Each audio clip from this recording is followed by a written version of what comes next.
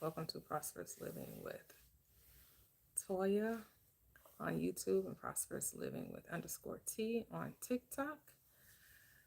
We're deconstructing from the religious mindset, specifically the Abrahamic faiths, more specifically Christianity.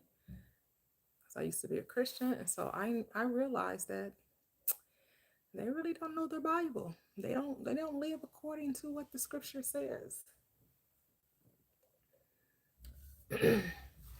And so if you have decided to walk away from religion, this is the place for you.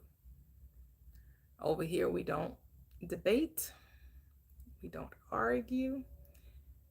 No one's trying to strip you of your Jesus. You get to keep him if you're satisfied. I was dissatisfied. And there are many people dissatisfied, have awakened to the fact that the Bible is a psychology book. It's not a history book. It's a book about the mind.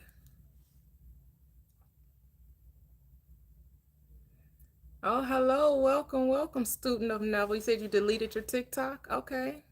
Oh, glad to have you here. Happy Saturday.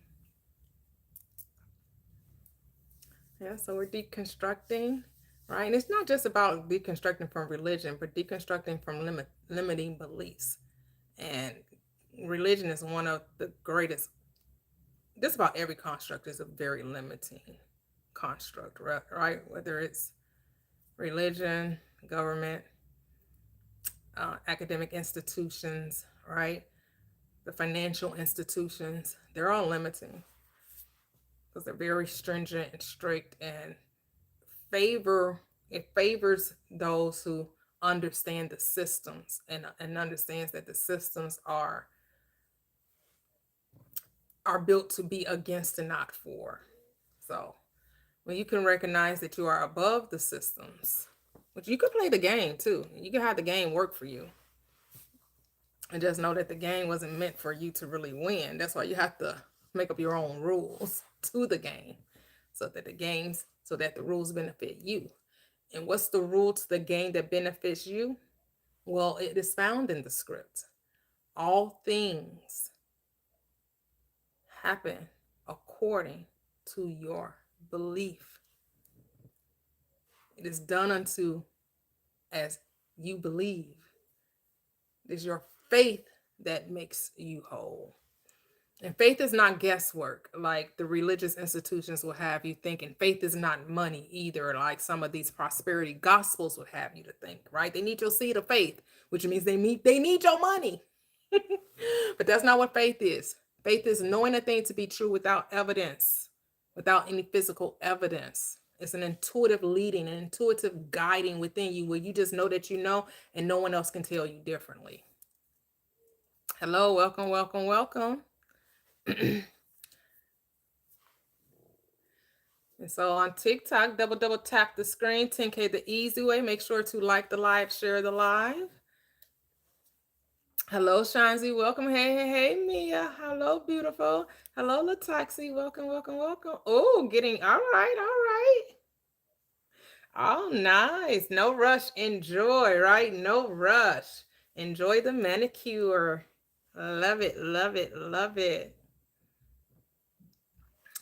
So double tap the screen on TikTok, 10K the easy way. You get to come up in the box on TikTok, and we can have a great discussion about your journey to awakening. You're leaving, Christendom or any religious indoctrination, right? Any sect of society that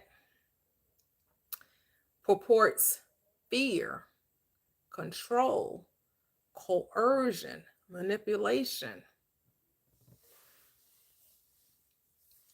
Because it's unnecessary. And to understand that this is a path you walk alone. This is not, let's go grab, those who are not ready to come, because you're going to come to realize when you share this truth with people that are not ready to hear it, you're just going to get slapped on the cheek. And then the Bible tells you to turn the other cheek, which means you just got to walk away from it. You're supposed to give a different opinion, a different perspective. But if they're not ready to receive it, you're told to shake the dust off your feet and keep it moving. Like, you can't make people want to know this. All right, there's a saying that says, when the student is ready, the teacher appears. When you're ready to receive it, the guiding principle, the guiding light within you will lead you to all truth. It will bring these things into your life so you can understand it more fully, whether it comes to a dream, a vision, a book, a movie, another person, however, to help you understand more fully of who you are. It's about knowing who you are, right? And religion doesn't tell you who you are. Religion tells you about a man who died 2,000 years ago. At least Christianity does. Islam tells you about, a God that also will send you to hell if you don't, bow down and accept their way of teaching. Right? A lot of the Jews know that the Bible is allegory. Unfortunately, Christians think it's literal history. They think it's literal history. Hello, welcome everyone. Welcome. Double tap the screen, share the live. Like the lives. Double tap the screen on TikTok. Once we get to 10K, you can come up and we can have a discussion. I don't debate those that are believers. If you're, when I say believers, that's what Christians call themselves, believers or saints, or those that are saved. We know that the Bible, when it talks about heaven, it is talking about your mind. That's why the Bible in Luke 17:21 tells you that the kingdom of God is within you. Your peace will only be found within you. Your joy will only be found within you. All right? Everything, your love, your compassion, your wealth. Your wealth comes from your own ideas, your own perspective about money. And knowing that your value is not found in dollars and cents. Your value comes from knowing who you are, right? And then the blessings of the Lord makes you rich and adds no sorrow to you. But it is he that gives you the power to possess wealth. And all that the Father has is thine, right? Because he that gives you richly all things to enjoy. Someone was like, Jesus suffered. What make you think that you wouldn't suffer? Well, then why the hell did he suffer? Because if he suffered just so I can suffer too, he suffered in vain. Because his suffering should have been in place of my suffering. Because according to the Christ, his yoke is supposed to be easy and light. I'm supposed to learn from him and understand that when I give my cares to him, that's supposed to make my crooked path straight. That he came that my joy may be full. He came that I may have the abundant life. So where does struggle? Where does suffering coming from? Jesus Christ did not teach suffering. Paul does, though, because Paul was establishing a church when you take it literal. And since Christianity takes it literal, I'm going to cast a spotlight on the hypocrisy of the doctrines of the Pauline letters and the Gospels. Because when they're taken literally, they don't go together. Only when they're taken from the lens of the esoteric understanding can you make them marry one another. But when you take them literal, as the Christianity mindset does, they don't go together. They like oil and water. They do not mix. Because Jesus is talking about the kingdom of God and Paul talking about a church. Jesus said kingdom is now. Paul says you got to wait. You got to wait for it. You got to prepare for it. It's a later thing. When Jesus said, no, it's a now thing. Repent. Repent. Says the gospels for the kingdom of God is now at hand. They got the doctrine of the rapture according to the Pauline doctrine. However, they, try to mesmerize you with his teachings and make you think that, God gonna take you up out of here. Paul teaches escapism when taken literally. That's why most Christians don't know how to deal with life, because it teaches escapism. It does not teach how to use your mind to create your heaven here and now. They tell you you're not going to get heaven until you die. That makes us men most miserable.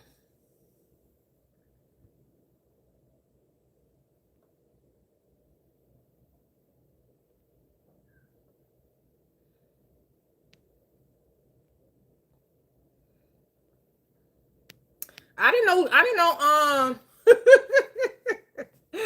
So of course they be alive and on time over here on YouTube. The fact that, so how many Yeshuas is it? So you have Yeshua as your name. I thought it was only one Christ according to Christianity. How you naming yourself after Christ? Now you Jesus, Yeshua, over here on YouTube. Satan isn't real.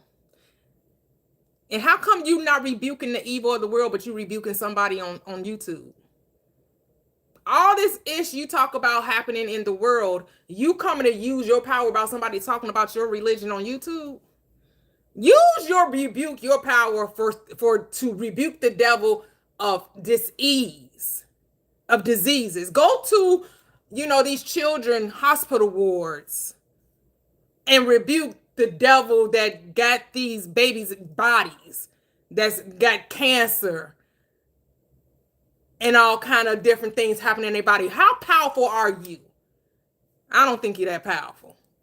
I think you want to play. I think you want to be a internet warrior for Jesus, but you're not really doing the work of Jesus. Like he told you, he said you will do greater works than he. You will lay hands on the sick and they shall recover. Who's recovered? Because you laid your hands on them.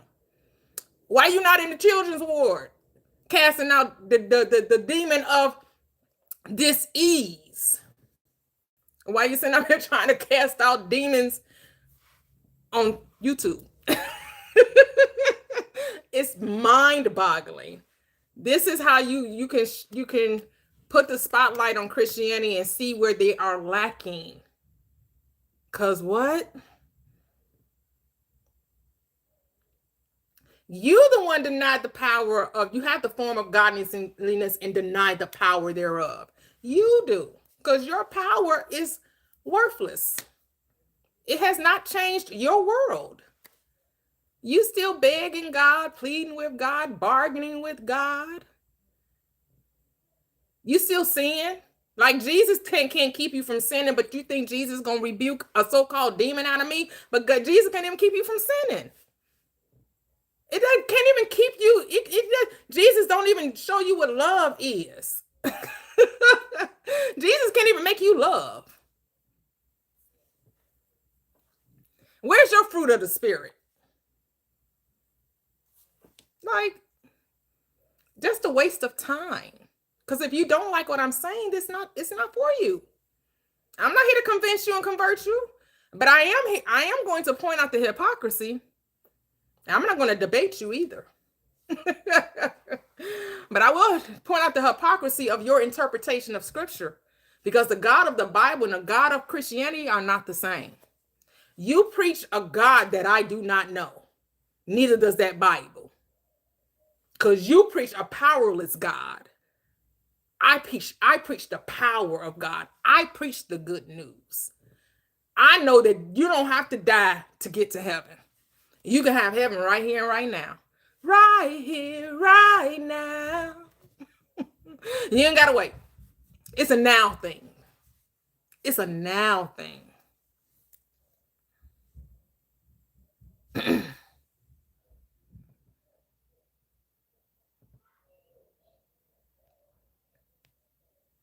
Whose report are you going to believe? You said that your doctor found a tumor on your leg. Revise the report. This is what the Bible, when the Bible says to repent, this is what the Bible is talking about. When you hear something that is not good news, what did Paul tell you in Philippians, the 4th chapter? Think whatever is lovely. So is that a lovely report? No. So now you got to hear a different report. And now you have to decide that the God in you that created the leg is also able to heal the leg. And so what do? You give thanks for the healing. You no longer claim a tumor. You hear the doctor come in and tell you a good report. That's how you pray. You don't ask God to do something that was already done. According to the script, the works are finished. So now you're going to command that your leg is healed. And you got to be firm. You can't be wishy-washy with it. You got to come boldly to the throne of grace. And you have to decree and declare that there is healing in the body. And what you cannot do is go according to appearances, because we walk by faith and not by sight. So I don't care what it looks like. You got to say what it is. And what it is that the body is healed. But you have to maintain that mindset. You cannot be double-minded, because if you're double-minded, you should not think that you should receive anything from the Lord.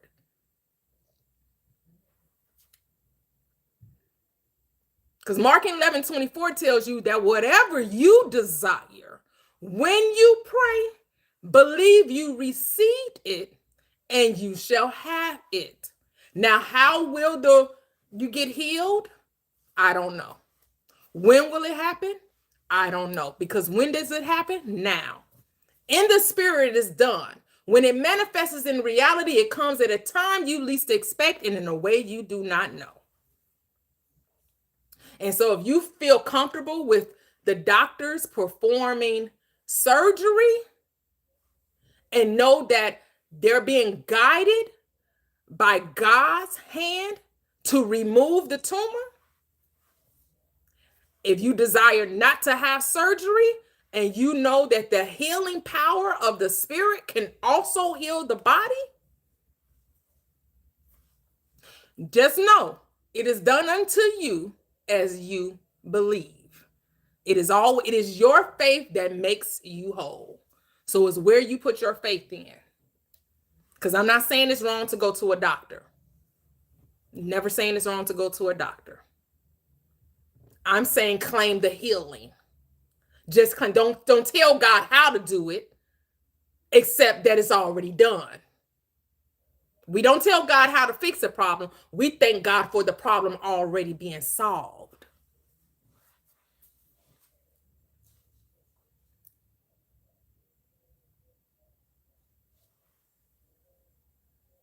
And if you don't agree with what I'm saying, then the message isn't for you, and that's okay. Double tap the screen. But here's the thing, all you got to do is test it.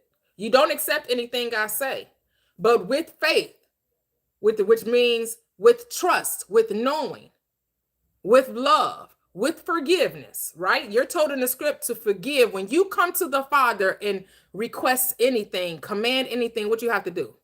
Forgive, which means what? To let go. You're going to have to let go of what your doctor told you. You cannot let that be present in your mind. That's forgiveness. You're going to have to forgive the state of dis-ease and embrace the state of wellness. Embrace that your body is already healed. Not trying to figure out how it's going to happen. That's none of your business. The Father knows and will make that way known.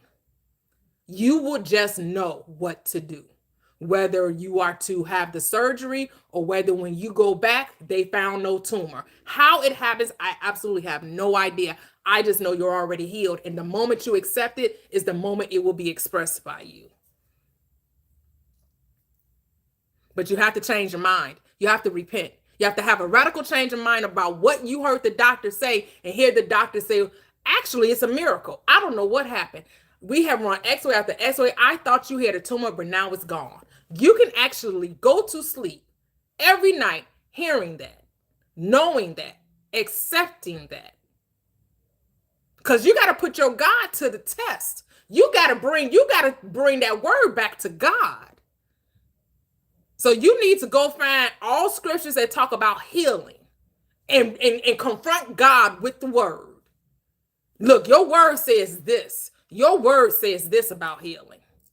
Psalm 91, right? The Lord is my shepherd, I shall not want. You should never be in want of God's power.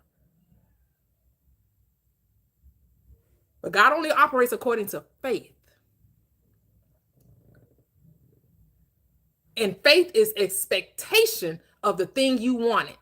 So you got to check yourself. You got to say, do I really believe that God can do this? Am I going to stand on the word? What is believe? Accepting a thing as true. Do I accept that this thing is true, that my body is healed?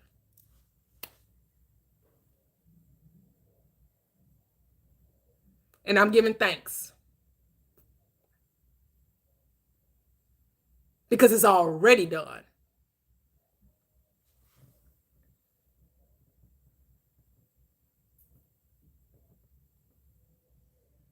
You're welcome. Yes, and it's done. You should only be speaking healness now. You should only be speaking healness. You should not be complaining about any symptoms. How you complain about symptoms when the body is healed? How you talking about a disease when the body is healed? That should only be your focus, is that you are in a well body. That's all you should talk about. You should no longer be talking about a disease how you talk about something that doesn't exist. Because the disease is no longer a part of your experience. So you cannot talk about something that does not exist. The moment you give the attention to it, you make it real. This is when the Bible says, resist the devil and he will flee. Well, who's the devil in your life? That disease. So you got to resist it, which means what? You got to turn away from it. You can't talk about it. Because the moment you talk about it, you make it real. So then it's like, who report are you believing? Are you believing in God? Are you believing in the doctor? You got to say who you believe. Where are you putting your trust? And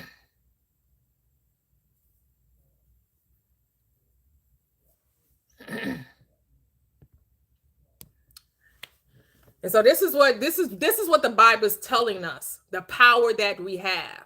The power is in our tongue.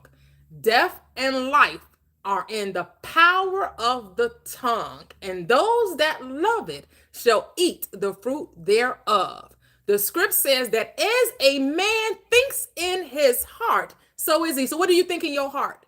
Do you think in your heart? Do you know in your heart that all is well? That God shall not fail me? Now unto him that is able to keep me from falling and to present me faultless before the presence of his joy, the presence of his glory with exceeding joy. See, if Jesus came to bring you joy, right, that your joy may be full, how you miserable? If Jesus came to give you the abundant life, why aren't you experiencing the abundant life? Why are you depressed? Why are you anxious? If that's the point of Jesus's coming, according to Christianity. I mean, that's what the book says. The book says, I came that your joy may be full. Why are you not full of joy? What the script say, rejoice. And again, I say rejoice. It said, enter his gates with thanksgiving. Enter his gates with thanksgiving. And enter his courts with praise. But no, y'all go grumbling and crying. Oh God, why? Oh God, help me. No, where's the joy? Where is the thanksgiving? Where is the praise? And then you wonder why your prayers don't get answered, because you don't know how to pray. Your pastors are not telling you how to pray. They're telling you how to beg and bargain. But over here, we're going to tell you how to pray the right way. Because prayer is about commanding God. There's a script. You can look it up. I don't know where it's found. You can look it up, though. Google's your best friend. Command you me. The script tells you that. Command God what you want God to do for you. You don't have to beg and borrow. Well, God, if you do this, then I'll do that. There's no begging and bargaining in the script. That's what people that have no faith, they got to exchange one thing for another. Well, if I give God this, then God will give me that. The only thing you got to give God is your faith. That God only requires your faith. And again, faith ain't money. Your pastors need money because they changed faith to money and called it a seed of faith. Show God you really believe him by bringing a great offering, a great tithe. Your great offering, your great tithe is your trust, is your love, is your knowing. What did the script say? Be still and know that I am God. This battle not yours. You're supposed to stand still and see the solution, see the salvation. Solution and salvation are the same word. Solution to salvage, salvation to salvage a thing, which means to solve a problem.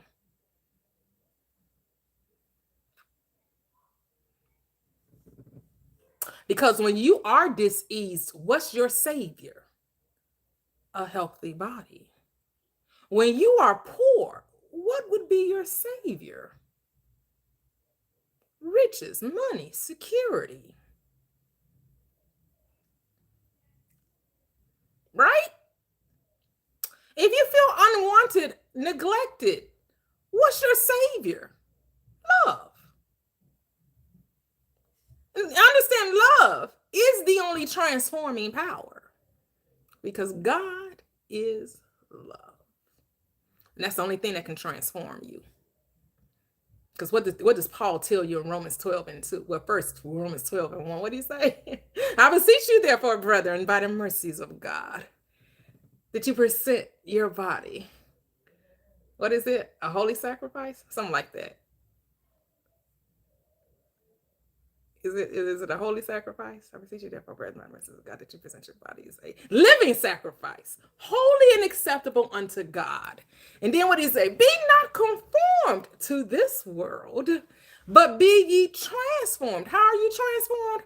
By being baptized? No. By paying tithes? No. By giving an offering? No. How are you transformed? By the renewing of your mind, the repentance. It's the same thing as saying repentance. How are you transformed? By having a radical change of mind. You have to think differently.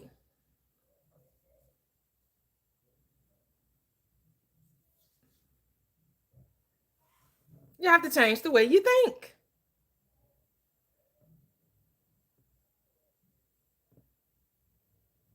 Did Paul say anything in Matthew 2 and 12? That makes no sense. Paul wasn't talking. Paul didn't write any of the Gospels. So try again. You mean what did Matthew say in Matthew? Or did Jesus say? Like, just say it. Just put it on the screen. Because we know Paul said nothing in Matthew 2 and 12. Because Paul doesn't show up until Acts. So, maybe you want to rephrase that. Double tap the screen, 10K the easy way on TikTok. And then you can come join the panel. We can have a conversation. But right now I'm just shedding the light on the discrepancies, the hypocrisies of what your pastors, your clergymen, your church leaders tell you about this word. See, here's the thing. They know the truth of the word. They're just not telling it to you. Because they line in their pockets with your hard-earned money. Because many of pastors don't work, right? Like everybody talk about, don't work a 9 to 5, don't work a 9 to 5, don't work. No, they don't work. They live off of your work. You go off into the field and you work and you bring back the tithes and offerings so to make sure that they live good. That's why they always telling you God said he need money. Because what? He need money. The pastor needs money. And the pastor is your God. Yeah, y'all didn't know you made your pastor your God. You made your bishop your God. Because instead of God talking to you, it's always your pastor telling you what to do. Yeah, shut them doors. I need $10,000. We have to raise $10,000. I need $80,000. I need 100. I need y'all to close them doors, and ain't nobody getting up out them pews, out them seats until I'm the prophet of the Lord, and the Lord told me it's at least 3,000 of you in here with $200, or it's at least 100 of you with $5,000. Y'all just got them refund checks. I'm gonna need some money. I wonder how much of these prophecies go forth about God needing money around tax time. Once y'all get the refund checks, how many of y'all got to give a little extra something in the basket because y'all got, they know y'all got some money. Since they know the refund man and came and gave you your money. You got your tax refund. So now I was in the spirit on the Lord's day, and God told me that, they in a congregation of 500,000, 10,000 people, they got a number. But here's the thing. They always give you a number, but it always end up being more than that number. So God just be guessing, because he'll say, it's at least, it's 500 of y'all, and 1,000 of y'all will come give. So God didn't know it would be 500. It's actually 1,000 of y'all. Like, God guessing now? Like, he can't be exact? Okay. Because it's your pastor who needs the money. God don't need money. But your pastor sure need a new truck.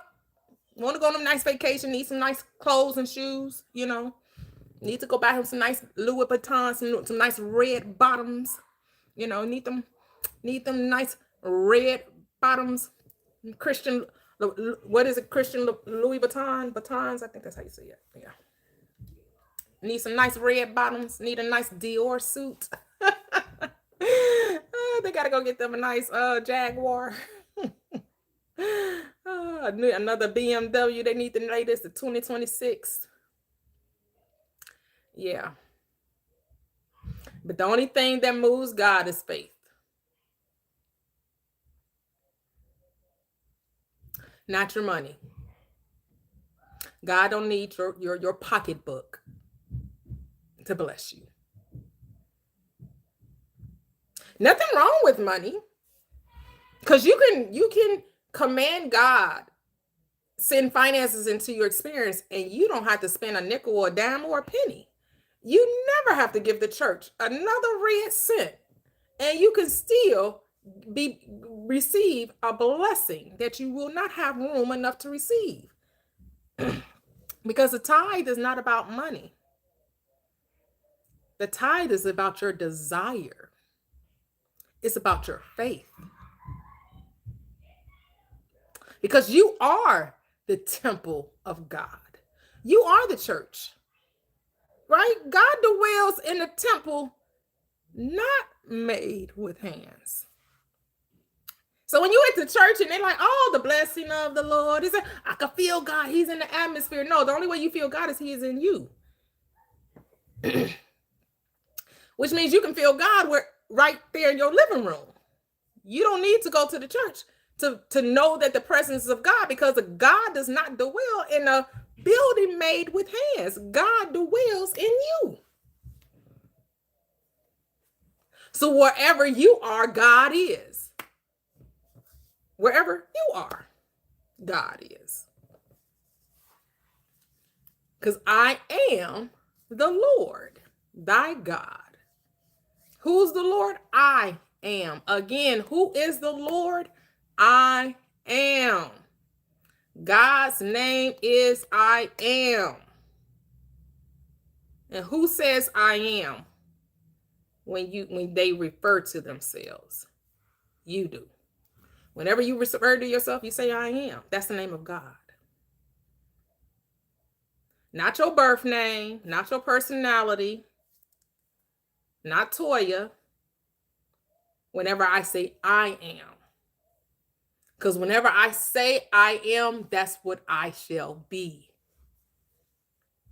That's why you can't go around talking about your problems, because you're saying I am this. So the moment you say I am poor, I am unwanted, I am stupid, I am ugly, I am whatever, you're using the name of the Lord. and the Lord abides. If you think that you're poor, say you're exactly right. You're poor. But if you decide that you're rich, but God damn it, you be rich. When you decide that I am rich, you shall be. Because it is by your words, says the Christ, that you are justified. And it is by your words that you are condemned. He didn't say it was by my words. He didn't say my words justify you or condemn you. He said it's your words that justify you or condemn you. It is your faith. He didn't say it is me that makes you whole. He said it is your faith that makes you whole. The script says, if thou can believe, all things are possible. To who? To those who believe. Do you believe? And again, believe just means to accept a thing. How do you know if you believe something? The moment you give it your attention. Your attention is your belief. The thing is, you give your attention to this and then you give your attention to that. And what does the script says? Giving your attention to this and giving your attention to that makes you what? Double-minded. And a double-minded man is unstable in all his ways and shall not think to receive anything from the Lord. That's why you can't get the thing you want, because you talk about this and then you talk about that, and you talk about this and then you talk about that. You're not single focused. You don't have the single eye. If thy eye be single, then thy whole body shall be full of light. When you are one track minded, you get the light of understanding. And you understand that the thing you want, you already have. Because what the scripts say, to them that have, it shall be given. So you only get what you have. You never get what you don't have. Impossible. It's impossible for you to get a thing that you don't have. You only get what you do have. So what do you have?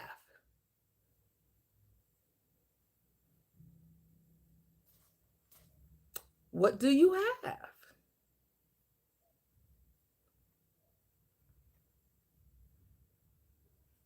Your belief is your attention. Your belief is your focus. So when we talk about, oh, it's whatever you're vibrating at, it's whatever your frequency is, it's whatever your energy is, it's whatever your assumption is, it's whatever your intention is, it's whatever your conversation, they're all the same. It's all the same. Assume, attention, belief, believe, focus, vibration, energy, frequency, all the same. Broadcasting, the same. Antenna, the same. Wi-Fi signal, the same. It's all you, boo, is what I'm saying. It's all you. It's all you. And it will always and forever will be all you. That's just too much accountability. See, Christianity, Islam, they don't like accountability. So they create devils and demons, and Satan don't mind. Gotta have a demon and devil because you need a scapegoat. Because you don't want to accept that it's your thoughts that's creating your reality. You need a devil. The devil made me do it. It's the lust of the flesh. I got a lust demon. You got a lust demon.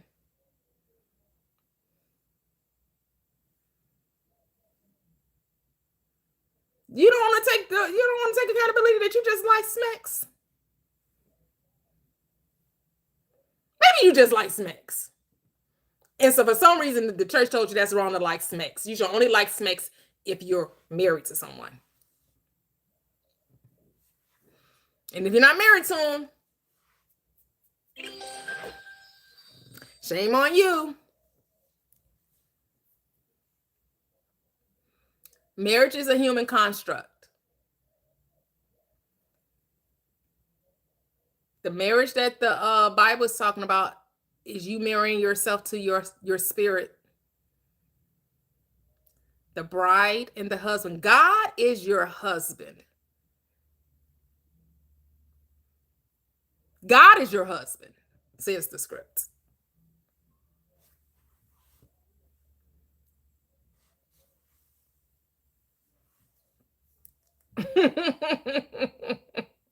Nope. The Old Testament says God is the husband.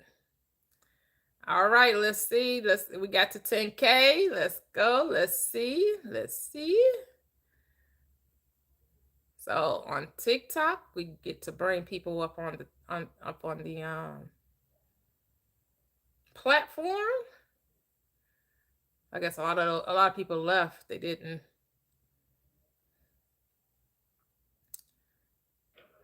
Because over here, 10K, 10K, 10K. Hello, Teddy. How are you? I am good. How, excuse me. I'm good. How are you doing today? Oh, I'm great. Thank you. Thank you. Thank you.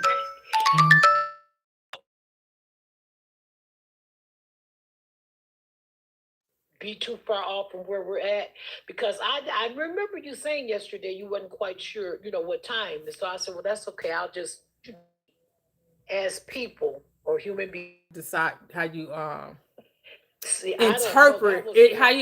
It's how you interpret free will. Okay. So Okay. It was all new to me. I like Neville Goddard's interpretation. He talks about the freedom of choice and then free will. Some people Okay. would say they are the same. He makes a distinct difference between the two. He says you Okay. have the freedom to choose a thing, right? Choose this day who you're going to serve, right? The thing is, but you don't get to will the choice. You don't make a thing so, right? You decide what you Okay. want it to be, and how it shows up is not up to you, which is the Okay. will of the day. So we do try to make and force things to happen, right? People do it all the time, right? I'm gonna make you do right through force. Not saying we don't force things, because we do, but a lot of times that comes with hurt, harm, manipulation, right? Someone on the receiving end of you trying to make a thing so, right, ends up being harmful to whoever is Okay. involved, whether it's you or another person. When you just decide, which is your choice, that a thing is so and let things flow, everything always works out for everyone involved. Okay. And I'm not going to go on, but see, I hit it by accident. I never meant to go up on this person's panel at all. I was only up there probably 10 seconds to get it because the prompt literally said, do you believe in free will? That's what it said. Mm-hmm. So I thought free will meant yes, like I will, I have the choice. I guess I was mixing the word choice, like you just said, he's choice and will up. And I said, yes, I have free will. He said, why do you believe that? I said, because I don't believe nobody else can will what it is I want for myself or whatever, whatever. And then that's all. Then he went out telling me, no, you're absolutely wrong. And I dropped down for a minute. Then I found you. Oh, Okay, okay, thank you. okay. Oh, so you Yeah, didn't listen to his okay. explanation about free will. Well, no, a little bit before, yeah, a little bit. It was something about how we come into this world with so much else. Like I even started looking it up a little bit because, like I say, stuff interests me that I never thought about. I thought free will meant, we had free will that we can will to do what we want to do, and he said, no, there's so many factors that you don't even realize had anything to do with you that governs and fuels your decisions when you do something or how you move about. So it was kind of like on that. Yeah, But I mean, okay, that it was is about. definitely an interesting conversation when it comes to free will, because we say that we have the free will or freedom of choice in our reality, and no one else has free will in our reality, meaning that no one comes to you without you being the source of it all, Oh, right? And okay, that's what I understand was thinking. right, and understanding that you are the operant power, and you always get to choose a thing, but you don't, quote unquote, again, that make a thing happen. I'm not saying that we don't force things, because we Right. do subjugate other people, we do use threats and manipulation and coercion to in control to get someone to do what we want, right? So Right. you can, and so I'm not saying that doesn't happen. It's just that when you notice when those things happen, love is not there. Fear is Right. is what's ruling, right? Fear is ruling. Right. And so yeah, when fear rules, anything is possible. But anything is possible when Okay. love rules too, right? Because all things True. are possible. True. All things are I think possible. I think I'm gonna move forward with freedom of choice. That I don't know why. I think choice and I don't know. I'm gonna look into it, but I know I have a freedom of choice now. I do believe that. Am I correct? I do believe I can choose as I please, pretty much. But then some people would even question that because they would say, well, if you only have these options, Mm-hmm. right? If these are the only options available to you, is that really choice? Right? So some people would say that, like, is that really a choice if these is the only thing? Like, say like you have ice cream. I guess you could always choose not to do something, right? You have choices of ice cream, but you don't like none of them. Mm-hmm. So then you don't get ice cream, right? Right. So because you don't like any of the flavors available, then you wouldn't experience the ice cream. Because the only choices available to you are the things that you don't like. I don't like vanilla. I don't like chocolate. I don't like strawberry. Where's pistachio at? Where's mint? Where's coffee? Right. So then it's like, so then most people would say, well, then I don't have a choice because those options aren't available to me. Right. But then we know, but here's the thing, but then we know with the power of the mind, we can create the coffee. Okay. All right now. We can decide that the coffee is available. We just don't know where the coffee gonna come from. We thought the coffee is gonna come from this ice cream shop. Mm-hmm. We thought the coffee was gonna come in this way, and it comes in 2 minutes. The experience comes in a whole nother way. So we as humans are limited in our will, right? We're limited in our will, but the I am is infinite in its will. That's why I would say we don't have free will, because you, from your limited perspective, think that's all that's available because you're going by what you can physically see or what you think you know.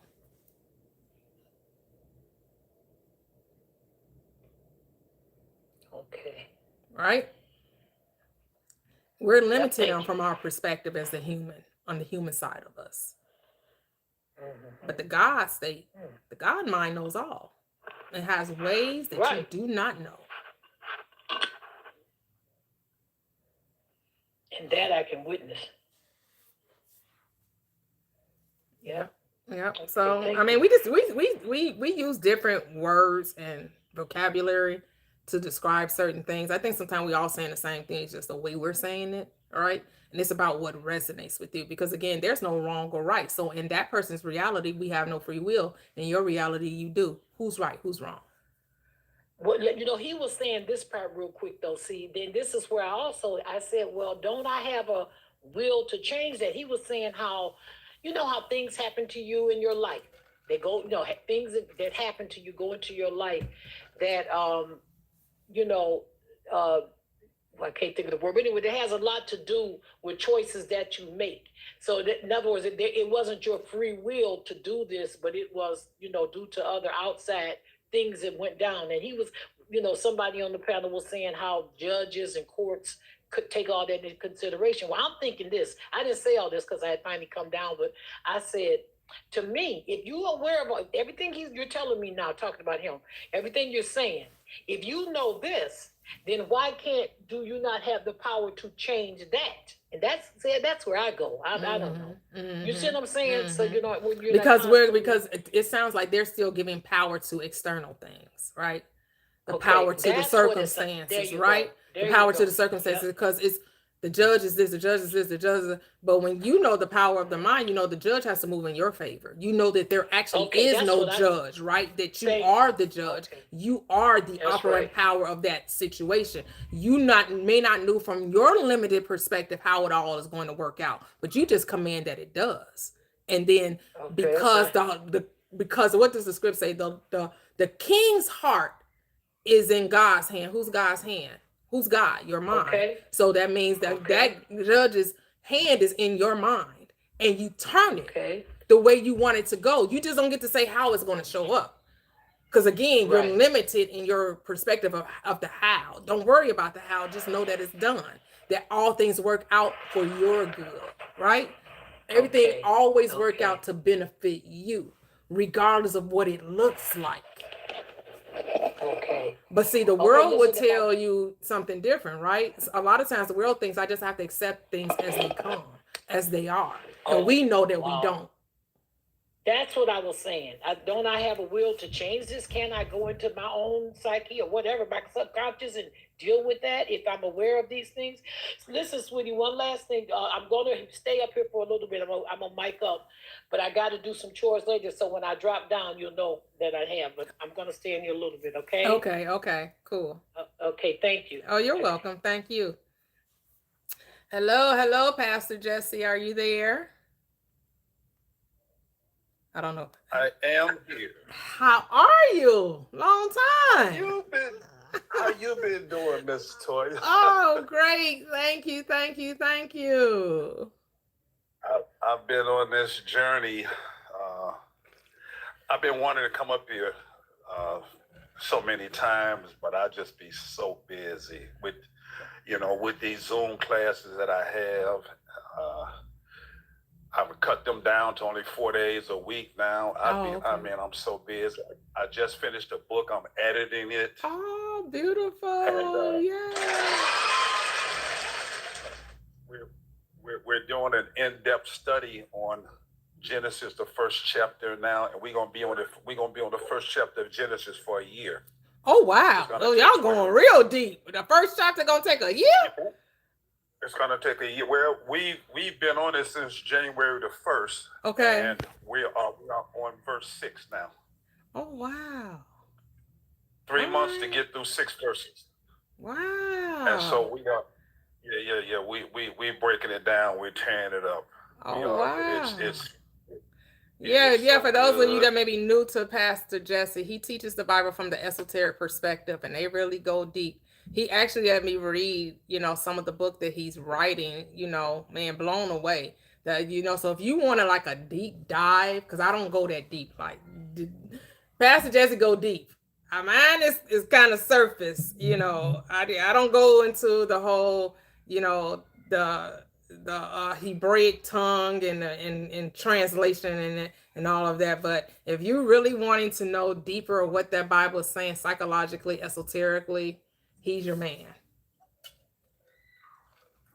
Toya, thank you for the plug, Toya. And if you guys are really interested in really diving deep into it, hit me on my page, inbox me. I'll get your number. We can talk. We can make some arrangements. But Toya, one of the reasons I came up is because you was bashing my fellow pastors, and I thank you so much for it. Because on my page, I make the comment how churches become instead of us promoting the kingdom, pastors are promoting empires now. Not the kingdom. It has nothing to do with it, because the kingdom is within you, and they're building their wealth outside of them. I probably had the only church in Atlanta that I never passed an offering plate. We didn't even pass an offering plate. We paid the bills. My wife and I paid the bills and everything. And if anyone wanted to donate, we would take them with us on Tuesdays and go feed the homeless with the money that they donated. We'll let them see it. My wife and I would match the money that they matched. And we did this off Social Security income. We never really You know, it's not about money. When you have a calling, it's not about money. And through that, through those encounters, my wife and I are in a position where we've manifest, not taking a dime from anyone. We've manifested where we can go anywhere we want, have anything we want to have, anytime we want to do it, and not taking a dime from anyone. You know, just through manifestation. If you do this thing right, you can manifest your path. You know, we manifest our path. Where, like I said, you know, we're not wanting for anything now. And I'll tell you the story one day. I don't want to get into it right now. Okay. But yeah, you know, the thing about pastors, money hungry, you know, I'm jumping on them all the time. They don't want to hear it. Other pastors don't like me because I tell the truth. There's no such thing as tithing as money. Money has nothing to do with tithing. Zero. Tithing is giving the 10% of the left side of your brain that that functions in carnality. So the Bible says if you give me the 10%, well, then you're not functioning in carnality, because the carnal mind is an enemy of God. So he said, if you give me the 10%, I'll open up the 90% for you. And I'll show this to anybody who want to see it. You know, even when it talks about in Malachi, would a man rob God? Well, you rob God by not being able to capture God's nature. You rob God by not allowing his character to manifest through you, his knowledge and his wisdom, his ways to manifest through you. You can't do it with carnality. And that's just why even in the book of Philippians, Paul wrote, and he said, let this mind be in you that was also in Christ Jesus, who thought it was not robbery to be equal to God. So carnality robs you from the ability of being equal to God, about allowing the Most High to live his life through you. Hold on. We go in order. So after Pastor Jesse, Mia's next, then you will go after Mia. I go in order. I do things in order on my panel. And if he has anything to say about what I'm saying, I'll stay up here so he can, and I'll answer whatever to it. If you don't mind, I'll stay up here for a minute. But, no, you didn't get skipped, Mia. As I brought people up as I saw it, you were the last one to request up on the panel as I was bringing people up. You might have appeared before Pastor Jesse, but you were not before Pastor Jesse. It's just how the system brought him in. But I could see how people request on my side. Okay. Go ahead. Well, it sounded like he wanted to address something that I said, so I'll just talk for No, I think I saw him commenting in the comments, and I think somebody was saying maybe he'll get a chance to ask, because when he because I saw his request, I saw when his request came in. His request actually came in before you guys, but the thing is that I didn't know if it was a bot or not, because that name, I'm like, I can read that name. I don't know what name that is. But then I saw him commenting in the chat. And I was like, oh, okay, I'll let him up then. Yeah, but hold on a second. So I got a super chat. Thank you over here on YouTube.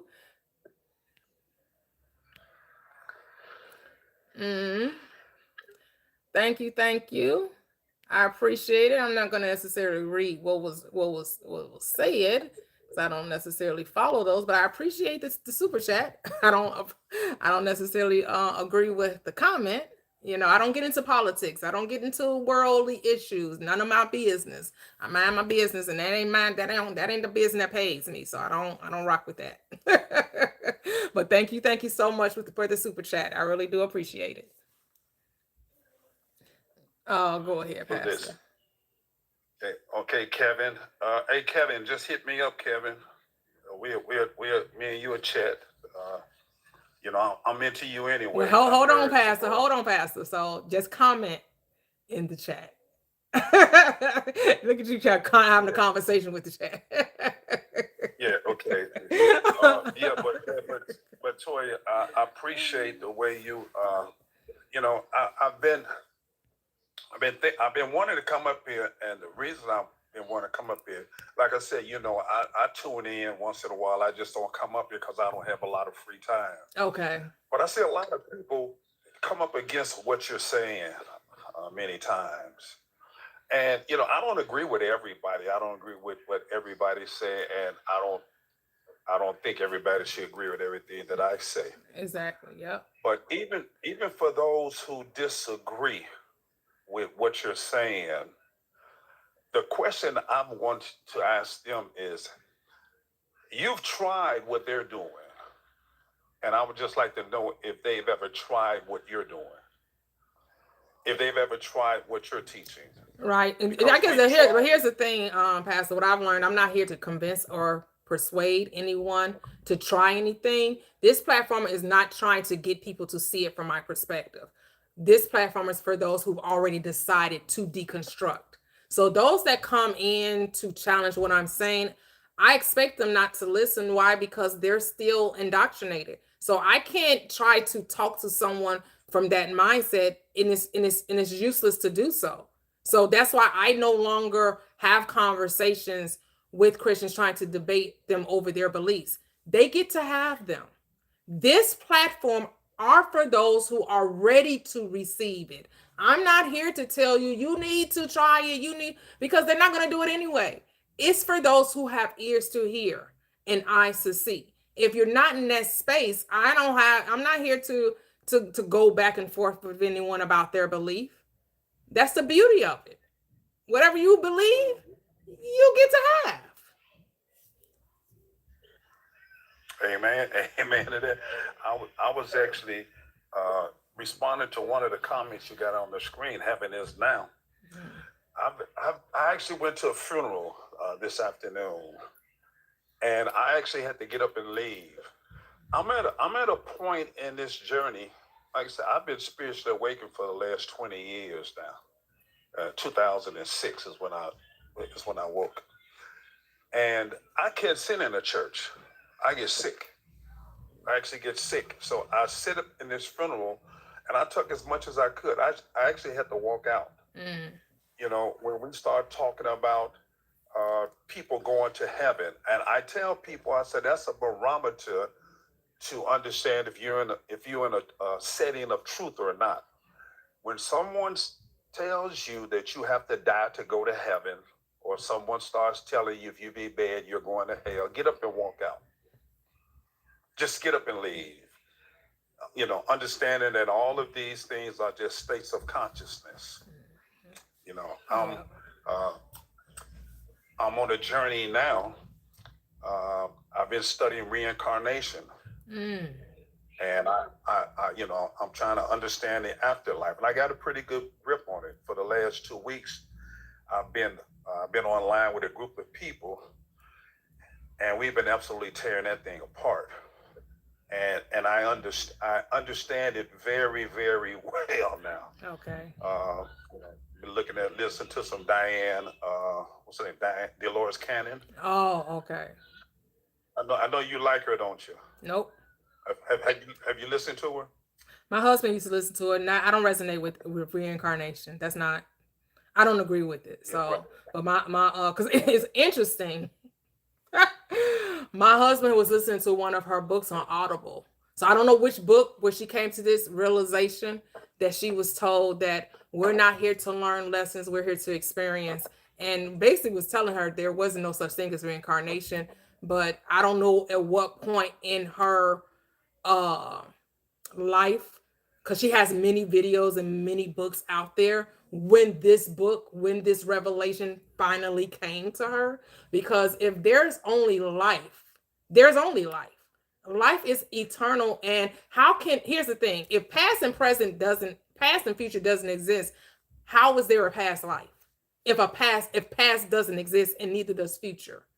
And we're living in a parallel multiverse, that everything is happening, everything everywhere all at once.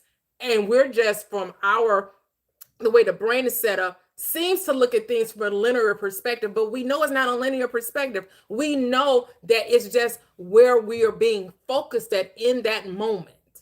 So how could a past life exist if past does not exist? That's what I see. That's what I see it as. Everything is now. Everything is the now, because we are eternal beings. Eternal beings they don't have a past or a future. Right. So that's why I don't. That's why I don't listen to the Lord's canon, because I don't see. Because here's again, the script says you're not to look back. Past life regression is all about looking back, and her thing is about karmic debt. I don't agree with karmic debt. There is no debt. There is no price. If First Corinthians, I'll quote 1 Corinthians 13, chapter the 4th through the 8th chapter. If the Bible says that love remembers no wrong, where would karmic debt fit in that? Because then it's saying that life and love does remember a wrong. So then there's a contradiction there. 1000%, Toya. Right. So yeah, I don't, not to say that it's wrong to listen, because if that's what you want to do, that's, you get to do, all this shit is make believe anyway. I kind of realize this shit just made up. We living in a dream state. This is a dream world, and this really is Burger King. You get to have it your way. So if you want to study past life regressions and you want to get into past life and talk about reincarnation, hey, do you? I just know all this stuff is for entertainment purposes. It's just all because he wants to experience it and for no other reason. Yeah, well, it's just a personal journey that I'm going on for myself, because I'm a person that I like to explore myself.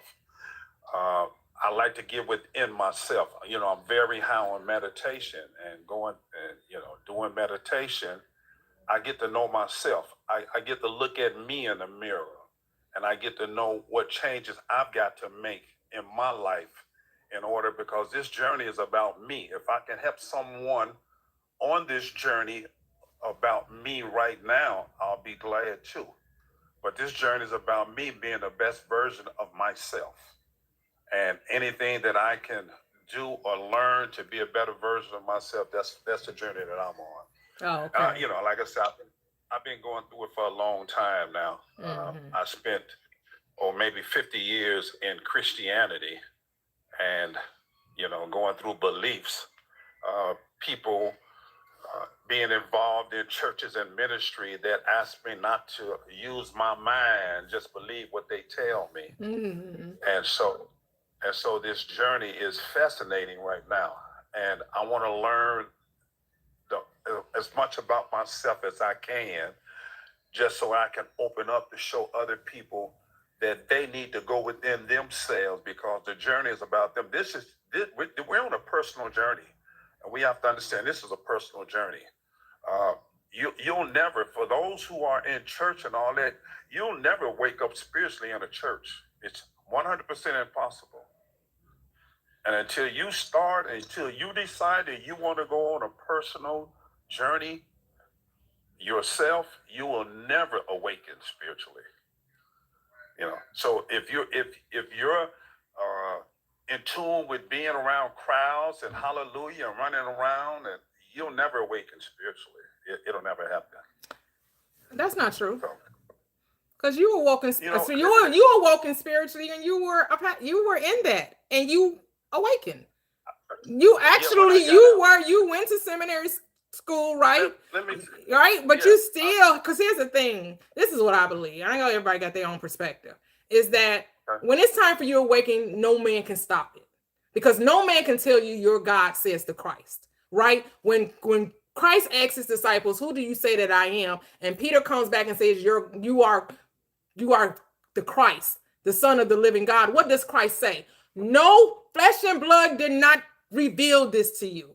So you cannot tell another person their God. That comes from within. That's a personal inner revelation. The Damascus Road experience that Paul experienced was a personal one. He said, I did not go to those apostles, those who seemed to be of something or had some type of title, to confirm with them the experience that I had. I know who I am because of what I experienced, not because of what someone told me. This is why we can't tell someone their God. They have to know that from within. That's why when we tell people they're God and they're not ready to hear it, they're not already on that same lane, they're going to look at you like you crazy. And they're going to argue with you. Well, this is what I'm saying to you. You can, if you can go into a setting and there's one person teaching one message. Now, in that setting, you've got people in there in kindergarten, in fifth grade, high school, college, postgraduate. You have professional people all in the same setting hearing one message. Who's going to process that message out of it? Which group will receive that message to spiritually awaken? When the time is come, when it's your time, no one can stop it. Like no one could stop you from realizing who you are, no matter how much you were indoctrinated. When it was time for you to awaken, you awoke, even though you went to seminary school, even though you was in Christendom for 50 years. When it was your time, it was your time. Some people are 5 years old and it don't resonate. Some people are 10 years old. They're like, this shit ain't right. They didn't have to sit and I wasn't raised in, I didn't go to Christendom until I was in my 20s. I never went to church as a kid. I wasn't raised in Christendom. My parents didn't take me to church. I went to church on my own in my 20s. Almost 30 years old is when I ended up in church. I mean, I only stayed there about 6 or 7 years, but still. But when I was there, I believed it hook, line, and sinker. It wasn't. I did too. Right. But then when it was time for the Christ to arise, the Christ consciousness to return in me, it happened. You left the church. I left the church way before the Christ came to me. I left the church in 2008, 2009. The Christ return was in 2018. Not until 2018. Well, the point that I'm trying to make is that it's not in church. It's not in a building. It's not in a building that you will receive your spiritual awakening. It's a personal journey that you have to be willing to go on. Like you said, I went to seminary, and the only thing I learned in seminary is what the Bible wasn't saying. Mm-hmm. That's all. Yeah. It didn't teach me anything about the Bible. Yeah. It didn't teach me anything about the Bible. I'll tell you the truth. And in 6 years, and I was on the dean's list. But it didn't teach me anything. I had problems because I would have to go around the truth. I got a C in one class, and that was in creation. When the early creationists, they want to tell me that mankind is only 5,000 years old, and I've got to believe it. And so at that point, I understood that they were not trying to teach me anything. They were trying to control my mind.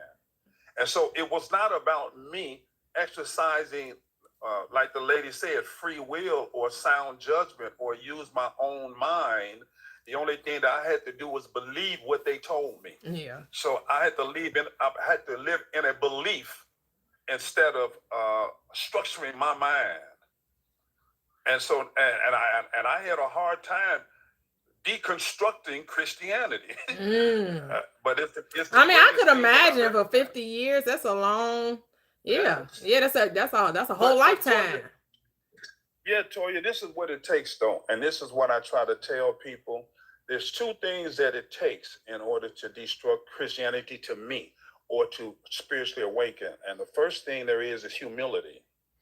You can't find people that's humble. I remember when the Spirit of God came to me and told me, plain as day, said, if you're willing to forget about everything that you've learned, I'll show you what you need to know. And I said yes at that moment, at that very moment. I said yes, and I had to forget about. And I thought Toy, we went to the same school. I got a little bit of sense because I know what school you went to, and we went to one of the best high schools there was in Chicago. Toya and I both went to the same high school, just 20 years different apart. And so I wasn't a stupid guy, but I still wasn't able to use my mind and use my thinking. I still wasn't able to think on my own, and that that's not me. And so you need humility. If you're not willing to humble yourself, you don't have the ability to listen to someone else, and you can't receive anything from someone else. You can't even receive things from the Spirit of God without humility. And the next thing you need is love.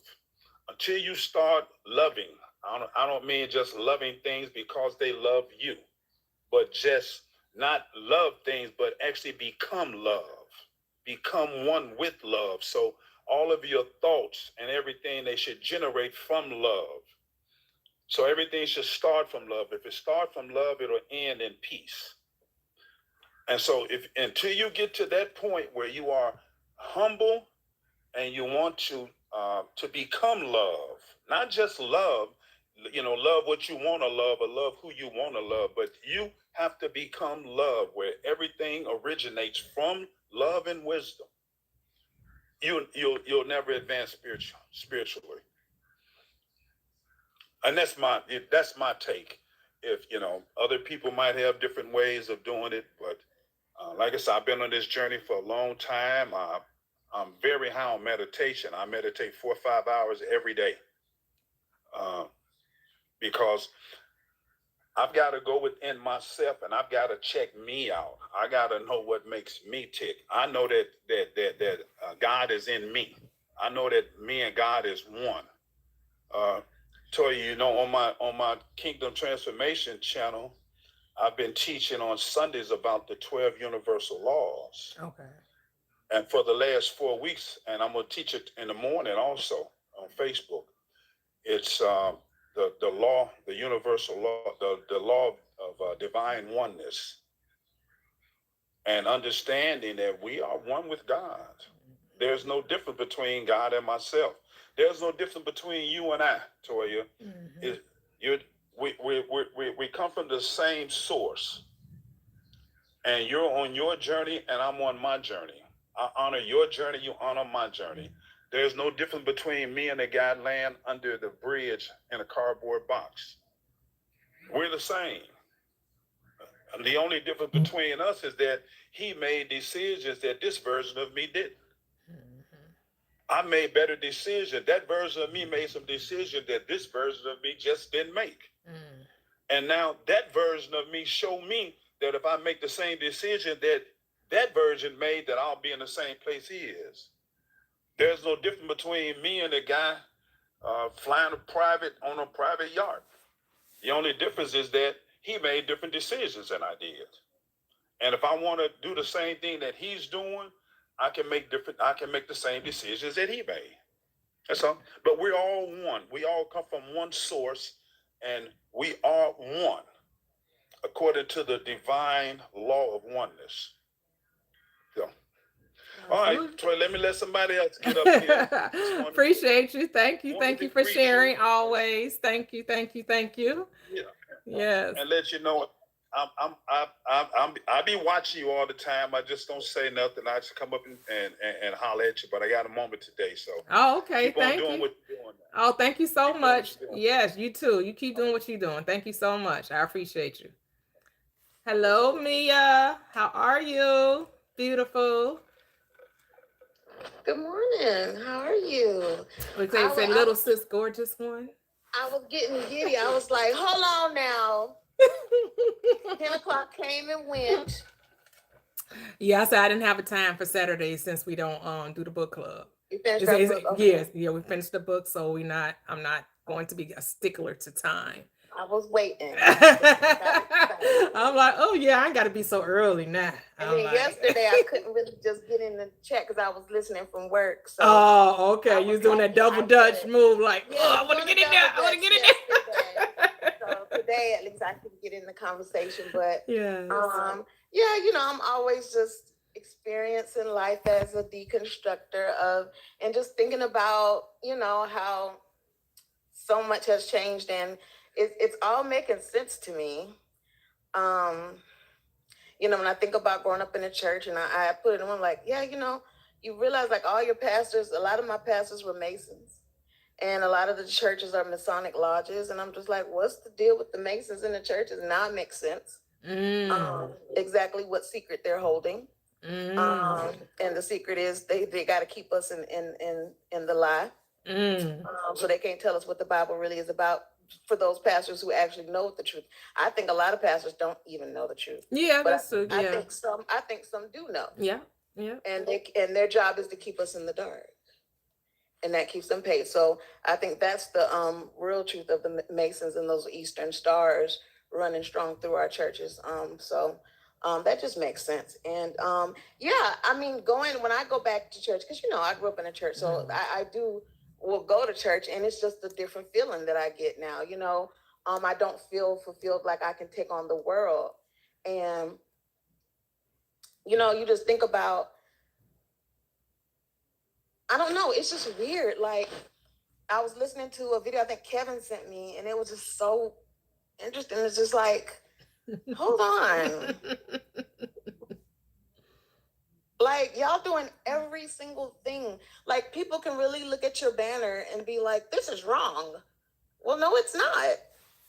Y'all are literally practicing fake cannibalism, doing rituals, drinking blood and eating the bodies of somebody that passed. And y'all over here appalled by what's going over there on that island. And they was reading about them drinking blood too. That's what y'all symbolically doing every wet Sunday. Y'all sounded like y'all both weird. But anyway. But I'm weird for being God. Okay. And it's funny that a lot of you notice that people want to be gods of others. And that's like a good sign of where you are in the deconstruct. Because once you get over, and even I was there, like once you get over trying to be God of other things and just realize that I'm only the God of me. I'm my God. I am God. I'm not the God of nothing else, nobody else. Because if you when you get the vibes when they come in here, it's a condemning, controlling, I'm the God of you. But then when you say you're God, you're not God. How dare you think you're God? Yet they come in here like they God telling us what to do. That part. They're telling us where we gonna go. Throwing us all in the lake of fire. But as soon as you say you God, how dare you say you're God? You up in here acting like you God and Satan at the same time. Because like we really, and we really still in that mindset.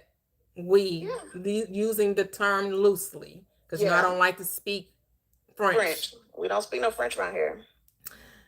However, this whole concept is that you need to be able to learn from someone. Yes. Say what? Say what?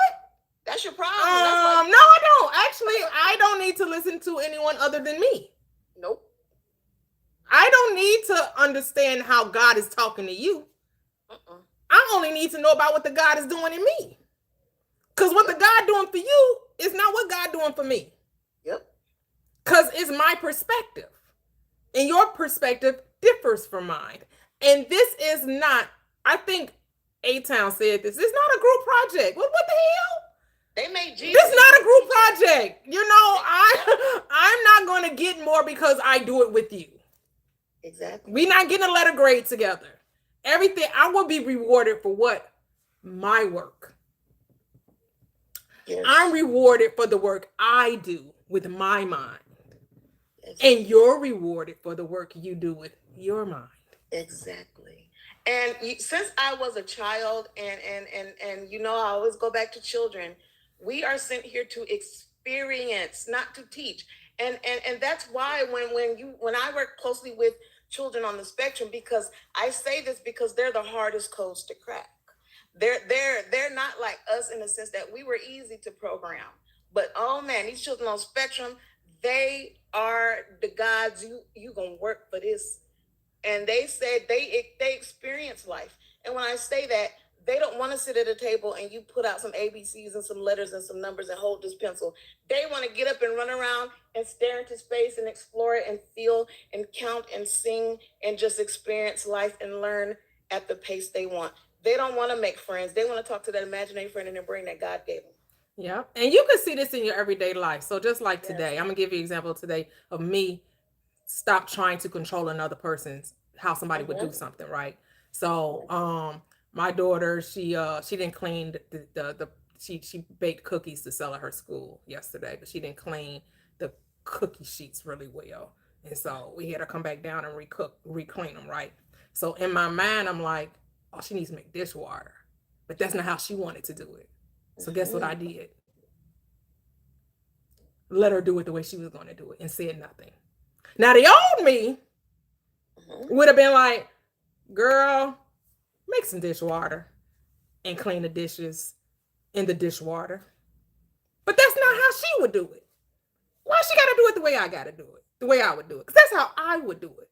Right. She 15. Why she got to do it the way I... Even if she was 10, it don't matter. Why does she have to clean the dishes the way I would do it? Why couldn't she do it from her experience? From the way that was best in her mind to do it. Mm-hmm. So I didn't say anything. Now that old man was like, you know you want to say something. Yeah. You know you want to go tell her. You ain't just want to that. And I was like, nope. I'm just gonna sit there. And then the feeling just went away and it was nothing big deal. You know. And then you go about your day. But you could, that's how you check yourself. That's how you do assessment when you feel like everybody has to do things like, and I get it, being parents, we think we're here to tell our children what to do. No, we're here to show our children to think for themselves. Yes. To express life in the way that's best fit for them. I'm just make sure you're safe. That part. And right. Sure there was no unsafety with her washing it individually with no dishwater. Yeah. There was nothing. But guess what? She doesn't get to experience learning how to wash dishes in the way that she decides is the best way for her, right? Like, think about it. When you go take a GPS, right, and you get a new job, and you was like, my job is on this street in Houston, and you go put that address in, and GPS tells you the best route. Mm-hmm. That means you didn't have the joy of experiencing and finding your favorite route to go on your own. You know what I mean? And life is about experiencing things on your own. Mm-hmm. And we don't experience anything. And that's why even with deconstructing and finding your way, this ain't no teaching thing. Can't nobody make you know who you are. No one can tell you you're God and you believe it, because if somebody got to tell you, you ain't there yet. Yep.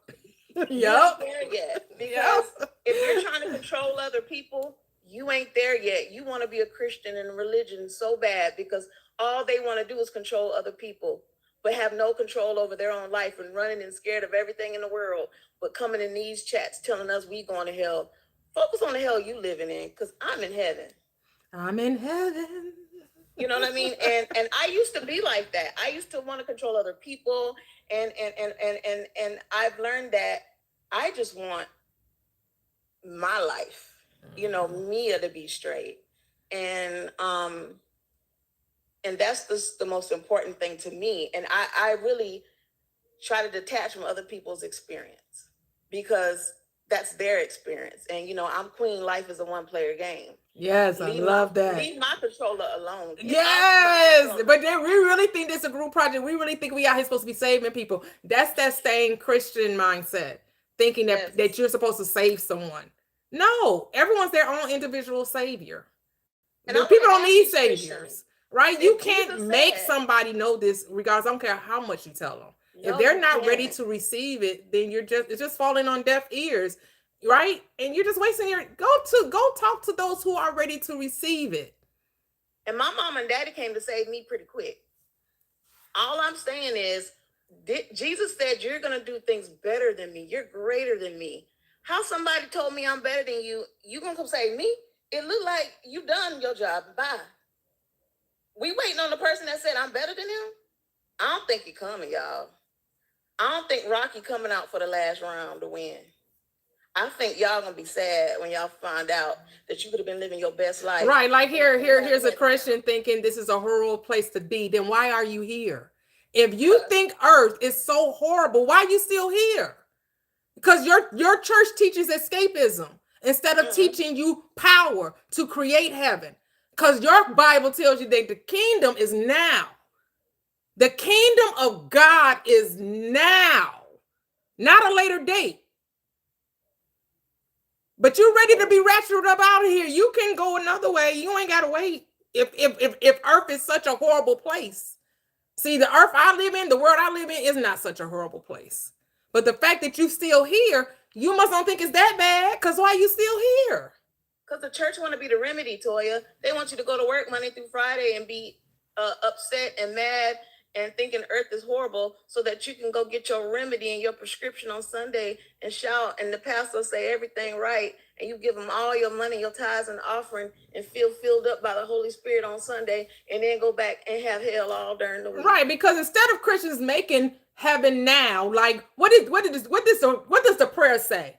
Our Father, thou art in heaven, who art in heaven, thy kingdom come, thy will be done on earth as where?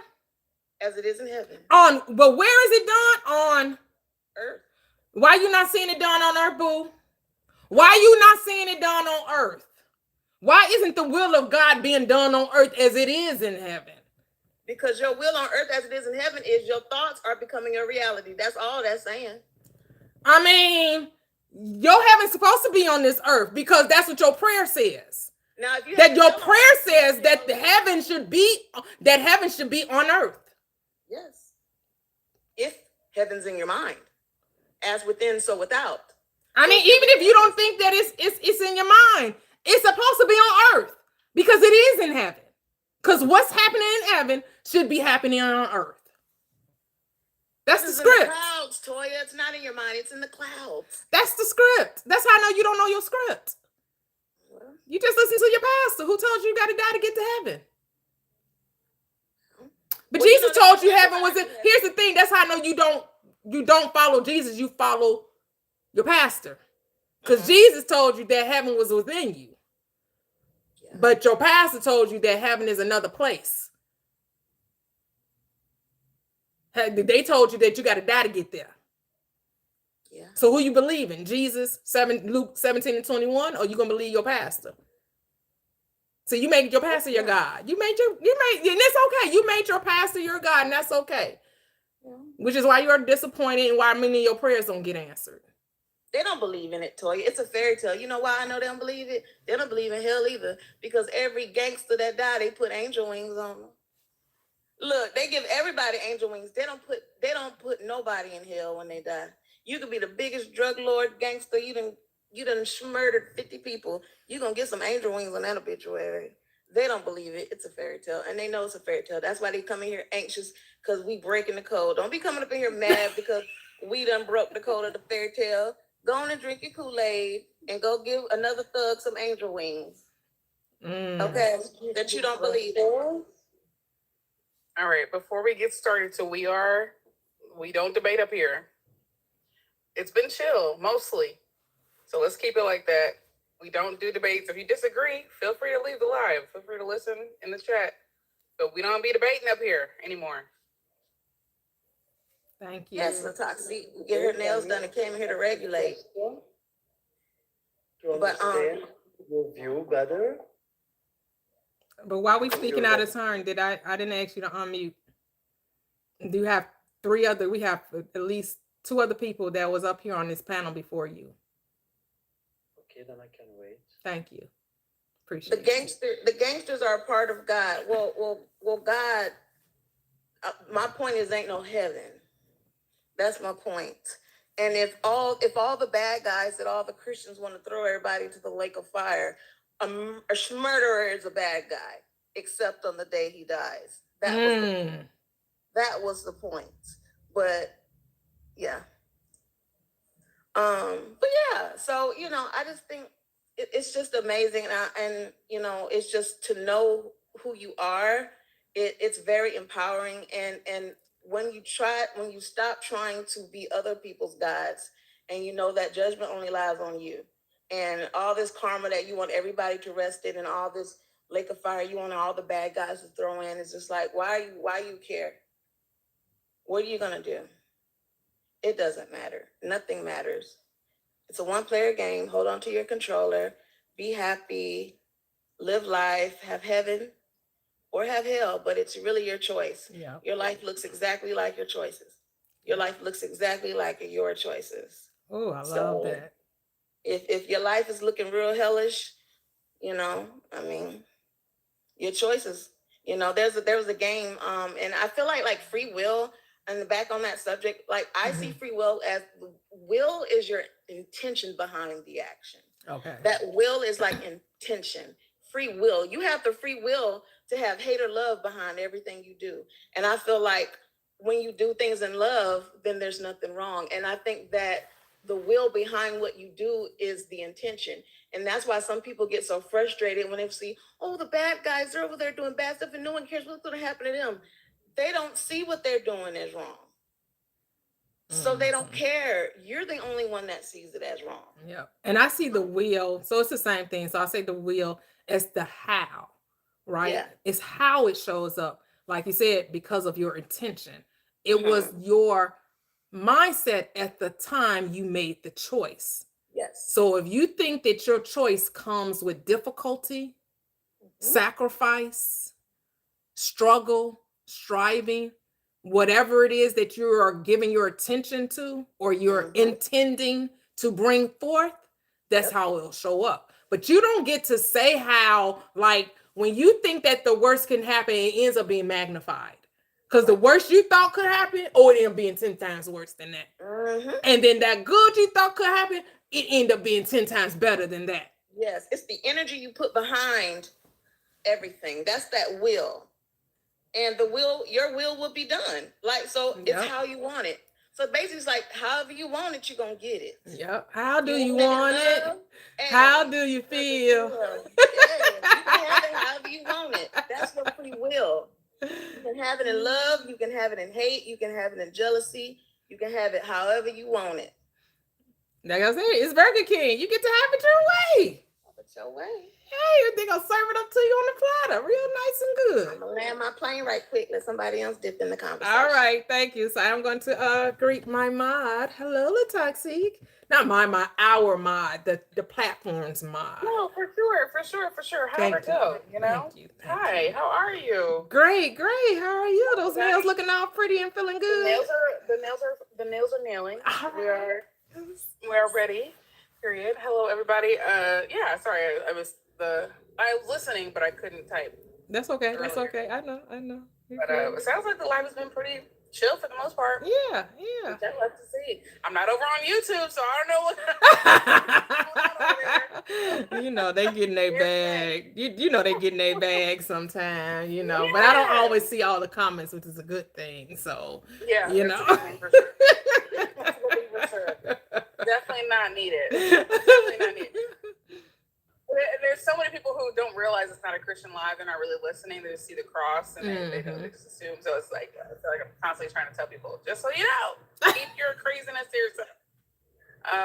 But yeah, so I'm glad to be here. I'm what do they say? I'm glad to be among the land of the living. What do they say? Right, and then I'm on the land of the living. Yeah, something like that. Something like that, yeah. But I just wanted to say hello to everybody. I was in a little bit thinking, okay, a couple things. I was thinking about what Mia was just saying about how, like, you know, basically, however you live is, you know, if you don't think it's bad, it's not bad. And I was just watching I watched a documentary. I have to be really interested in the topic to watch one. And I watched the new Netflix documentary on, I think it's called like Inside the Manosphere or something like that. About like the Manosphere, you know, streamers and things like that. Oops, sorry, there's a funeral. So long story short, there's one guy on here who is, his name is HS something. He's a British streamer. But anyway, he, you know, does all the things, says all the things. Sorry, I think I'm getting background noise. 1 second. There's a funeral. Okay, you procession. good. 1 second. Mm-hmm. It's cool. Say it's a funeral procession, but we could hear the sirens or whatever, but we could still hear you. It wasn't like it was being disruptive to what you were saying. Oh no, you're good. I just get distracted easily. Oh, okay. Sorry. Okay. I'll be back though. Okay, did you want me to go to the next guest? Yeah, sorry. Okay, no problem. I had a cliffhanger, but I'll be back. That's okay. I believe Chosen Gospel was next. Are you there? You can unmute. Yeah, hi, host. Greetings to everyone. Hello. So I had the mod saying that if like you have a disagreement in what was being said, you can drop. So I'm not sure if I should drop, because for the most part of it, I disagree with what was being said here on this panel. Okay. Yeah, and thing is, we don't debate on this live. So if you have questions, but we don't we don't subscribe to any proselytizing, fear mongering, trying to convert people or persuade people to see life as you do. Now, if you have questions concerning what we're saying and why we think the way we do, I'm open to a conversation, but there will not be a an argument or debate over beliefs, because this platform is for those, or it's for those who are deconstructing from religion, not for those who subscribe to it. Okay, yeah, no, I got you. So maybe I have a few questions. Mhm. So since you're deconstructing and things like that, do you like still believe in the Bible, or you Yes, I you know the like Bible is also? my autobiography. The Bible is all about me. In the volume of the book, it is written of me. Okay, so you still maintain like your knowledge of the Bible. Yes, but I don't interpret it as a history book. You see what I have on the screen? The Bible is a psychology book, it's psychological. That's how I interpret scripture. Okay, so with that said, what part of Christianity are you deconstructing from? Well, the belief that What the belief of what Christianity is based on, that someone died on a cross for my sins, so that I may go to heaven and be with them for eternity. I don't subscribe to that belief. I'm So deconstructing. We're basically, deconstructing from that mindset. There is no one that died for my sins, because if they did, why do the sins still exist? okay. So basically, you don't believe in Jesus. I am Jesus. Okay, you are Jesus. Mhm. How are you Jesus though? And so are you. You're Explain Jesus that. too. Yeah, explain that Because to the me. because How the because the cross that God died upon is this body. Just stand up, stretch your arms out wide. That's the cross. Because the Bible is metaphors. It's a book of allegories. It's all parabolic. So that cross that Jesus, the I am, God, died upon is the body. And he was buried in the place of Golgotha, the place of the skull. The Christ is the awakened mind. okay, so so basically, you're saying that that story of Jesus in the Bible is can be attributed to you as a human being. You are you. It's attributed to No, you. it can That's be what you're saying. attributed to the mind, not the body. I said it's psychological, which means it's not physical. So I'm not talking about Toya's God, the personality. I'm saying I am God, the invisible, that which you cannot see is Yeah, God. I'm not sure. Yeah, I'm not sure I get that, but So it's the so spirit, right? You said we all have spirits, right? yeah, That's yeah, for God. sure. That's God. And the name of God is I am. Yeah. Yeah. So I'm sure that you're well versed with the Bible. Are you of the belief that everyone belongs to God? Yes. Everyone like Everyone is God. Yes. Everyone is God. interesting. Okay. So when you say that religion is the antichrist, I believe that in this instance you referring to Christianity. You're including Christianity. So when you say that it is the antichrist, what do you mean by that? That it has the form of godliness but denies the power thereof. Christianity doesn't really believe God can really answer prayer, God can really heal, God can really transform the minds of people. That they Christianity does not adhere to the teachings of the Christ mind. Christianity sees the book as a literal history book. However, the death of Jesus does nothing to keep you.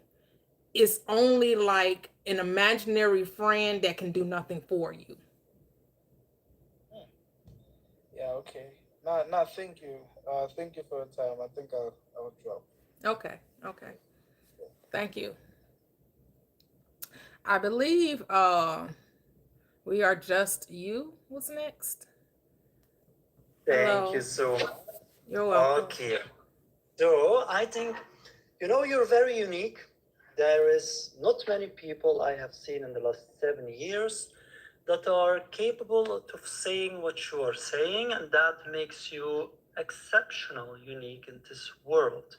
So I want to ask you, what caused you to go against the crowd? What caused you to question all of that was ever told to you, to come to such a realization that you are God, we all are it, we are Jesus?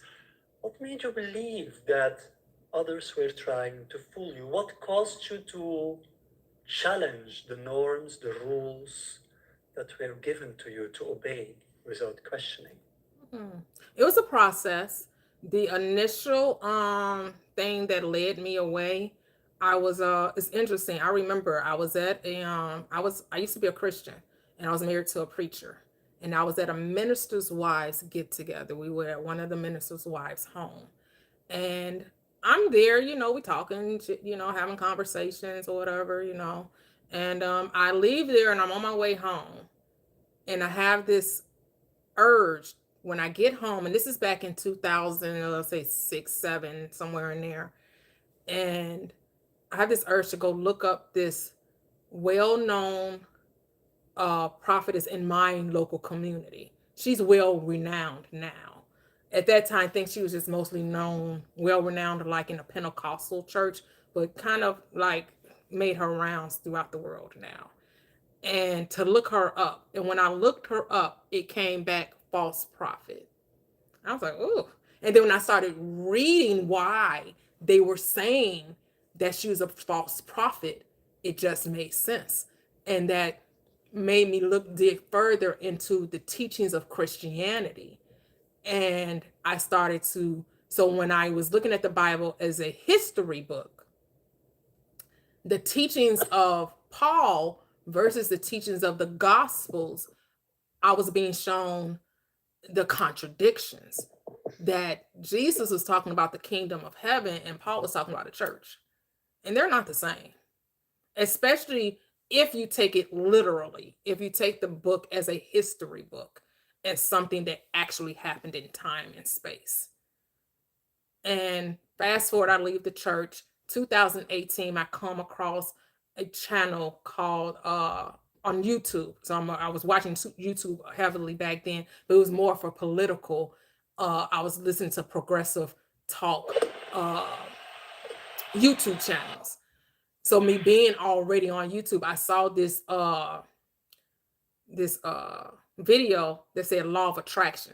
Now prior to that, I had watched the documentary The Secret, but at that time it still didn't resonate. I watched it, but it didn't make any, I guess it was a seed planted, and then it kind of grew. And that was back in like 2011, 12 when I saw that documentary, or that documentary. And then 2018 when I listened to the law of attraction, I was like, this is the answer. This is what I was looking for. This makes so much sense.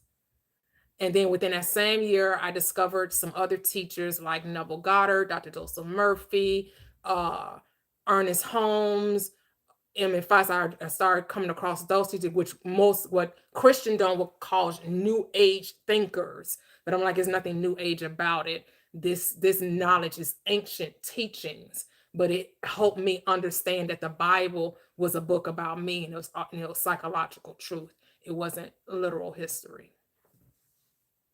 This is very interesting because many things you said resonates, I think, very deeply, not only with me, but with many people. But it's like you got courage to speak it out. You got courage to question. You got courage to say it out loud, especially as a woman in a world dominated by men.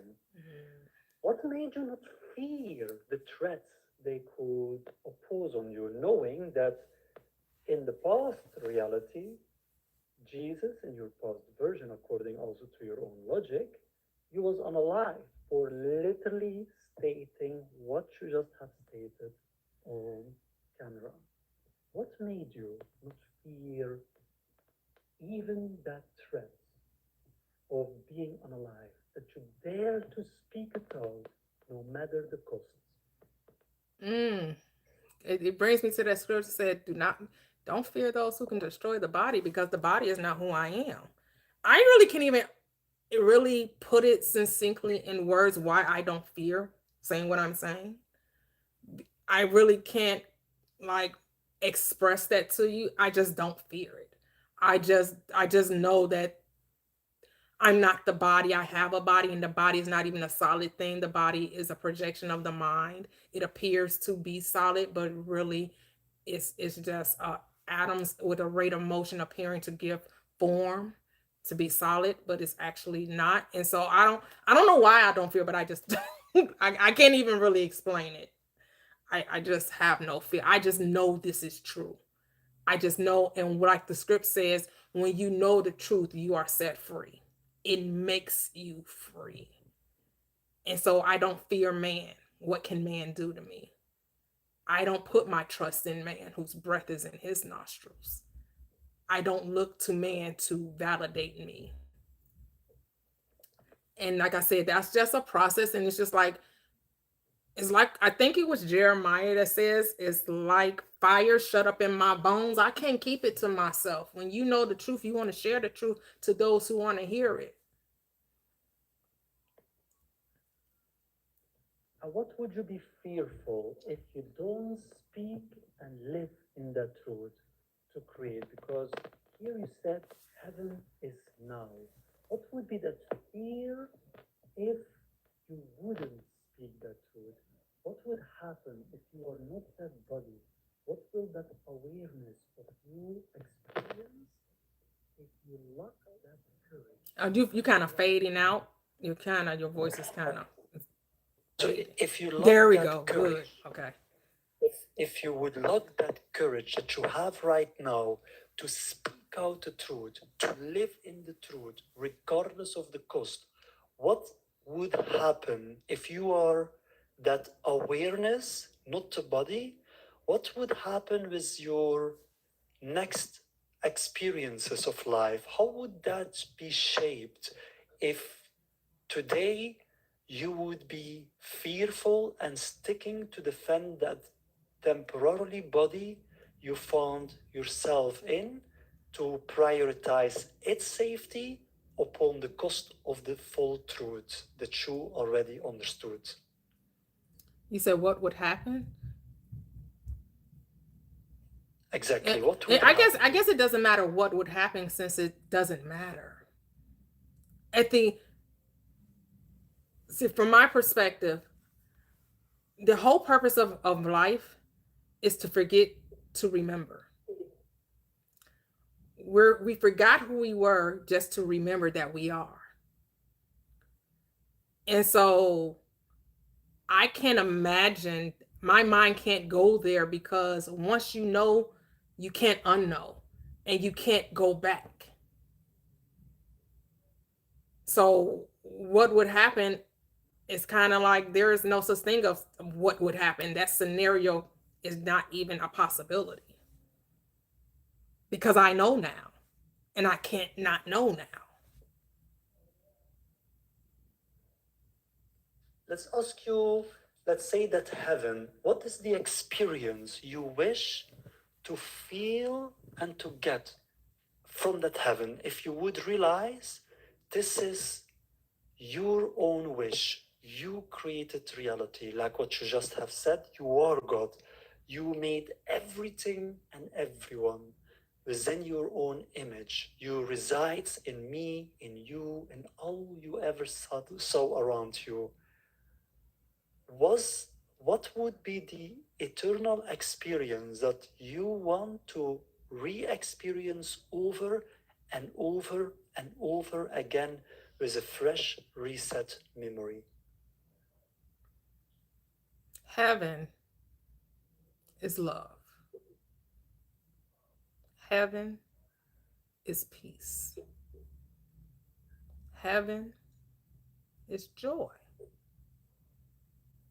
Heaven is acceptance. Heaven is a oneness. Heaven actually is all there is. There is nothing in opposition to heaven. The only reason why many don't see heaven is because they're blinded to it.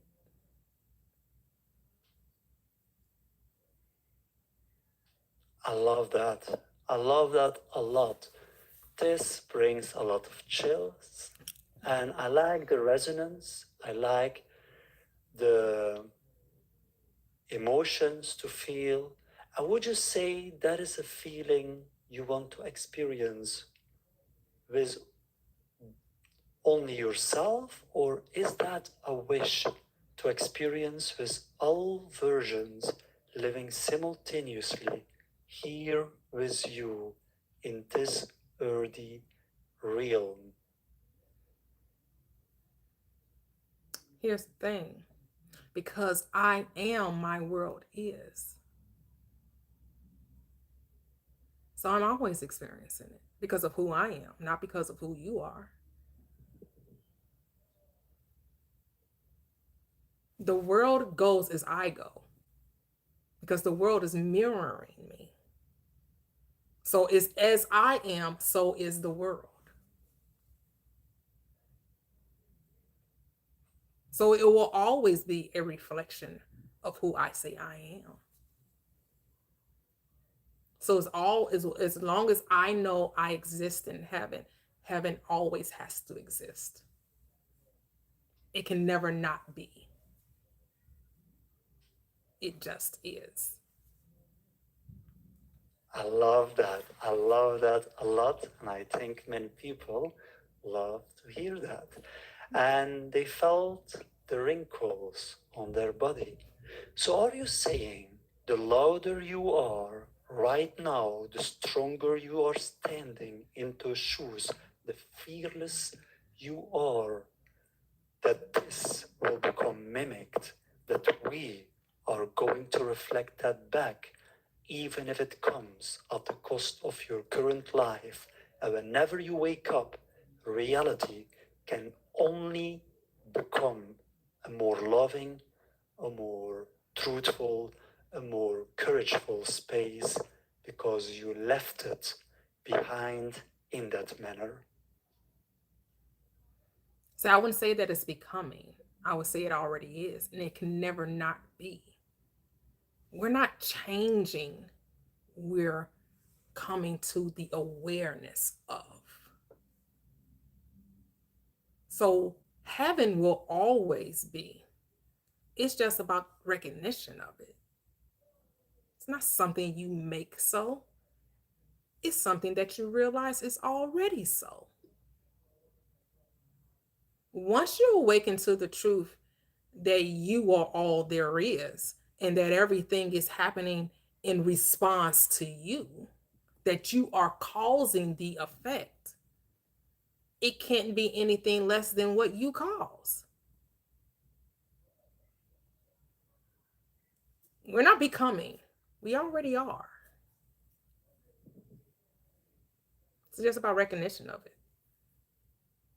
Is this also the reason that you don't carry any crutches? Because you know that whatever today isn't going in alignment with how you wanted it to hot reflected, that somehow the cause was always lying by ourselves. Something in the past we did that caused that cascade effect, like you beautifully said, mirroring, almost like you were mentioning the mirror neurons that is shaping our behavior by observing and mimicking the underlying logic, almost like you remembered that we had already came to that understanding of our mirror neurons, something that only recently has been discovered since 1992. Yet you called it on the same name again, mirroring. So what would be is that the reason that you are not taking anything as others made a mistake, but are taking responsibility because you know the only one that can fix this here was always you yourself. And if everyone behaves in that manner, the world became the full awakening version of what heaven could feel like. And so the last part you said about the world, I am the world. The world isn't separate from me. So my world and your world will be vastly different, right? Because there are as many worlds as there are people in the world. Why? Because everyone is perceiving their own reality from a different perspective. And it's not that my world is more right than your world, or that my world is more wrong than your world. It's just whatever you're perceiving it to be. And it's whatever you perceive it to be, that's what it will be. There's no wrongness here. There's no correction needs to be made. It's only recognition. It's only about awareness. And we are always infinitely experiencing our awareness. This is endless. It goes on and on and on. There's no end to it.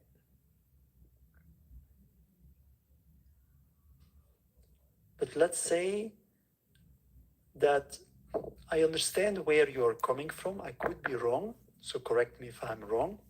But let's say, indeed, we collectively, all of us have a type of our own world by the way that we have our own perception, our own way of choices creation. Are we taking it consciously or unconsciously? Are we thinking about the collective or only about our current ego, above the cost of future lives? And so, in that sense, yes, I agree and it resonates. We all have technically our own worlds we are living in. But would you say that if we all are you, that same awareness, just with a fractured memory, that this reality has also a collective awareness, a collective reality that is shaped by all these seemingly separate individual lives that eventually create the systems in place, and that the systems that govern us are reflecting our shared mindset. And only whenever all mindsets are focused on the one essence that we are it, that only then we will reflect a collective reality where we shift from voting rights to reasoning rights, where suddenly it's not about one ego above the whole, but the truth of reasoning that is the most consistent argumentation that shows the way, that uplifts the whole across time, that leads the way. Would you say that this is the vision you are looking for to establish? Is that heavenly earth where reasoning prevails, not hierarchy, where everyone is equal? We only judge the teachings, not anymore the person, because the person was always us, no difference in you or me. So, to that, I would say it's not about the collective. See, when you come to if you come from the perspective that I'm here to make other people see as I do, now I'm thinking that the world needs saving. I know the world doesn't need saving. I know the world just needs to remember. And guess what? It will. Everyone comes to the knowledge of self, not everyone at the same time. And I'm not here to look for the wrongs of life. I'm here to express love. I'm here to show the world the example of what love looks like. If the world needs a sign, if the world needs to know what that is. But here's the thing, In my reality, all of those things that you listed as maybe ills or wrongs that need to be corrected is none of my business. The script tells us we're in the world, but we're not of the world, right? Voting rights mean nothing to me because I know that whatever the government does, it will always benefit me. Because why? As the government, as I perceive life, the government has to reflect that back to me. Now, if people think that the government is here to make their lives better, they've just created another God. I'm not creating gods outside of me because there is no other God beside me. I don't look to the world to give me anything. The world moves at my command. And so I don't mind the business that does not pay me.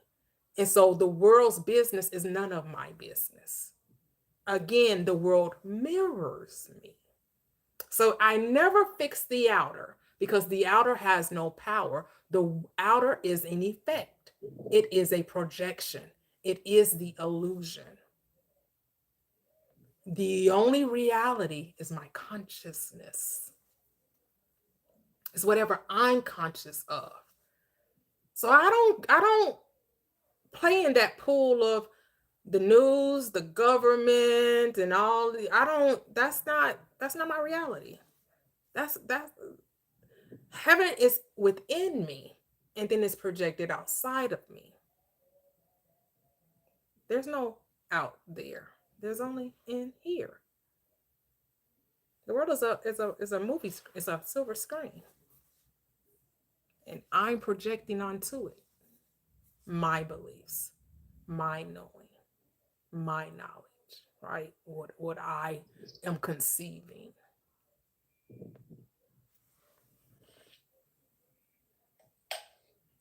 But let's say, what do you have to say to the ones that are believing reality is about connection? It's about loving ourselves that resides in others. It's about the experience that in order to escape boredom, we can puzzle life's questions together without hierarchy, but simply by enjoying the adventure, making life less boring, focusing on what truly fits the missing puzzle.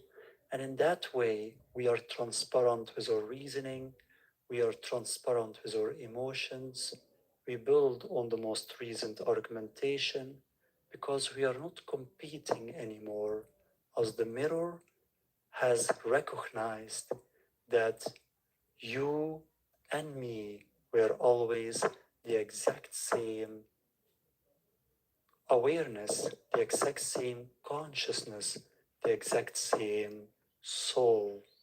What would you say about that?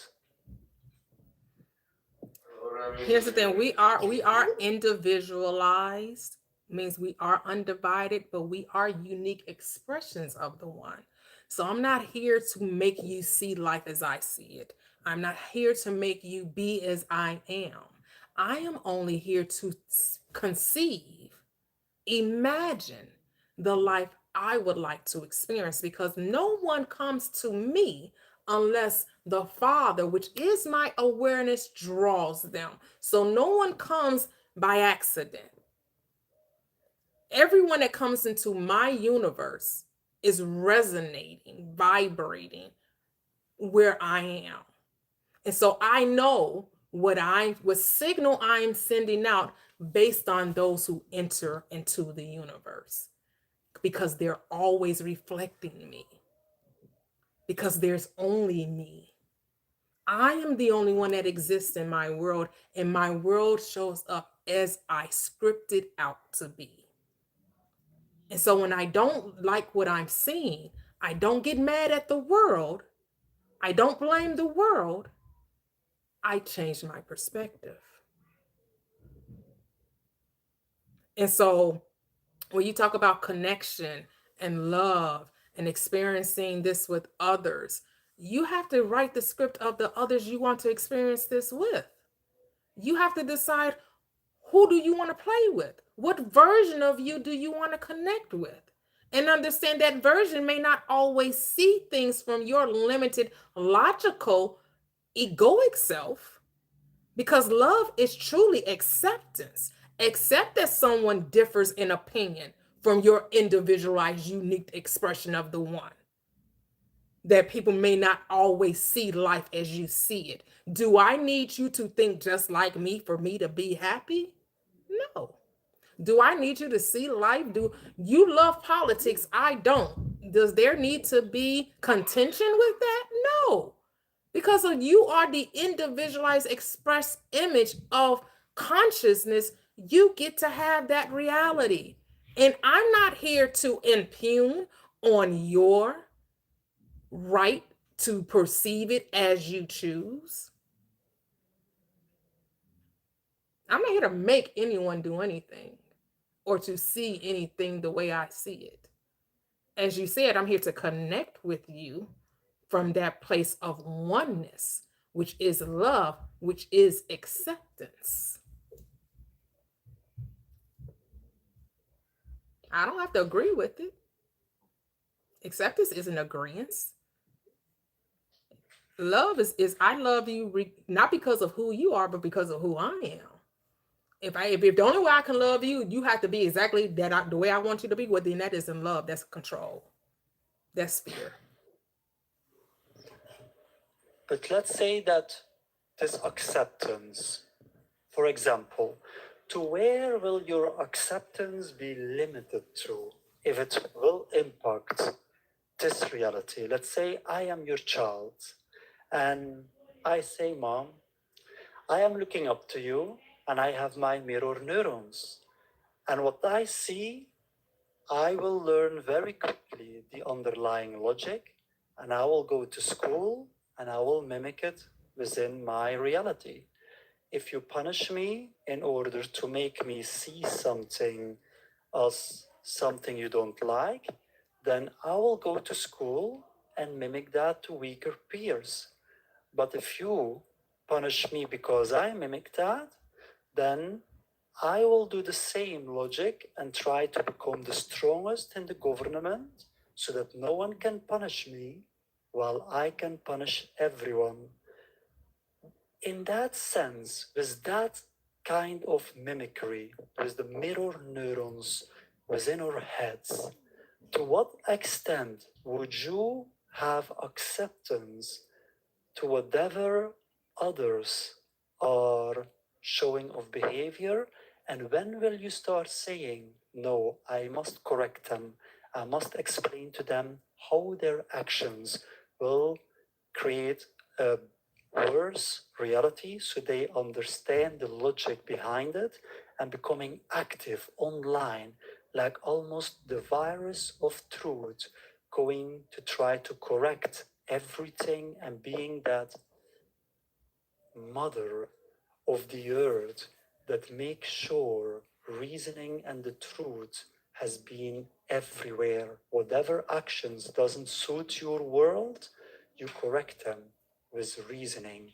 You explain where will that lead towards to make sure people understand the reasoning on what reality this will create over time. And so, what I've learned, no one changes because I tell them to. People change because I imagine them differently. That's how it changes. It's as within, so without. I can talk to you until the cows come home. I could talk to that child and say, "Oh, you should do this. You should behave this way. Don't do what I don't act as you see me act. Be differently than what you're seeing." No, if I want the child to be different than what they're seeing, then I need to be different. They're not going to be different because I told them to be different. They're going to be different because I'm different. Again, the world is my mirror. The world only moves according to how I move. The world has no free will in and of itself. It's only reflecting me. So the child will only mimic what it sees in me. And if I wanted to mimic something differently, I change me. I don't go and talk to the child and tell the child to be different. I notice how we do things. And that's how we try to strong arm people through manipulation, through threats, through, oh, if you don't do what I say, then there's a price to pay. You know, you're going to be punished. You're going to be disciplined. You can do that. But if the child has a will that's stronger than what you're saying, they're going to do what's been programmed within them to do, regardless of what I'm saying on the outside. Nothing is changed until it's changed on the inside of me. Again, the world reflects me. It's always reflecting me. I don't change the outer, I change the inner, which means I change the way I think. Thoughts are things, and the thoughts that we think create the experiences we have. If we want things to change, we don't change the outer, we change the inner. I like that. Would you say that, because look, you remind me on Michelle Obama, a strong woman in spirit, knowing that one must take action in order to change reality. And what would you say that if you would embed that full vision of you, where you are taking the action to change reality in every sense, I would see in you a very great president. I would not know why people will not vote for somebody that knows to what direction they want the world to head. I guess you're not hearing me. The world doesn't need a leader. That's why we're in the place we're in, because we look to leaders. You don't need anyone to lead or guide you. You don't need a leader. Leaders are unnecessary. You have a leader, which is your spirit. Your spirit, the God in you is the only one that should be leading and guiding you. I'm not here to lead anyone to the promised land, because their promised land will only be found within them. That's where they have to go within in order to find their heaven. The heaven is only going to be where they are mentally, spiritually, consciously, awareness. I'm no one's leader. This platform, I'm not leading anyone. No big eyes, no little U's. We're here experiencing this platform together, sharing our journey, sharing our perspective, sharing what we've gleaned, what we came to the knowledge of self. And that's as far as it goes. I'm not here to tell anyone how to live their life.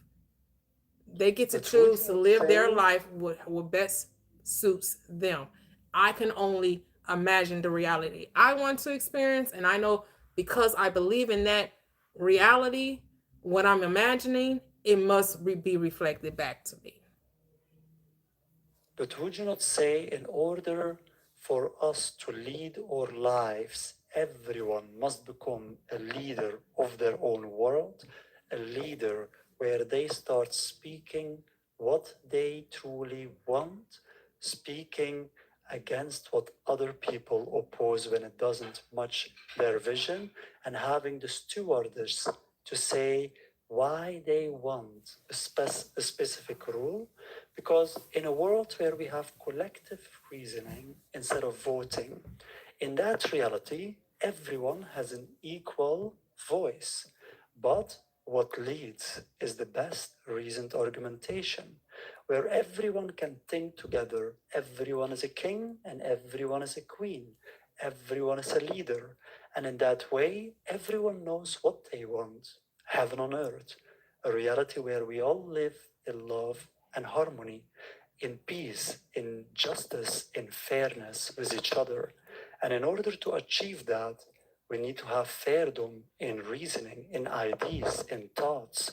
What is the most uplifting, consistent argumentation? And that this must lead the world.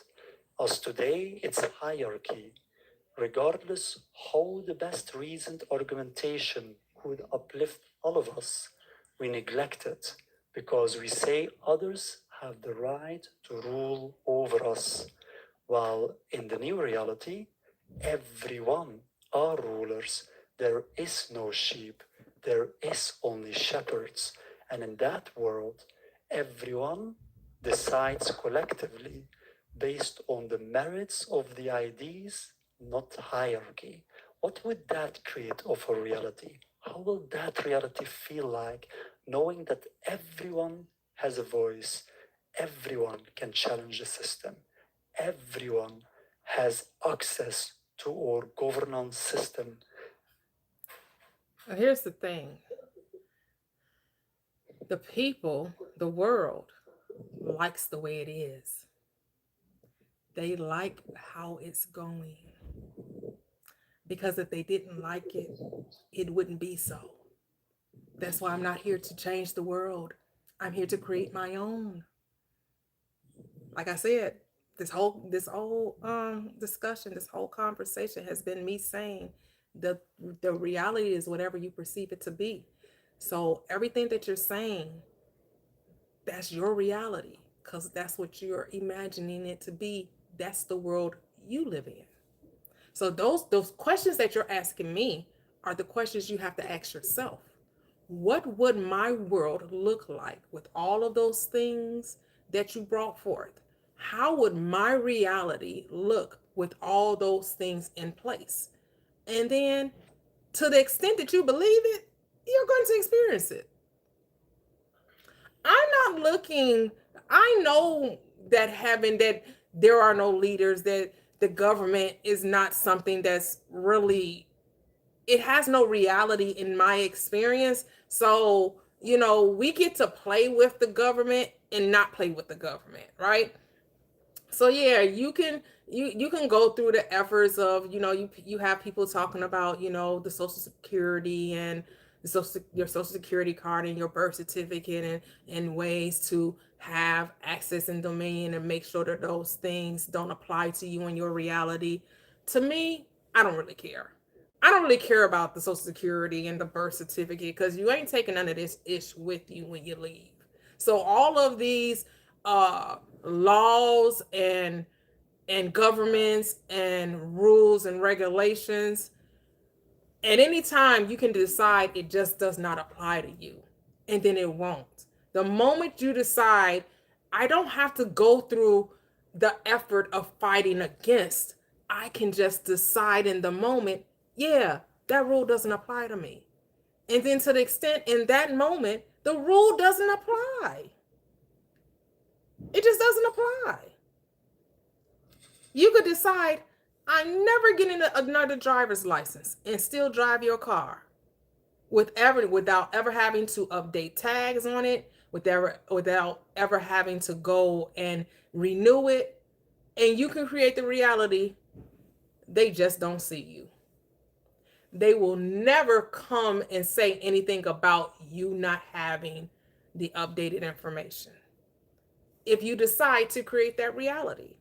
Some of us just don't care that deep. We'll just go get the license. We'll play in that reality because it just isn't that big of a deal. But the moment the reality is not serving me anymore, then I get to change it. Because none of this stuff has meaning except we give it meaning. We give life meaning. Without us, life would have no meaning. I'm not here to get people to see it from my perspective. I'm not here to make people change and make people be different. That's a waste of time. Why? Because people are as I am. It's what I assume to be true, is what I see. If I want things to be different, I have to assume something differently. I have no idea what the world is doing, what the government is doing. It's none of my business. I only care when I pay taxes and when I file taxes and all of that good stuff. I don't really, other than that, I don't really care. Because I just know whatever they do is going to benefit me. Whatever they decide is going to benefit me. And that's how we all have to think. No matter what's going on in this reality, it all works together for my good. Just have to know that no matter what happens, it's all for my good. Thing is, people have been programmed to think the worst, to think negatively, to see a worse outcome. They have not been told that you can actually imagine the good and the good will happen. So you are saying it's not possible that other people might actually act from the fear of not being seen by our presence, and that they create structures in place that make, first of all, people believe they are acting from the good, while they only try to make others dependent on them. And when people don't see through their manipulations or doesn't take action to speak out and confront them and ask why and how questions, how will this lead to a better reality for all? Why is this the best idea right now in this place and time? That those without these questions will eventually change themselves, or should we be the ones questioning the ones in place, the ones, their intentions, to make sure no one just rules over us by creating rules that could eventually cause us to be dependent on their power structures, and now we are becoming duped by the ones in charge.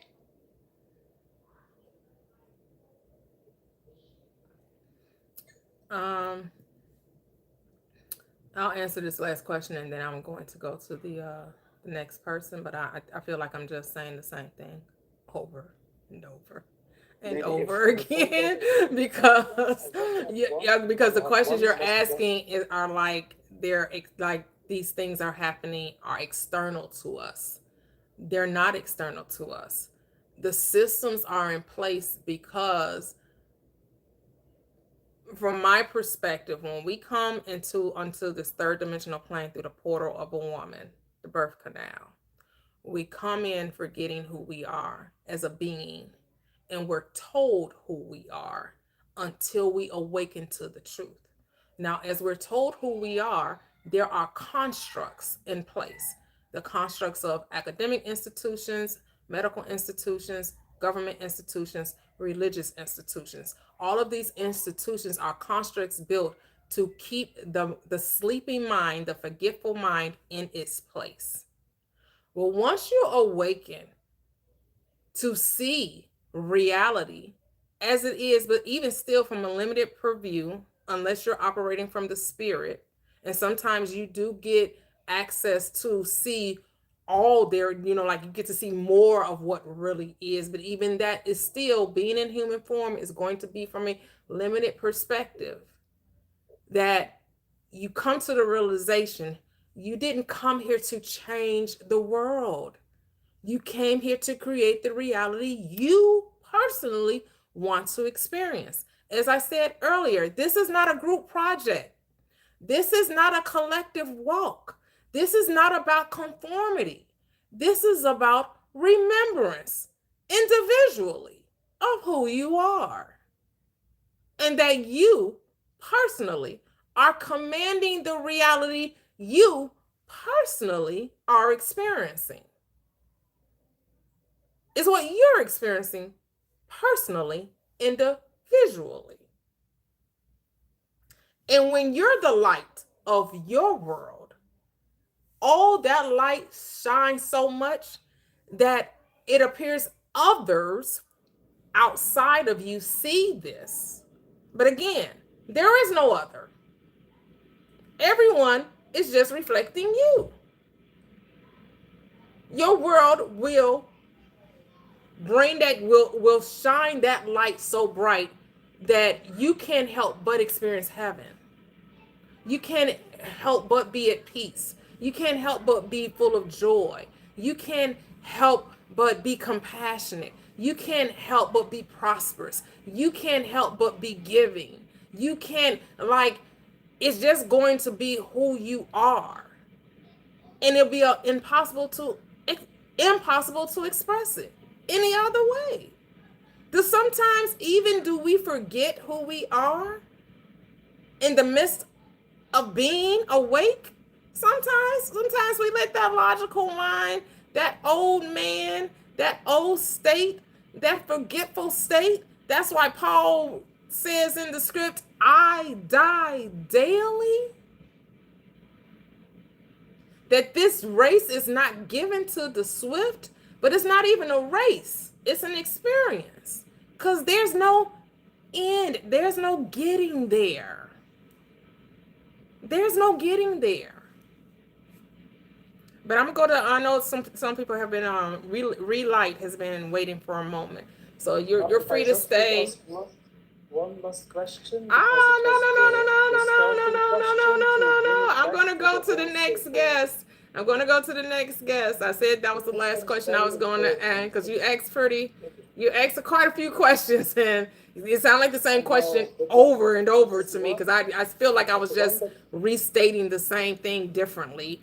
But I'm going to go to the next. Everything in one circle. This will bring literally everything in one circle because it is with the first question directly in line to bring the whole understanding to picture. If I'm just capable to ask that one question. No, I'm going to go to the. You're free to stay, and if you will still have that same question after I talk to the other two gentlemen, then you can ask it. But right now, I'm going to go to the next guest. Relight, hello, how are you?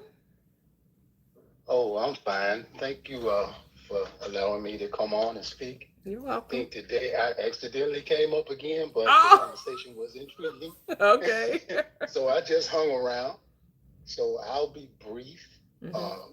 Maybe I could say something that might be enlightening to what you were trying to convey. I love every answer that you gave. But I remember the analogy about the ocean and a cup being dipped into the water, and everything inside that ocean was in that cup, but it's in a different vessel. Mm-hmm. And that's what we are. We are vessels with the waters of that ocean. The same thing in the ocean is in us, and that's how our Creator is. But I can remember when I was a baby, all I looked for was the next fun thing to do. I was brand new.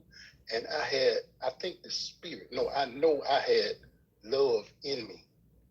But as I grew older, if I could put it this way, I was indoctrinated to a lot of things that just didn't make sense to me. It didn't bring oneness to my spirit. So I realized in my knowledge and comprehension of different studies that the all is the source of all creation.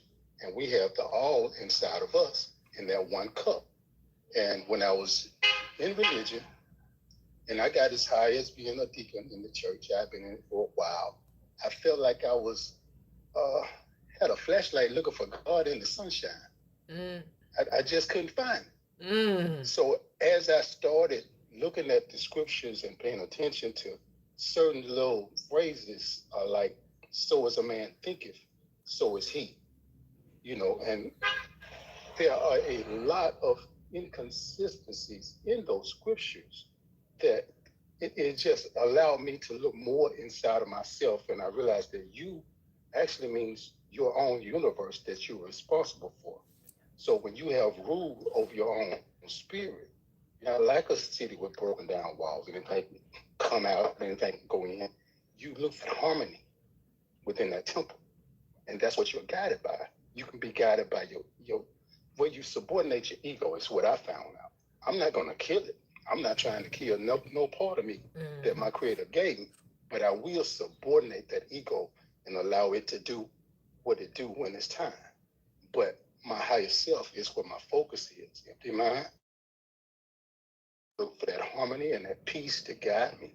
As you stated, we cannot control things outside of us. We're that cup with the all, that we have attributes, abilities, gifts, everything. We got a whole universe of things inside of us that we don't even know. I can't speak for it. Not speaking French.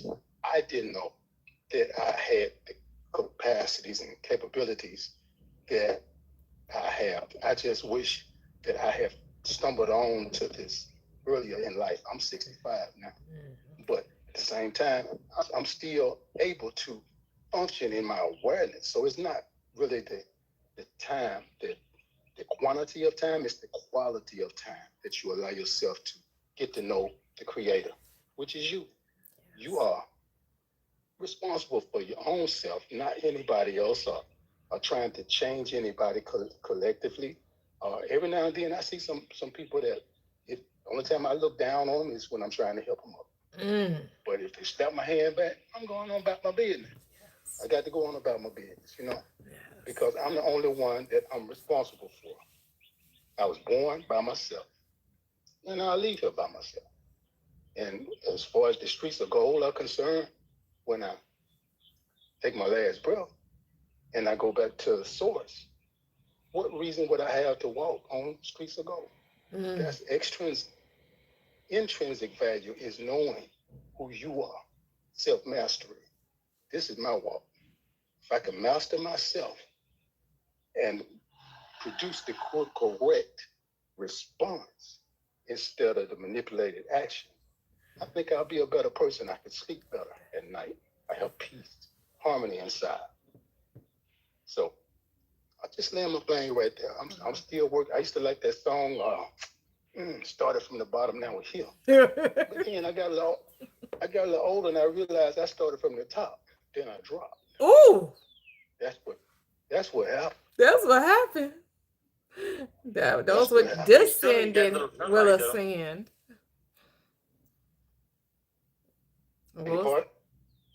So do you still need that little, like that somebody there for you? Can you please mute, please? We'll get to you after Kevin goes. Apologize. I'm never alone.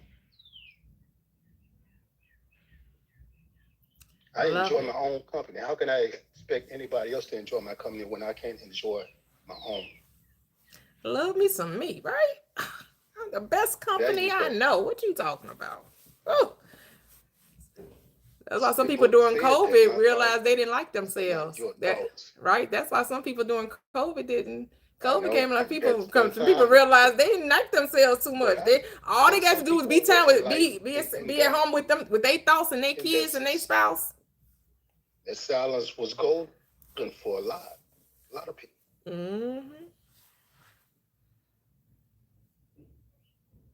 Of course.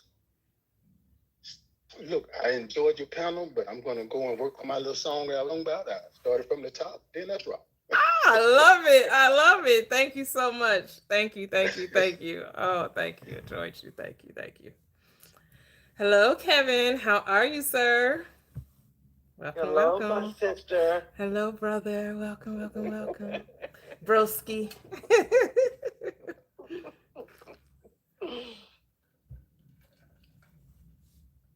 I keep thinking about Shakespeare. To know thyself. To know thyself.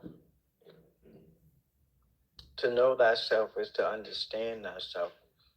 I love the scripture that says, let your light shine. It doesn't say go get a light. Go find a light. Go purchase a light. Go borrow a light. Let your light shine. Well, you can only let your light shine when you're aware that you are the light. So my brother who is seeking knowledge outside of him, we understand where you're coming from. Because many before the awakening seek knowledge outside themselves. And the platform is always pointing back at you. We're steering you back to you. The answers you seek are already in you. You just have to be aware that it's in you. There's a really good book that I recently read called The Power of Awareness by Neville Goddard. I'm sure you heard of it. If people would listen, would go audio or read that book, and I would venture to say, study the book. Because the more awareness you increase, the more understanding you will have about yourself. The answers you're seeking are already in you. You already have them. The illusion is to fool you into thinking that it exists outside of you. It only exists because of your unawareness or awareness. There's only two. Either you're aware or you're not aware. And my people are destroyed. How are they destroyed? By living in lack. In lack of what? In lack of knowledge of themselves. That knowledge you seek, you have been tricked. You've been duped into thinking that it's outside of you, when nothing is outside of you. How can anything ever be outside of you when you are everything? Everything that there is exists in you. Well, what is everything? Any and every. It's you. It's always been you. When we get on this platform, we're helping you remember not who we are, but who you are. That's the whole purpose. Because once you understand and are aware of who you are, you get to walk in the purpose of you being here, which is to discover and remember who you are. That's why we don't believe. I'm with you, my sis. I don't believe in reincarnation. Yeah, that's yeah. Yeah, there's only one power. Yeah. Energy cannot be created or destroyed. And that's proven, backed up, and confirmed by science. And that's why I say you cannot take someone else's power. You cannot remove someone else's power. Only thing you can attempt to do is change their perception. Because once their perception is changed, it changes their world. I mentioned this on live many, many lives ago when I was a little boy. And even though I didn't understand it, I was too young to comprehend what my grandmother told me.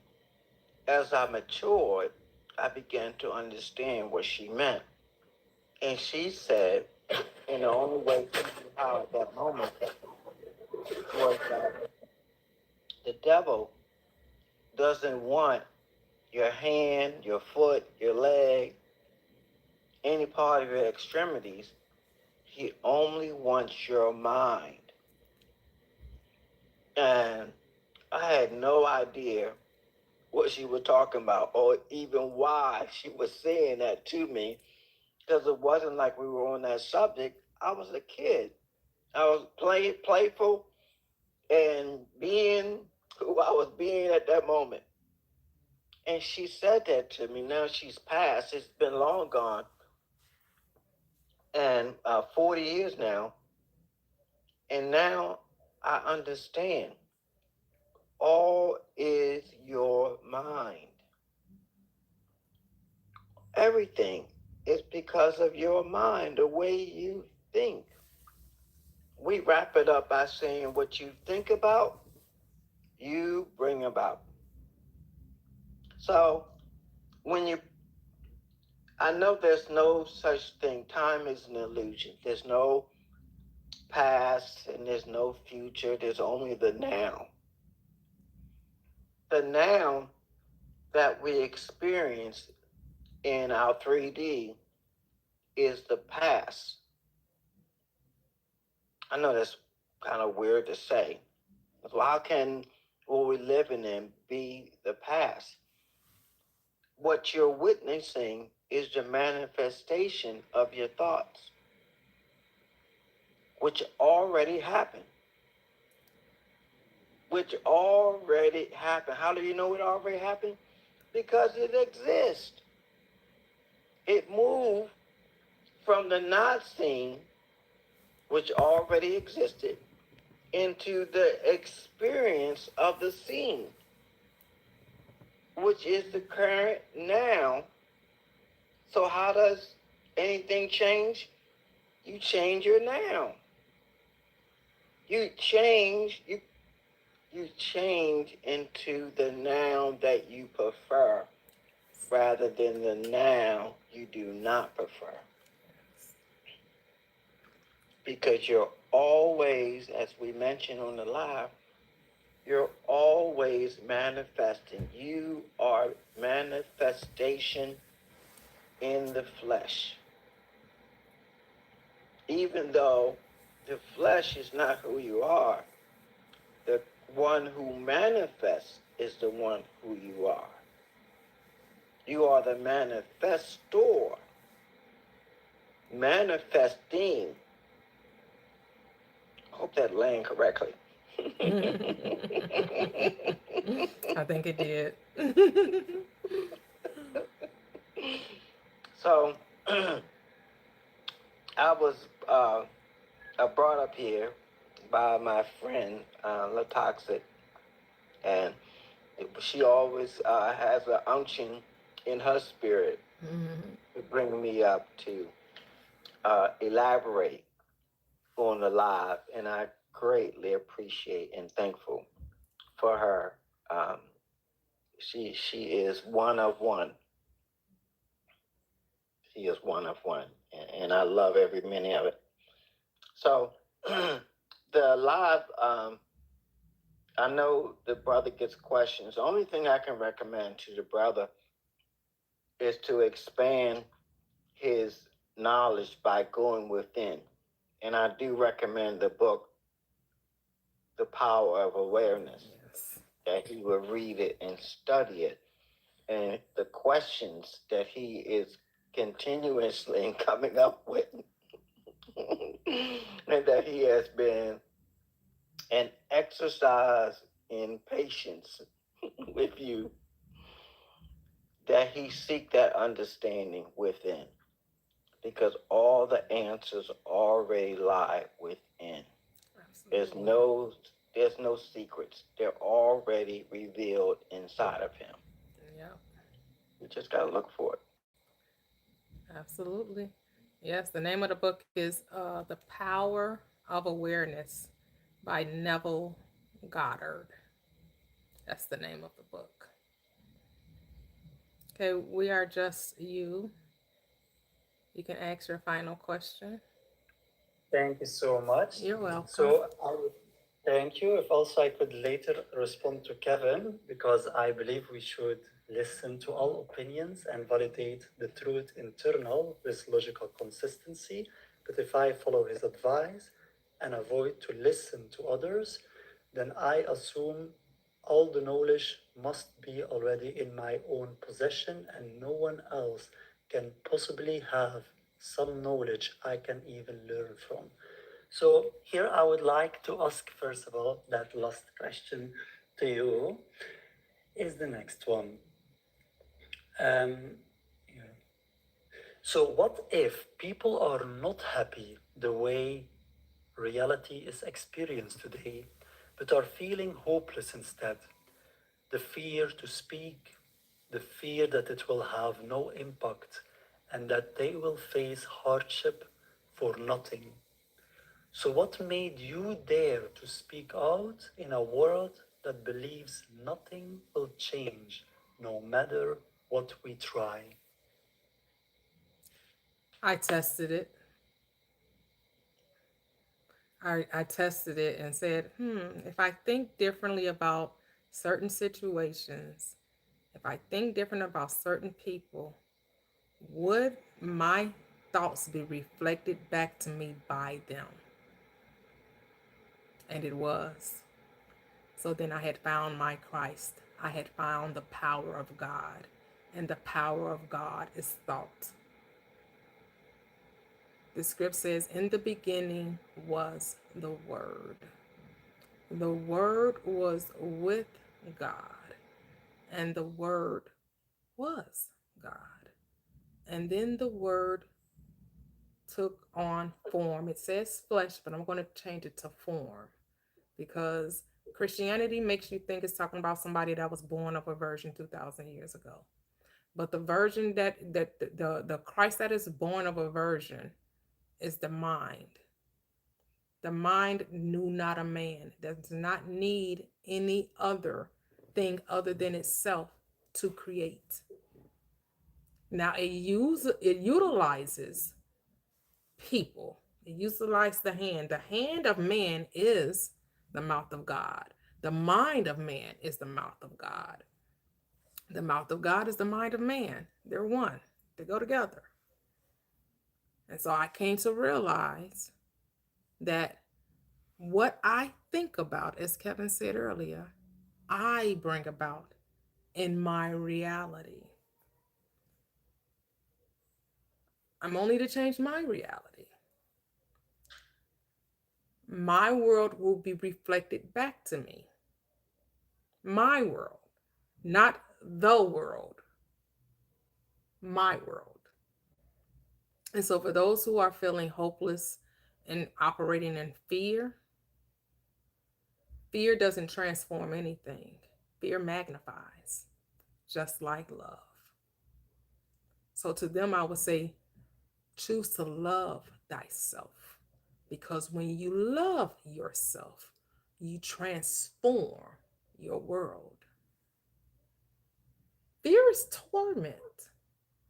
Fear causes you to be stagnant and hopeless, and does not allow change to be actualized, because you're deciding to focus on what is as opposed to what you desire for it to be.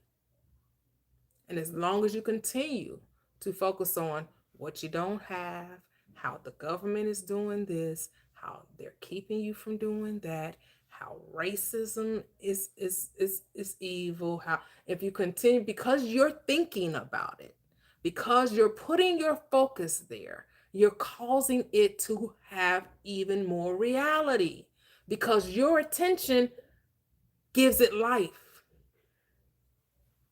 If man would learn to withdraw his attention from the undesirable, from the unwanted, it would die.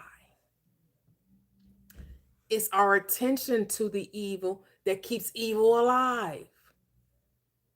So when we sit up there and consume the news, and we consume all of everything we see on social media about, this foul and this war and this evil person and that, you're giving it life. And then you talk about it, and then you think about it, and then you dream about it, and then you talk about it, and then you watch it, you consume it. People don't realize that's what gives it life. So you can test this out for yourself. Stop giving your energy to the unwanted and give it to the things you want, and then you will see the things that you want. You will actually shift into a different experience where what the world is doing doesn't bother you, and you understand that the world wants it this way. Like you were just saying, I should be president. You want a leader, and I'm here to tell you, you don't need one. That's not a compliment to tell me, are you I remind you of Michelle Obama.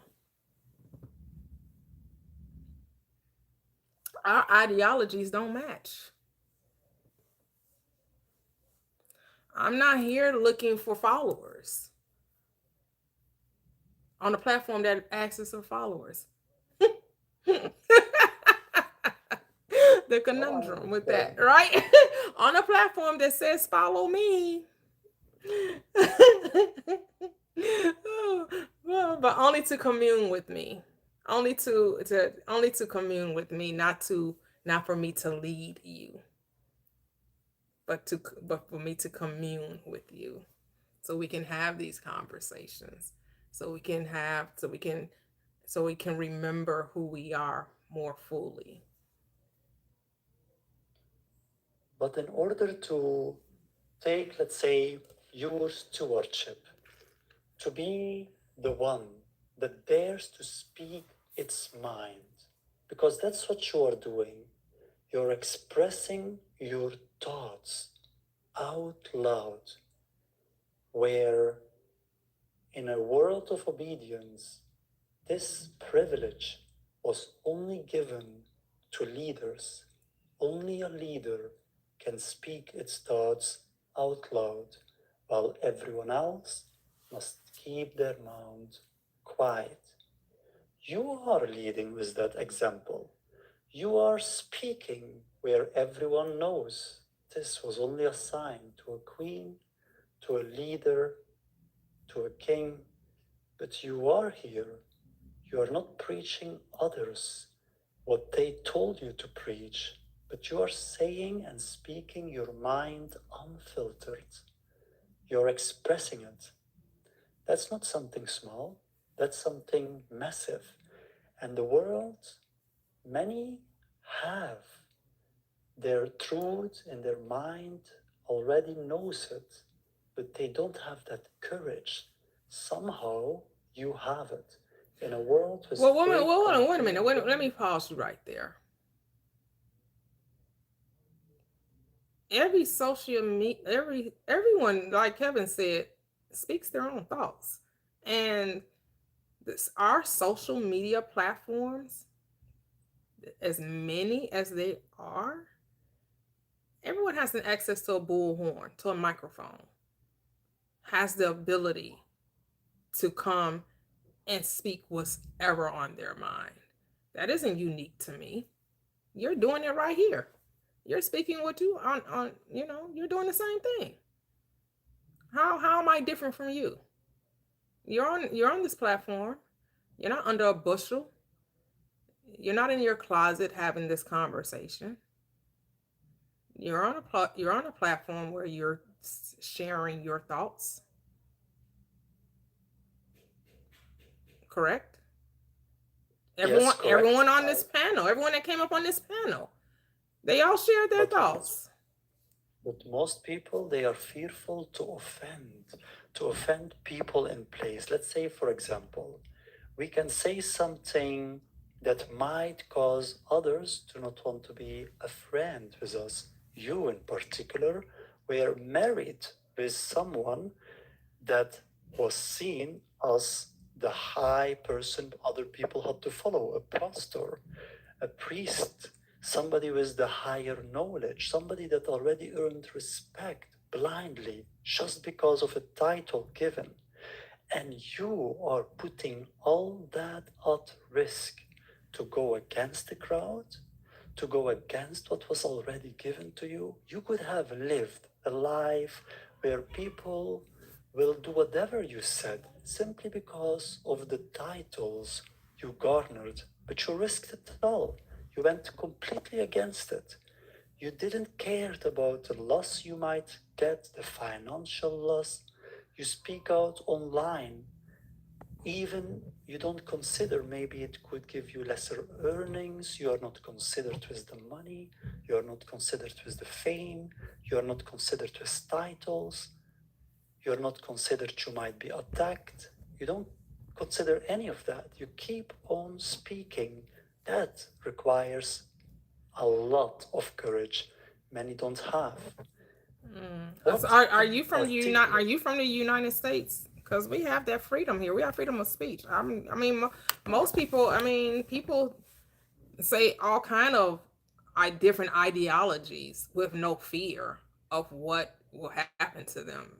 I mean, we live in a place that we don't have to worry about what we say.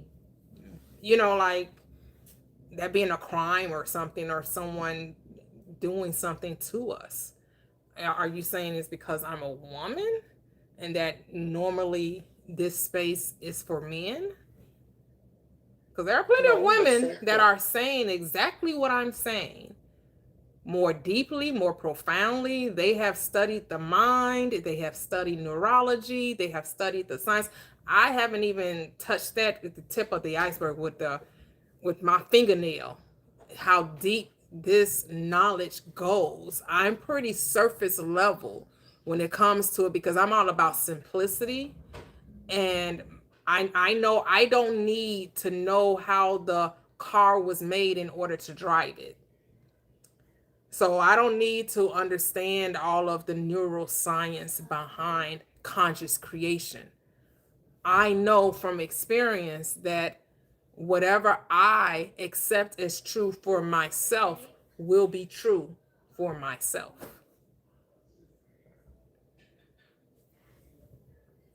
But let's say in your case, your words aren't censored. Like political correctness is stating speaking within accepted guidelines, within accepted words or ideologies to not offend any group in power. And so even in the United States, so I never have been within this physical body to the United States. I was born in Belgium and I have been traveling for 7 years around the globe, but not in the United States. Okay. And so most often, anywhere where I go, even today, some people, men, that should have power or on higher positions, don't dare to say their mind if it goes against groups of people they sought validation from for having some kind of the idea of being powerful. They don't want to dare to speak that mind of them transparently. If I put a lie detector next to them, we will realize they hold information back. You don't. You just speak it out. And there is nothing for you to win in this world. There's no money that you will get from speaking your truth if it goes against power structures, because religious leaders would rather have you not there than having you to speak, to keep speaking what you know, because this could cause that they might earn lesser followers, lesser money, put them in difficult situations. So your behavior is not shaped by money. It cannot, because you are losing money. So that means you are not fearful of losing money. That's massive in a capitalistic societal structure where survival hinges on money. Next, you are not bothered with status because you already had status. You had status by being already associated with the ones closest to God in the structure of religion today. So if you wanted status, you would simply have stayed and abused the knowledge understanding what you know today, you can use it for negativity. You could have abused it and used that structure to earn money, get people to do whatever you want, give them guilt feelings, and Okay, hope I see what you're that saying because you're exactly right. People do use this, what we're sharing, as a way of gain. You're exactly right because we see it. Many of those in this room definitely can attest to the fact that people do play on others' emotions for their financial gain and use other people's desperation and their ignorance against them. I just can't do it. That's just not, and I'm not gonna say it, from the onslaught, it would be tempting to go that way, right? Because I hear many people come into my room and say, "Oh, you can make a lot of money. You don't. You should coach. You should do." And every time I try to coach, it never gets off the ground. It never does because I'm just like, I feel to know yourself is freedom, and why should you have to pay for freedom? That's what the world tells you. I know the world says you don't get something for nothing, but the whole point of this platform is to let you know you already possess it. You're not trying to get anything. It's about recognition that you already possess all things, and not to find your value in money. That the because you know you're valuable, you will always have the money. You will always have enough that you need and more, and in surplus and in abundance when you decide that you do.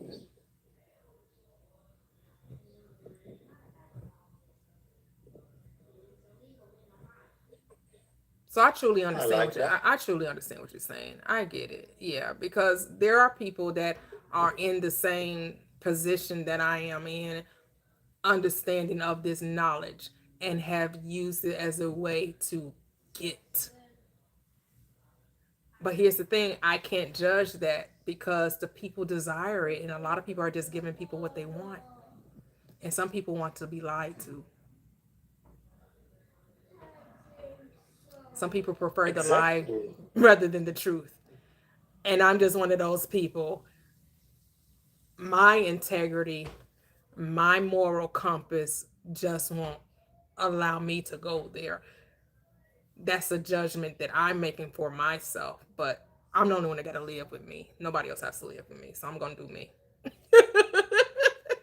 Exactly, because that is the whole thing. The thing is, your knowledge, the the knowledge you carry, if you want, you could make a lot of money by going to the people that likes to be lied to and literally preach them it for money. But you don't. You kept going away from that, where you are not wanting that. You are willing something that doesn't gives you the best outcome in this particular life circumstances, but you are aiming for something bigger, heaven on earth. And people that ever came to the understanding that you have but took the other path, where they going intentionally now in deception, are asking the question, how can you have that fearless stand? You are not fearful from what the most people are afraid of, to end this reality without had any chance to achieve what they hope to achieve. You risk it all. This reality could end for you any moment, and all you have done was trying to create a reality that would be feeling as heaven on earth, while others are hopeless, believing, how can they ever make that impact? how can they ever create that change? You somehow have that courage, and that is your strongest weapon. That is your strongest asset. And that's what the world wants to understand. What was it that made you just say, enough is enough? I am not going to go in the path of deception. I don't want it. I don't care what I will get out of it. I made a choice and I am going to stand for the truth no matter the cost. Truth above all. That's something we haven't seen for a very, very long time. That is where Jesus was born. That is what all those others were once standing in. And people analyzed them. But people never truly understood what drove them to be it. So now that you're still here with us, it's a unique opportunity to hear out what it was and to put yourself in that moment, in that time, what all went through your head, what is that rush through your veins that causing you to have that vision, to have that strength, to have that courage, that nothing can even pull you down. Nothing we can offer can buy your integrity. Because I came to the revelation that life was never supposed to be transactional. Life is unconditional. That's what love is. Love is not I'll give you this if you give me that. Life it's not and I know we live in a world where everything is transactional. And I know that it's not. And I just don't want to live from that place where I'm only going to give you something if I feel like you can do something for me or I can get something from you. I truly want to have eyes so pure that I cannot behold iniquity. Like I have been, like I know many of you that have been following my platform, and that's something that I initially would say in the beginning of starting this. That has, and my husband, he's in the chat, he would attest to that. Having eyes too pure to behold iniquity. To them that are pure, all things are pure. Where does that come from? Where is that? I think that's innate in all of us, but like you said, a lot of us are fearful of what that looks like because what if I'm not able to take care of my family? What if I'm not able to, well, for whatever reason, I'm put in a place where money is not an issue. I don't need your money. I have enough. Not to say that I don't like turn down gifts, right? You want to give me a gift, you want to bless me, I'm all for it. Thank you. But I don't do it for the gifts, right? It's only if it's in your heart to do so, then do it. But I'm going to be me regardless if you never give me a penny. I have never not said what was on my heart, what was in my mind, and try to withhold anything because I thought that I should put it behind a paywall, because I thought that you should pay for this thing. I freely give it all. That's just I don't. That's just who I am. I really, like I said, I can't really explain it. I can't really put it into words. I just don't believe life is supposed to be transactional. We pay for so much already. Like we pay for so much already. I'm like, they're gonna figure out how to make us pay for oxygen in a minute to breathe this air. They already paying us for the sunshine. We all got solar panels. They already trying to pay for so we already paying for water. It's like everything that should be free, we find a way to make it a commodity, right? It's just like, but we already know this. So it's like I'm gonna charge you for you coming to the knowledge of self.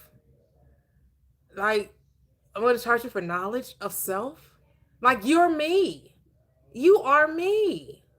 I am you. I don't want nobody charging me to know me.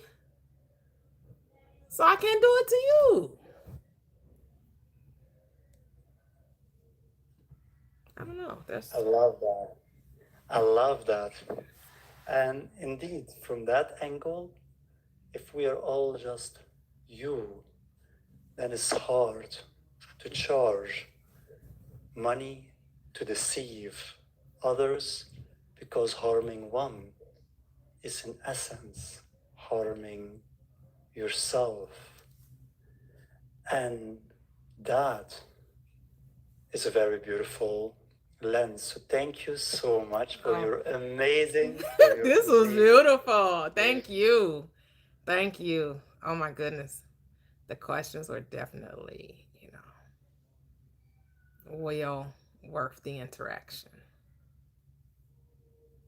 Same as I'm very happy to have met you. You're amazing, amazing, amazing. And I believe the world has to hear you every single day. I believe we that would be me. That would be music to Mia's ears, because I did used to come on every day, but I'm like, ooh, that got to be a lot. So I scaled back. I scaled back, but I do. You can go onto my YouTube channel. All of my lives that I've ever done here on TikTok, except for a couple, you will find the recap on YouTube. So the people do have an opportunity to listen to me every day if they choose to. Just head over to YouTube. YouTube has all of my recaps of these lives. So you can listen to it every single day on YouTube. Thank you so much. And remember, you are not too much. If you think you are too much, remember the world, you are not even enough right now for the world. You need to be louder. You need to do all you can. The world needs you right now. They need you. You are just enough for what the world needs. You don't have to think you are too much on one person. Maybe one person might feel it's too much, but your knowledge isn't for one time. Your knowledge is meant to be timeless, to stay, to become documented, to become understood, to become studied. So put yourself in the shoes of your creator, yourself, when you remember that what you leave today behind will be studied by versions of yourself thousands of years from now. I love that. Yep. None of us are too much. Never too much. Never too much. Oh, my love. 1,000 kisses for you. It's never too much. Never too much. That's old Luther Vandross. Oh, I always got a song. I always got a song in my heart for my platform. I always got a song to go along with what I'm talking about. Oh, but I love it. Thank you so much. We are just you. Another one is another way of saying we are all one. Everyone is I am, and I am everyone. All right. We say everything, right? I am everything, and everything is I am. All is God. All is consciousness. All is energy. Right? Yes. Exactly. Yes. You're amazing. You are a star. Oh, thank you. We're all stars, right? We're all stars. As I tell everyone, I'm just your reflection. I'm just your reflection. Just your reflection. I'm just mirroring you. Like you're talking about those mirror neurons. I'm just mirroring you.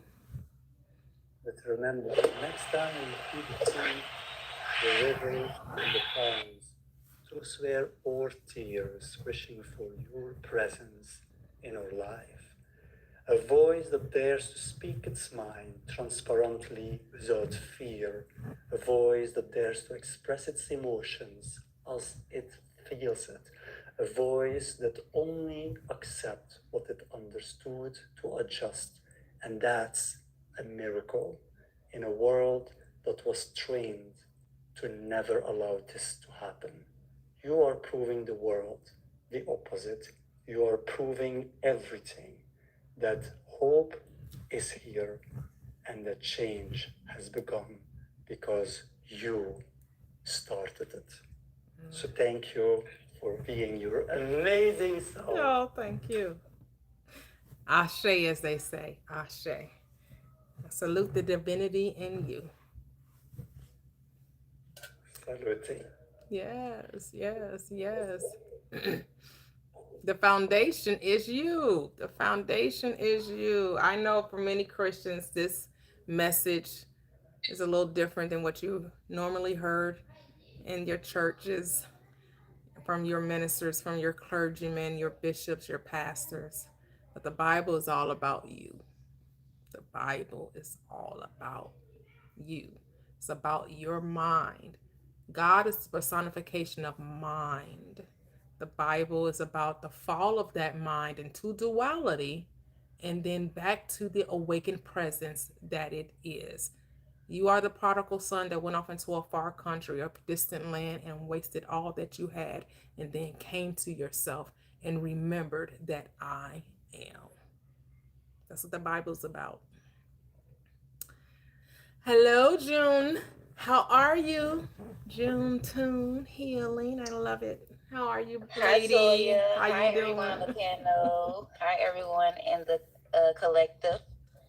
I did not want to come here and say nothing. I was just so excited. I'm so thrilled. I love the live. As always, you are truly a delight. And I just really came up here to give you your flowers. I'm just like, I'm just so glad because we all feel that way about you, Toya. We really love you. You are such a great representative of love. Like, I just love that for you. I love that for us. And I'm telling you, it's no greater time to be alive than this. And if there was anyone out there hopeless, I am telling you, girl, you are the hope. You are bringing hope. You are bringing love back to people. You are bringing the reality of love, and things can shift. You are a great reflection of that. And I know, and like I just got to tell my daughter, I'm like, oh, she's so humble. I said, I just love how she just so classy, how she just get your ego stroked so classy. You just so classy. I just love you, Toya. We love you. We love you. We love you. And I love you too. I'm saying this for every healer, every real prophet in the land, everyone who is a rep, who is in this same reality of love. I'm telling you, we all root for you. We all send you love. We all give you flowers, and that's all I wanted to say. I love you. You are the great representative of love. I love that. Oh, thank you, beautiful reflection. Thank you. Thank you. Thank you. Thank you. And I know, because here's the thing, we have to remain grounded, right? You got to remain centered, because it would be so easy to like allow the head to swell when you hear people, right? So that's why I always want to be like, well, I'm just mirroring you. What you see in me is because it's in you, right? Because if it wasn't in you, you couldn't see it in me, right?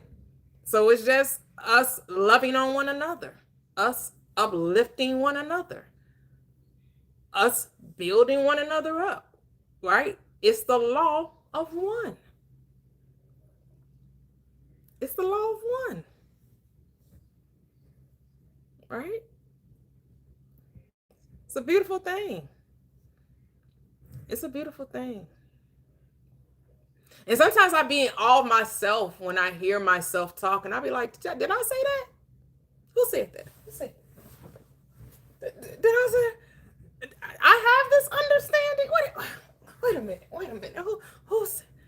Because I know it's not the personality talking. I know it's not the personality talking.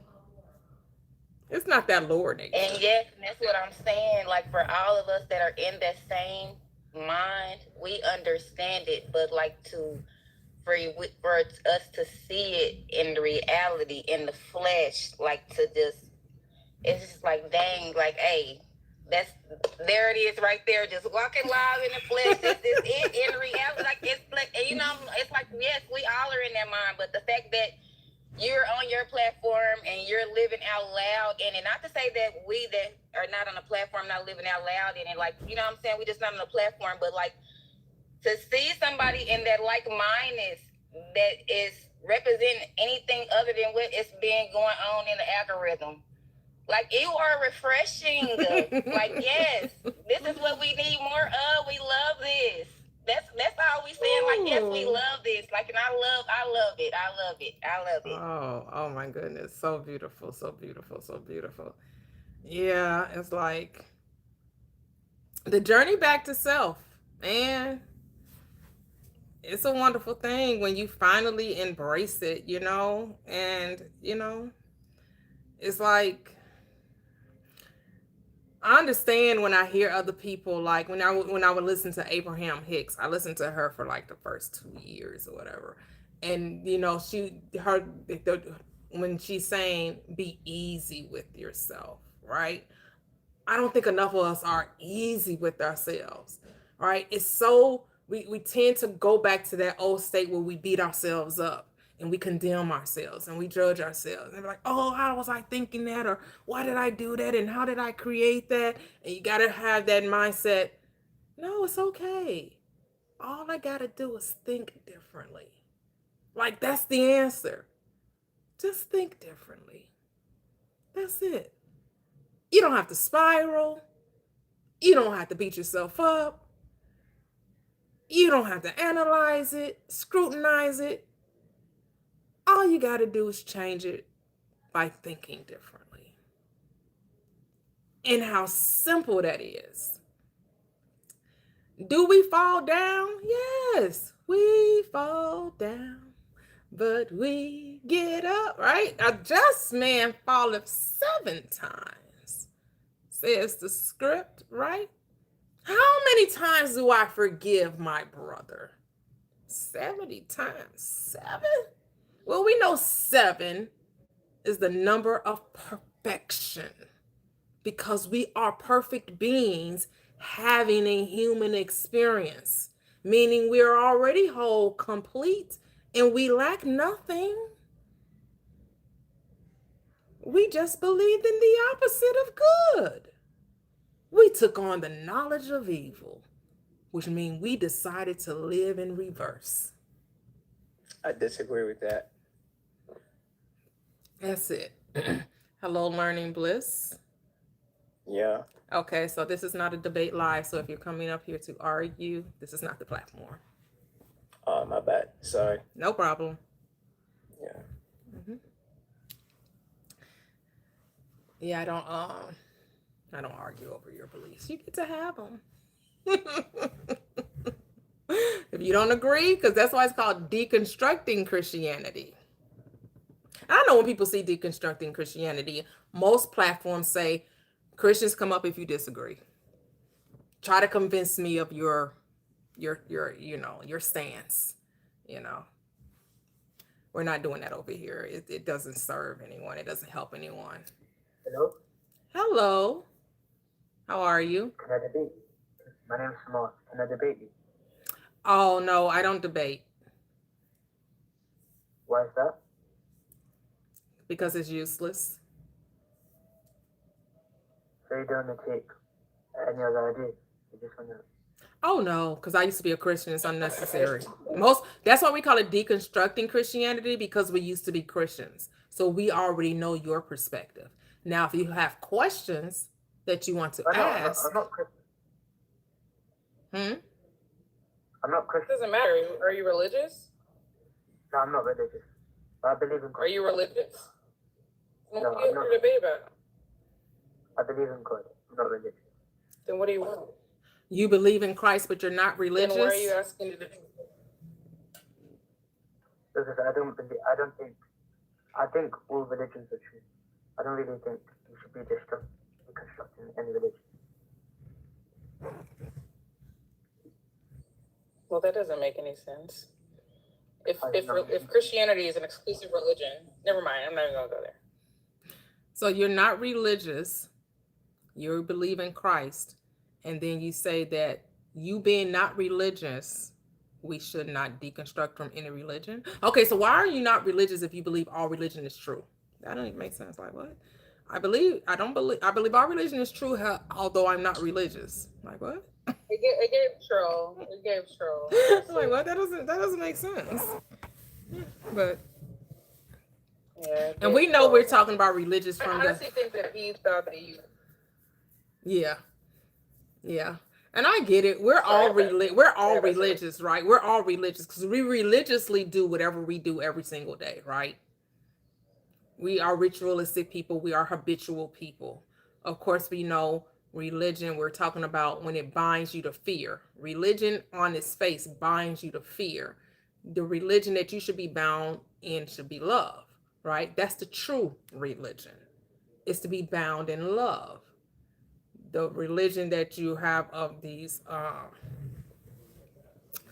the religious institutions, they bind in fear of God, fear of death, fear of living, fear of devils and demons and satans, oh my.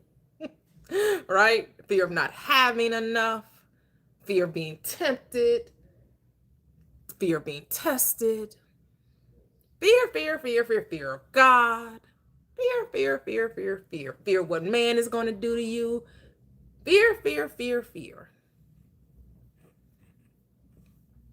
It's like you're told not to fear. See, the world doesn't know what to do when you don't operate in fear. It confounds. It confounds them. They're like, well, hold up. Because when you know who you are, you don't put your trust in men whose breath is in his nostrils. You put your trust in the I am.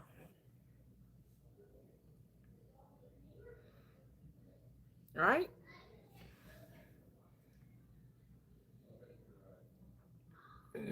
Yes. So we're not fearful of living, right? And we get to choose the terms and conditions. We get to write the law that we are going to live by, right? And every being born of woman, they're writing their own law, regardless if they're aware of it or not.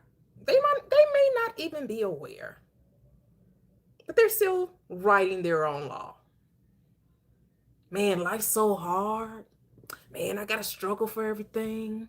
Man, I'm born black. I gotta work 10 times as hard. Why they just can't see me? Why they just can't respect me? Why can't they play fair in the sandbox of reality?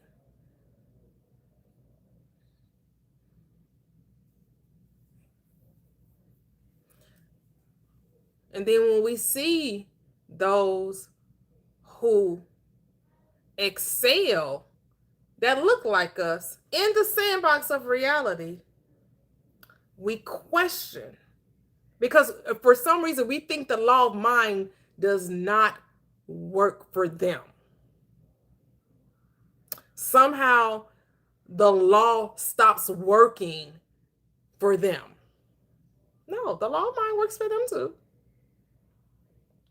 The law of mind works for them. And so they saw themselves in that position, which is why they're there. How they got there is based on their belief. It was done unto them as they believed. So if they thought they had to give up their integrity, which is selling their soul, which means they did things that they wouldn't normally do, but because they believed in sacrifice, because they believed in compromise. But then do we really know how a lot of these people got to where they are, other than the fact they saw themselves there? We are not giving the details. But we would like to think the worst of people than to think the best of them. Because when you find yourself in your position of your desire, do you want people to say, oh, you're nothing but a devil, you just a Jezebel, or you just sold your soul to the devil, that's why you got what you got, you're working witchcraft, you're not real, you're part of the Illuminati?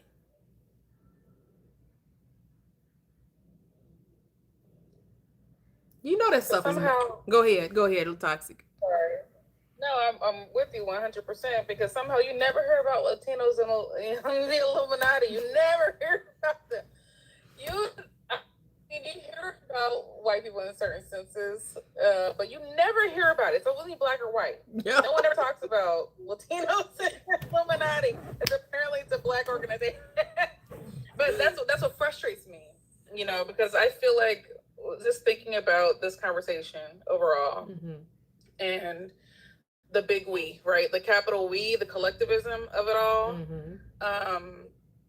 This concept of I am we, right? Or we, that whole concept of like all is one is a form of collectivism, but in a different sense. And I think people are not willing, generally, I think people are hesitant to move into this mindset of collectivism because what I realized is like I was in another live the other day about like the diaspora wars among black people. I'm trying to wean myself off of that. it is very a little like intriguing because you'd be like, oh, it is intriguing because I'm like, what is the problem here? Okay, but yeah. So anyway, I was in a live the other day, and there were the end conversation. The summary of the conversation was, we just need to educate people. We just need to educate people. And I had to say, just because someone disagrees with you does not mean they're uneducated. And we have to stop thinking that. Me as as an educated person, coming from a family of educated people who very much so pride themselves on education. We have to stop thinking that just because someone disagrees with you means that they are uneducated. And even if they are uneducated, they still disagree with you. Now what? Yeah. So what? Like, you think education is going to solve the issue? That's not going to solve the issue. Like, you have to engage with people where they are and stop treating them like children and stop being condescending. And that's coming from me, who can be condescending. Okay? I know I can be condescending. So in my mind, I'm like, it was a lot for me. It was a big moment for me. But in my mind, I'm like, we have to stop treating people like children and let people believe and think the way that they think. I'm not saying it's good or bad. I'm just saying when you treat people as if they're students and you're a teacher, well, then that puts them in a position nobody wants to be in, frankly. And these are all grown people, right? It's different when we're talking about kids and stuff like that. These are all grown people. So we have to stop thinking. So the collective, the concept of the collective and what the collective needs to do and what we as a people, mind you, we have the whole possibility of a diaspora is the fact that we have different perspectives. That's how it even became possible to begin with. So how can we be a collective as a whole? Yeah. Right? Did you ever watch The Grapevine on YouTube? I haven't seen that. No. They don't come on anymore. It was most of them. They were of the diaspora. So the woman that led it, she was from Nigeria, but she had different people from different parts of British culture and American culture. And they were a group of educated black people, maybe millennials, young millennials, and they would come together. For whatever reason, they stopped doing it, but they used to, because my daughter had introduced me into it. It reminds me of what you're talking about. So they would talk about the different issues in America versus Europe or what's happening in Africa, but a lot of the Nigerians, they were like first generation Americans. So they were like, their parents were Nigerian, but they were born in America, what have you. Okay. So, and they were still heavily Christian based or what have you. I remember one particular girl, she would talk about that I'm not African American, I'm a Black American. I was born here. I don't know what you get this. I was, like, we have to stop trying, like, yeah. But I would listen to that type of stuff too. Yeah. I get heavy into it because my family has always, been very strong. We've always felt a lot of pride in our genealogy. Okay. It's always been a thing. My great aunt was a librarian, a master. She was, you had to be like a master's level to be a librarian, and so she was an archivist. And so she did all the reading and research. But anyway, so long story short, when people talk about Americans especially don't know where they come from, it pains, it definitely does something to my heart. Yeah. Because that's not true. Yes, some of us may not, but right. And even if we don't, anyway, I don't want to get my soapbox, but long story short, oh my goodness, it is something it gets me. So that's why I get into these, situations. But I think the concept again of just like teacher and student and leader and follower, like I think those concepts are what we see in like a lot of quote unquote collective spaces. And I had to remind them that is also hierarchy. Yeah. Like if we're trying to be collective and say that every voice is equal or whatever you want to call it, that is trying to reduce people to, oh, this person's uneducated or this person is, whatever. That is hierarchy. And you don't have the right to do that, especially not to a grown person. So, ultimately, I just feel like this concept of, we, the wars, the world, it's reframing how I'm thinking about what collectivism actually is or could be. Obviously, I think, the issue of why collectivism has not had very strong results is because everyone ends up with their own idea about what they want. Yep. And that, I think, should be, I don't know who you're talking to, Lolo. I don't know what you're talking about. But anyway, someone asked her if she would like to speak. Okay, got it. Sorry about that. But yeah, like the whole concept of just like, people feeling like we have to come to an agreement. We have to all move in one direction. Even the civil rights movement did not all move in one direction. There were multiple collectives and groups of people that have very, very, very different views. And I'm just thinking about, this concept of, being afraid to speak and leadership. And I think that comes, back to this conversation of like, you cannot control people. You can only control your mind and your perception, what you think. That's it. Yeah. Through that, that's what the Bible says. You act. We're not up here to debate. I don't know if you just got here or I don't know. Wait. I just got here. I'm sorry. Yeah, you're good. We don't. This is not a debate live, so I mean, if you're welcome to sit and listen or whatever, but we don't debate up here. Oh, because I saw long story short, the prompt. Looking at no worries. It's yeah, we that used to be a thing. We don't do that anymore. So this is mainly a live for people who are deconstructing from religion. Yeah. Oh, okay. Then this doesn't apply to me. You guys have a blessed day. Okay. You too. Yeah, I said my point. You good? All right, I don't lost my train of thought. I said what I said. Y'all heard it. So, but I just, in my mind, I'm just thinking about like, how does this apply back to that conversation? And, it's just like you said, we're all the ocean in one drop, and you cannot, I mean, they have technology for that now, but realistically, hypothetically, without that technology, you cannot make salt water fresh water. Like you can't remove, what makes the ocean from it. It will always be the ocean. Yes. And that's, so there's nothing that this whole concept of like, what clicked for me was like, so there's a second thing. What clicked for me was God created evil. That's what clicked for me. And when I realized that, then the whole concept of we are all an ocean in one drop started to make sense to me. Because if we know that there's certain things happening outside of us in the 3D that are, things we don't want, then we have to know that came from the source. There's no way it could exist if it were not innate, right? Yep. And if we go with the concept of God being, the creator and God creating evil, well, then that explains exactly how there's certain things happening, right? Mm-hmm. And so if the concept of little g God, like from John 10, of, we are all gods, that is how we get exactly what we're seeing, in the world, for better, for worse. So it's all making sense to me, and I'm just, sharing that too. Sorry. I was just listening. My bad. Wow, that's good. That's good. Is everyone screen freezing? I know Joan said her screen froze. Is everyone good in the chat? Are you all?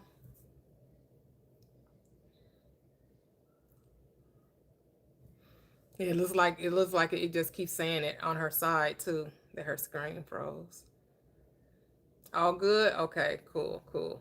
Good, all good? Okay. It might just be. Yeah, she may have to drop out and come back in. Yeah.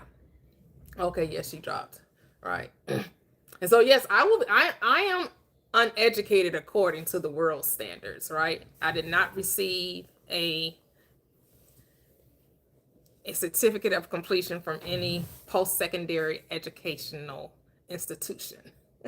Not that I didn't attempt many times. But that doesn't mean. But the issue I went to school many times trying to get that degree. But go ahead, Toxie, go ahead. No, I'm just trying to say that just because someone is even quote unquote technically uneducated does not. So their whole point was if we educate the people, they will change. If we educate the people, then their opinions will change, right? And my whole point to them was so what? Like the education is not the issue. People are allowed to have their own opinions. Mm-hmm. You cannot assume that it can't make that be your entryway point into changing someone's mind, because you cannot change someone's mind. They have to decide to do that from whatever method. They have to decide to do that on their own, and then if they don't, now what? Now we still have a problem, right? So this is not a real solution. Like it's not a real solution. Yeah. Because there's the internet is free. The education is out there. If people want to Google, like you said, Google is free. Anybody can Google anything they want. I'm not saying Google will give you all the right answers, but anyone can Google, right? So there's no lack of information out there. There is misinformation out there, I believe, but still, the information is available to people. If they're choosing through all this world of the information age and all that to not educate themselves, then now how are you going to deal with this problem, right? That is not a viable solution. Yeah, because most people think they're educated when actually they're indoctrinated. 100%. Because these academic institutions, unless you're going there to learn a skill, like I know you say you do software type things, right? Going to learn about history and yes, okay, if you can learn how to write from the elementary or high school level. You don't need to go to college to learn how to write. Maybe you get more technical in your writing when you get to those. But here's the thing, a lot of the things they're probably giving you that they're making you pay for, especially in America, you probably could learn during your formative and those high school years. They're just choosing to place it outside of that 12 years because it's a way for this system, these constructs, to make money. Yeah, I mean, especially with the internet now. I mean, like all the skills you want to learn are right. Because actually, educate comes from the word educare, which means to draw out. So the whole point of going to school was to draw out of you what's in you. So what if you're into math or into the sciences or into the arts, right? They were supposed to find what you resonated with and draw that out of you so you could master it. Not tell you about how great the country is through history and Yeah, and I think that like, I mean, I am only 25, but when I was in college, it was hard. You had to do research in libraries. It was a whole situation. Like, the internet was kind of coming around, but you really couldn't find like a whole lot of viable sources. Even though I am only 25, you could not find a ton of viable sources on the internet. Like you had to go to like libraries and read books and resources and all of that. And so but now, oh yeah, like you could learn anything on the internet for real. Not that there's anything wrong with college, again, if that's what your heart, because sometimes it expands consciousness, right? You start going to college is a great plus because you meet people from all walks of life, right? You're only not communing with those people in your local neighborhood, right? Now you're going to see people from all across the world, from different states, different cultures, different ways of thinking, right? And hopefully that's what you not only learning whatever skill or gaining whatever degree and whatever path you take, but also it expands your consciousness so you can see bigger than what you have been, and books also do that too, right? You read different type of books, right? That also will expand and take you into other worlds, which is why some people are avid readers, because it allowed them to experience, even though they couldn't go to those cultures, they could experience it imaginatively. And we know imagining creates reality, and it is the only reality, your imagination. Go ahead. No, yeah, I completely agree with you. I think the benefit of college, the main benefit outside of like specializations, is the college experience. Yeah. And like you said, meeting new people from different walks of life and things like that. Because sometimes it shows you what's possible, right? Because sometimes it seems like it's a theory, right? It's like, especially so I grew up like in an impoverished neighborhood, and so I never really saw Black people with wealth, or Black people doing things. I'm not even gonna say I saw a whole lot of wealth from Black people, but I did see that there are people that have actual careers and have stable income and have beautiful homes, right? That allowed me to see that, because I did go to school. I did go away to school, like I said, I attempted college several times. It's like college is not for everybody, to be clear. And it really, if you look at my track record from in elementary and in high school, I should have excelled in college, because I was in the top like 5 percentile in my high school, and it was a college preparatory school. It was a technical school, so it prepared you to go to college. Right. Go for but I think it was because how I was raised during my teenage years. It was very strict, and once I went away to school, I got all this freedom. And it's like I didn't know what to do with that freedom. It's like, ooh, free. I ain't going to no. I did the right thing my whole 12 years. Time not to do the right thing now, Yeah, my mom graduated. She graduated at 16, high school at 16, and then she went away to college. My uncle went to Morehouse, and she went to Clark Atlanta. Nice. And she definitely dropped out. It was a lot going from our small town down to Atlanta. It was a lot. She did end up getting her degree later on, but by that time she had already had a career. She had had her career and everything going. So it's one of those things where sometimes the timing just has to be right, and it made it's a whole lot. It's a lot, especially to go away to college. And then especially like you had a family that's what you did, right? Yeah, you went to college, right? That's not what I came from. My family nobody. I was the first. Well, I won't say the first, but like just finishing high school was a feat for a lot of my family, right? So it was like, but there are, like my sister, she went out to go and get her BSN in nursing. I have other cousins, in my generation, my maternal side of my family or whatever. But like, we didn't have a lineage to brag about, It was like our lineage, you don't even want to talk about. I don't know how we got down that road. I feel like I don't know how it started that way with this family, because my great grandparents were not educated. So I don't know how we made that leap. But the Great Migration happened, and we spread out as a family or whatever. But I think that's why Neville Goddard resonated with me too, right? So he talks about how he didn't have any formal education either, and he tells you that your lineage, your educational background, your social background, none of that matters when it comes to knowing the I am. That you can surpass all of these social constructs when you know that I am God. And you recognize that those social constructs are just limitations to keep you in a box.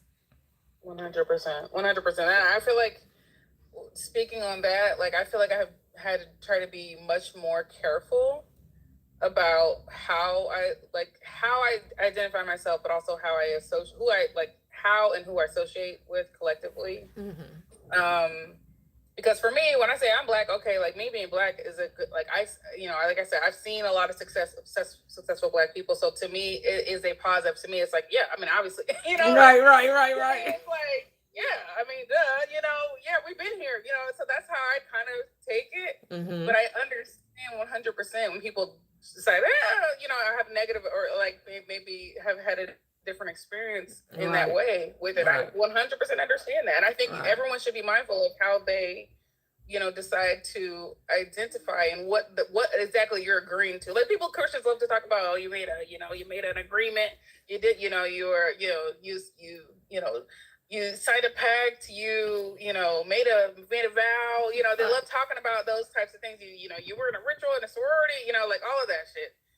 But like, I do think it's important for people to think about what exactly did I agree to when I said this. Like I told you, even the sorority I went to, like we have a strong, concept of work hard is important. And so in my mind, I've always, that's how I was raised. So it made sense to me to go with that mindset. But of course, now coming to these realizations, it's making me realize, okay, like actually, I am not a bad person if things come to me easily. It's okay. Like, and that I had to release that mindset. I love that. I'm a good, right? Like, it's okay that life is easy. It's okay. It doesn't make you a bad person. It is okay. Like that has been so hard for me. because that work hard mentality is a social construct. It's not even the truth. We know a lot of people that work hard that aren't successful, that they're struggling to get by, to make ends meet. And when you look at what we call wealthy in our society, they not hardly working. They just came up with an idea that the world accepted as something that was phenomenal, and they became rich from the idea. Yep. People exit out of companies every single day. Like that guy, the guy who sold Wordle. No, was it called Wordle? Yeah. The 5-word thing that he sold. It was a super stupid game that he made where you have 5 chances. I think it's called Wordle. Anyway, long story short, he just did it on a whim for fun. And when it became a social phenomenon, the New York Times bought it for $1 million. Like the things that people love effortless. I feel like money loves effortless. And that's what they don't want us to know, right? That's what we hear from. That's what we hear from ourselves, right? Because there's no day, but that's what we hear ourselves, that the easy way of life is the best choice, right? The least path of resistance, right? How often did you hear that when you came over here? The least path of resistance. Not say that because they don't want. I think there's a lot of reasons why that is, but that is definitely not the message. And I think they want people to constantly feel behind. Like, if I work and work and work and I still not where I want to be, then that means I'm a failure. That means something's wrong with me. That means I didn't work hard enough. That means whatever, Because it's like this program is like when you say like you have your favorite, star or celebrity, right? And everybody doing interviews. It's like they read from the same script. Nothing was handed to me. Man, I had to work hard for this. It wasn't handed to me. It wasn't given to me. Man, I had to work for it. It's like they just say the same thing to let you know that, and we don't know that they actually worked hard. We don't know that it wasn't actually handed to them. We just know that's the story that they're telling. They're just telling us a story. And so we actually have no idea how they ended, other than we know that they had to think about it first. That's all we know for sure. Is that they saw themselves in that space. They saw it as a possibility. After that, how many models were picked off the street from obscurity into being supermodels, right? Like, how many? Oh my God, I can just give you stories. Like, not even to mention, I come from the tech world. The tech world, those CEOs, those higher level people, they're just in meetings all day, okay? Like, they're trying to, they want you to get busy work, want you to make them think, make you think that they're so busy. They just in meetings trying to figure out how to make y'all work harder, or make the lower people, the people, like, how can we make their lives even more difficult? Very much so. The CEO of the company I used to work for, this company is based in San Francisco. The CEO lives in Hawaii, okay? He lives in Hawaii. When COVID happened and everybody was doing, we were already, because tech company, a lot of people were already doing stuff on the computer, flexible work or whatever. When COVID happened and everybody had to work from home and the buildings were shut down, okay, now they created a whole new product, off of the need from COVID to sell to government agencies to help them manage their people. Okay, that product is still in production today. And then when COVID slowed down and people started coming back into the office, then they tried to tell people, oh, now you got to be in the office 3 and 4 days a week. Okay, none of what we do requires being anywhere in person.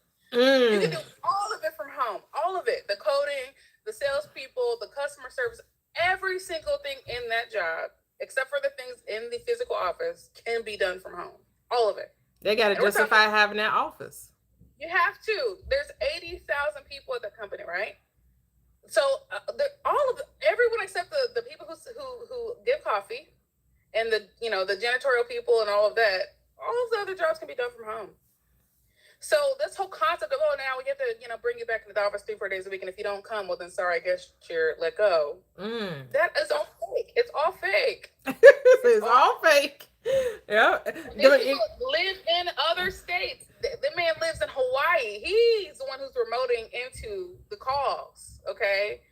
So none of this is real. None of it is real. It's all, man, every time you hear something, you just keep pulling back the veil of this world is make believe.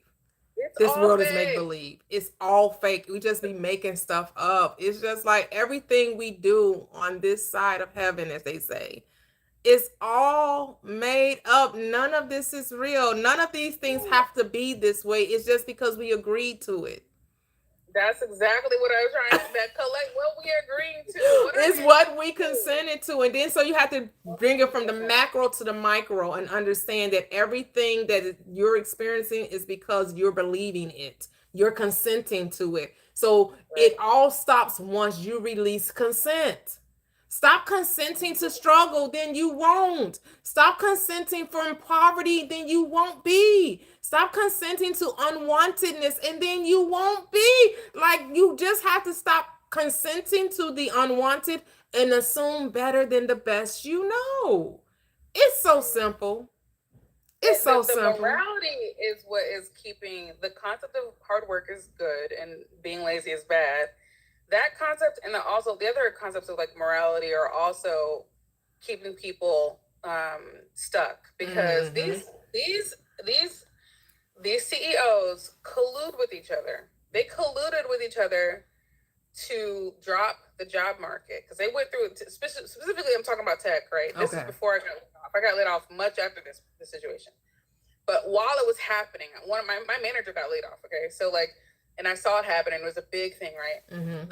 As soon as so for COVID, everyone started laying people off, right? And then they did a tech hiring boom.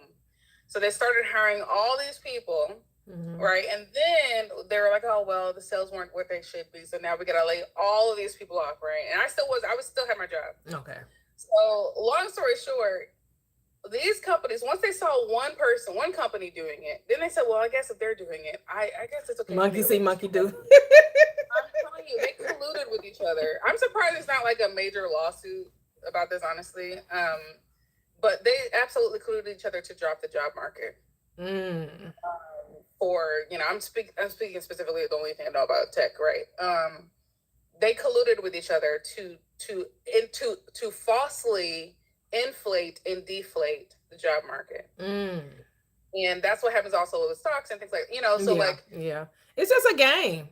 Like we learned, like when we read Busting Loose from the Money Game, right?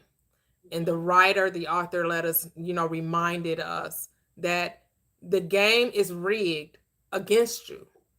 And so because you're the consciousness creating everything, and basically the game is mimicking or mirroring your belief in it, you can decide to play the game, but know that you get to make the rules.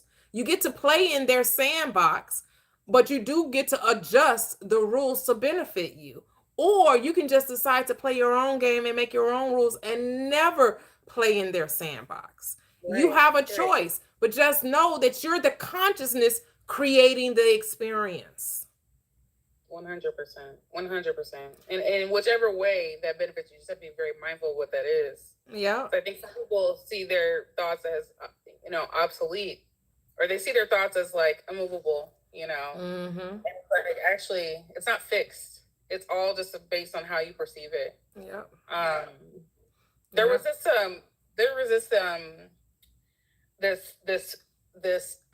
what am I trying to say, like a framework, or like an activity that I did in a training that I was in a few years ago, and she basically was talking about how, like, if you put something, I'm just going to use an example here. Let's say a book, right? And you put a book in the middle of a circle of people, and you have different chairs outside of the book, right, in a circle. If you sit in each different chair, you're going to see the book from different perspectives. It doesn't change the book, but you will see it differently. You will experience it differently. Yeah. And the way they were using it is about like perspectives in terms of situations and relationships with people, and how, if you can't see how the situation let's say you're having a negative experience with someone, right? And if you can't see it from all those different chairs sitting on, around the circle of what the situation is, you're not going to be able to experience like what all the possibilities could be of what the hell is going on. Yeah. It was really eye-opening for me. It was a very visual way for me to identify, like, okay, I'm seeing this one issue with my parent, this way. Mm-hmm. Let me sit in a different chair and see how else I can perceive this situation. Yeah. And that was a precursor, for me, I think, to this mindset, of just, you can choose what chair you want to sit in, basically. Yeah. At this point. Yeah. Yeah. And realize that you're both the chair and the book. You're both. You're both, right? So like my daughter was showing me this YouTube channel where it was young millennials, black millennials, and they were discussing love and basketball, and giving a different perspective about that relationship in there, right? With Quincy, and I forgot Salon Lathan's character's name. I just remember. I don't remember her name either. Yeah. And so you had, the different perspectives, the male perspective and the female or woman's perspective, as hard they saw. And so the one lady was like, because I want to say she looked maybe 20, so I don't even know if that's millennial. That's maybe Gen Z now. The 20 somethings are now maybe Gen Z now. They're Gen Z. I think it's anything after like 98 or 99. Okay, yeah. And so she was like, the whole boundary thing. And so in her mind, she was like, she didn't feel protected.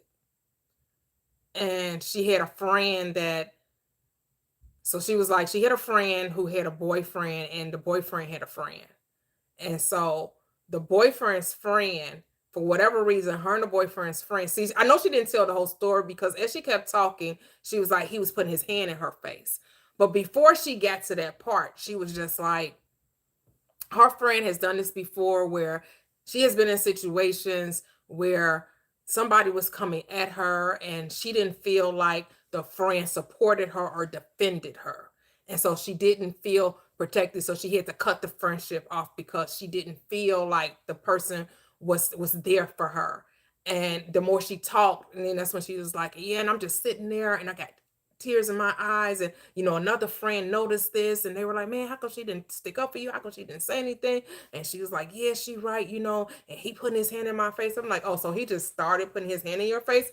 You're not telling us the whole story. We're missing something. But okay, this is your story, you get to tell it. This is what I come to this whole with the protection thing, which is what I said yesterday, when you talk about wanting to feel protected. When you want to feel protected, guess what you're going to create? A scenario where you need to be protected. Right? Yeah. So you're going to create the scenario where someone's attacking you, and you're going to need someone to stand and be your protection. Stop needing protection. And just know that you're always safe. And then you don't create scenarios where you feel unprotected.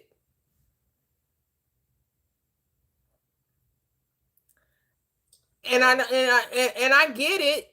I get where people are coming from, but we don't understand we're the creators of our reality. And a lot of times we miss the mark on that, recognizing that when we say certain things, we in our reality has to prove to us what we believe. And sometimes we don't even understand what we're creating. That's why I don't believe in boundaries, because guess what? If I believe in boundaries, that means I have to create scenarios where I need a boundary. Right. So right. something's going to happen in my reality, or say, yeah, I'm so glad I got a boundary. I'm so glad I got a boundary. Yeah, I gotta, I gotta tell people, I gotta create this invisible shield around me. But understand that you're creating it. Why does love need bounds? When did love need boundaries? Love is all inclusive. Love is acceptance.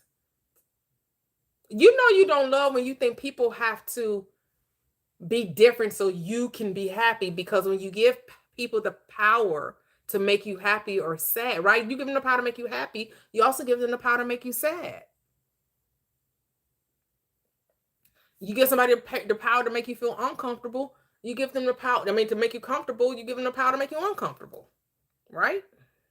You give someone the power to make you feel protected, you give them the power to make you feel unprotected.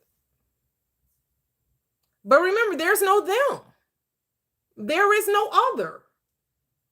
All of this is happening where? In your mind.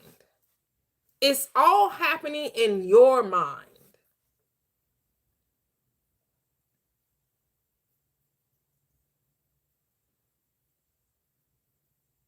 And we're not talking about children, because most children don't have the capability to think past the current moment. Most children aren't thinking of past, future. They're thinking now. What's happening now? And a lot of times they're experiencing the thoughts of their parents. Their parents think a certain way. And so they're projecting that onto the experience of their children.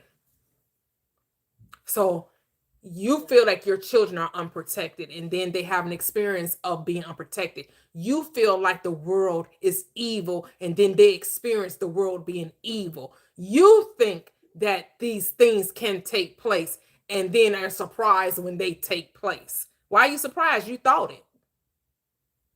So you created it.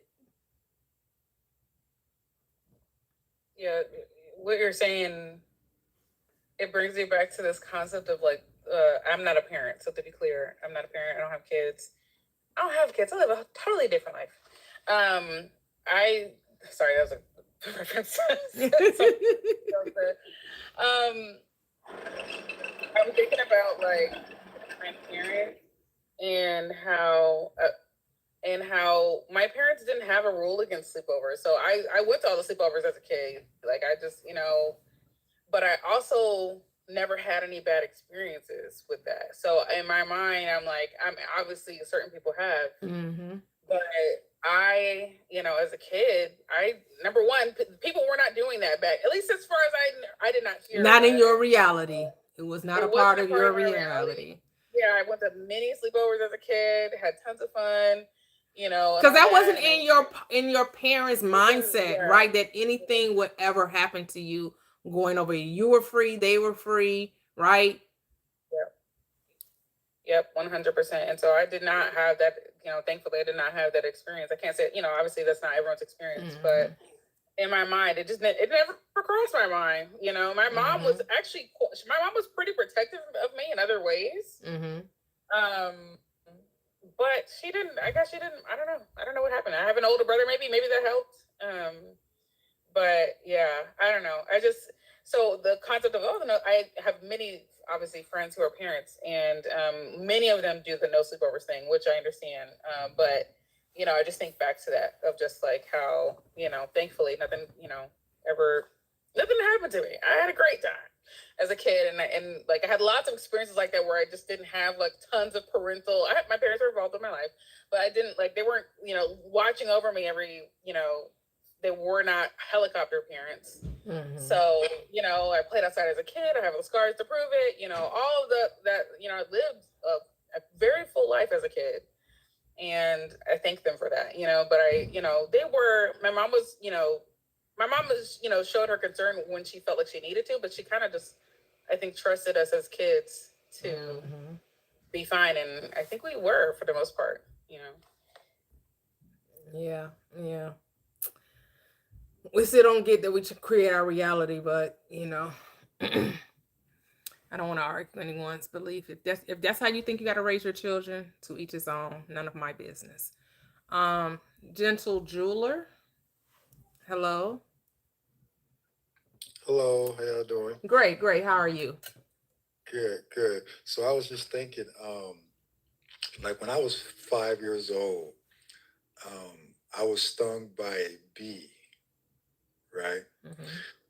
So me being stung by a bee, even though, you know, I had no knowledge of what a bee is, I didn't have no understanding about this bee.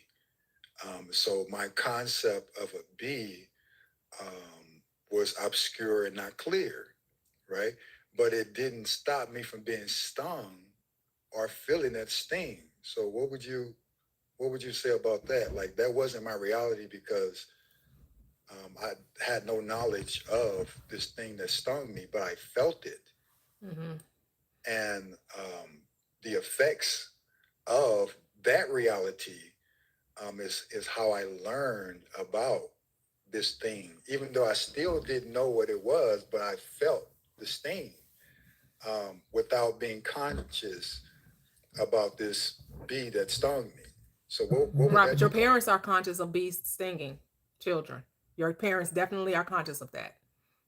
Did you not hear me Right. say that you experience things based on your parents' conscious awareness?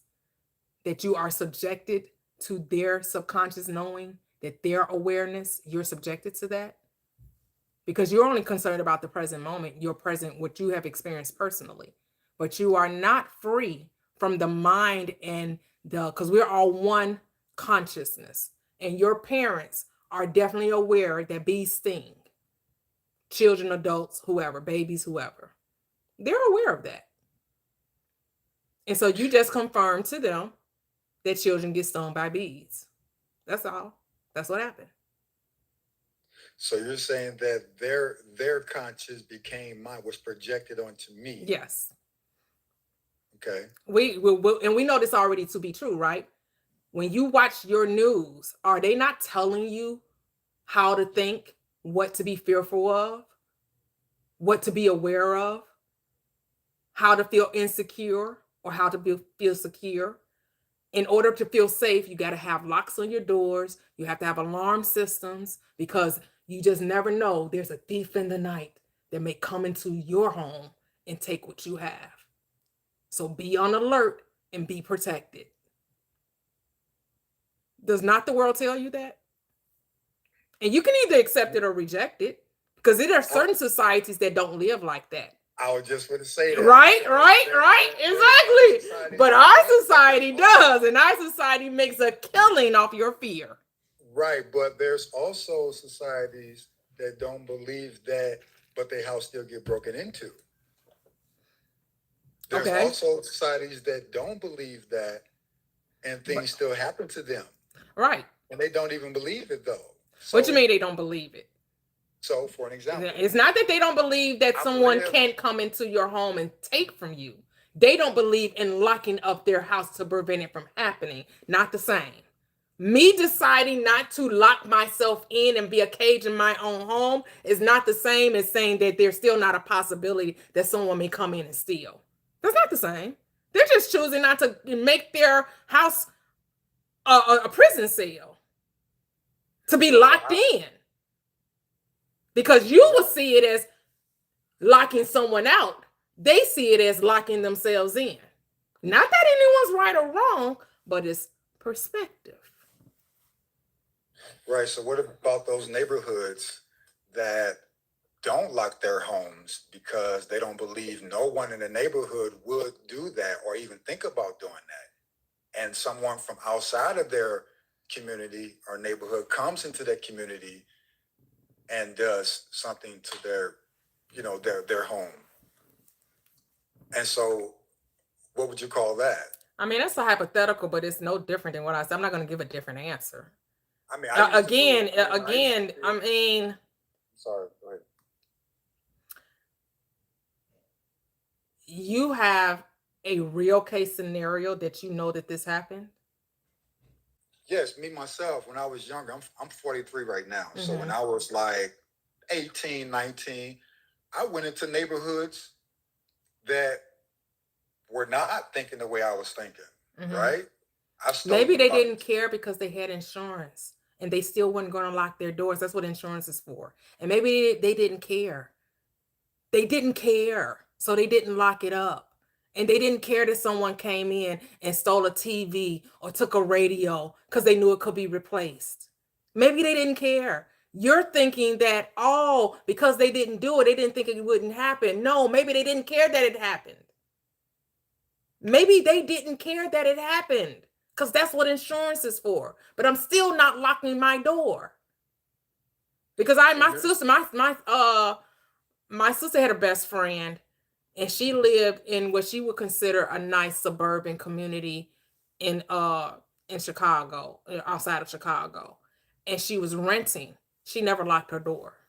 She never locked, even though that's not how she grew up. She grew up, you know, what we would call in the hood, for, you know, the slang of, you know, us Black folks, right? But when she was renting was predominantly a white neighborhood.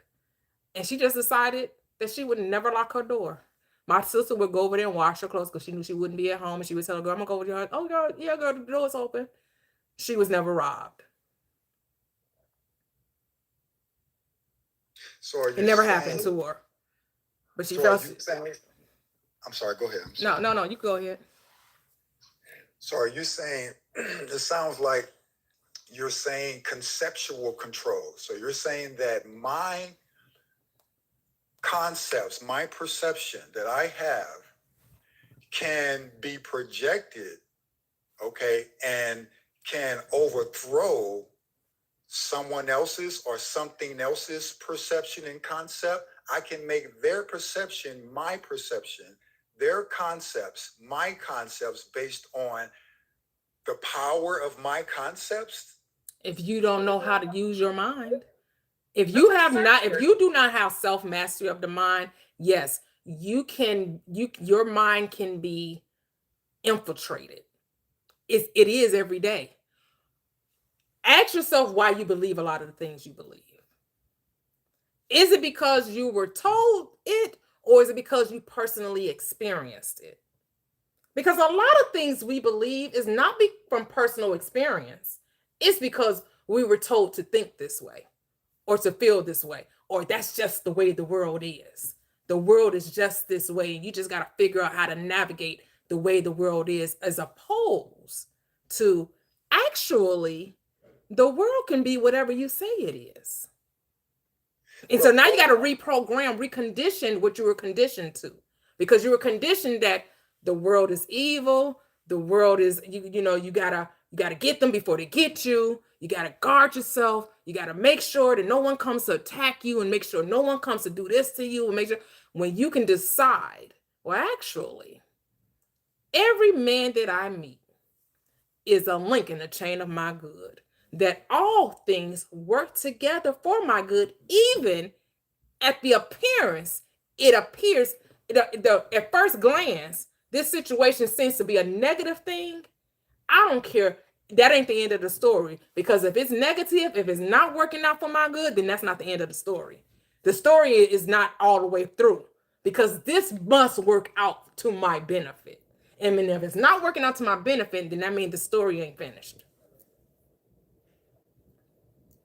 Right. So the first thing you said, am I doing, or do I know because of what I was told, or by experience? So I believe it was both. Okay. Because when I'm a child, I'm told what it is. I'm pretty much indoctrinated, right? I'm educated based on their perception, their experience. until I experience opposite of what I was taught, right? Mm-hmm. So first I'm told, then I experience later. Now, right, but here's the thing: you're experiencing what you were told. Had you been told something and rejected it and formed your own opinion without the experience, you would have had a different experience. You're only experiencing what you're experiencing because of what you were told. Because of the experience is a result of the thought, of the programming, of the conditioning. The moment you decide to think differently, now the results are different. right. So does that depends on the maker of the thing? Because for an example, if I was told that a knife will cut me, okay, and let's say I was told this, and therefore the knife cuts me, which will be my experience based on what I was told. Now, if I reprogram my mind and say, well, knives don't cut, and the knife still cut me, that's clearly you still believe that life. That's something that I reprogram my mind to think, okay, I was told the knife will cut me, therefore I get cut. I'm expecting to get cut. But let's say I reprogram my mind and say, okay, that's what they told me, therefore I experience what they told me, Mm-hmm. based on their experience with the knife cutting. And so I end up changing my mind to based on what I believe, what I think, my concept of this knife. My concept of the knife is it won't cut me based on what they said, but based on my concept or my perception of this knife. But then I still get cut. Now, that wasn't my expectation because I'm expecting something different based on my perception and the concept in which I believe and I stand on. But it doesn't go that way. Actually, it can go that way. Here's the thing. If you truly, wholeheartedly believe that a knife would not cut you, it wouldn't. But here's the thing.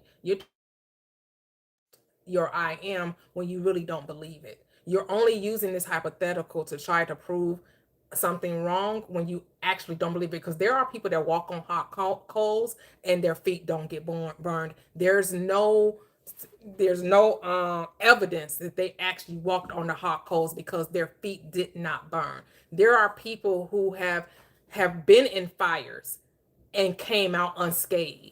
There are people who have been in car accidents, car wrecks, that you thought that they should have been wrangled with the car and walked away from it.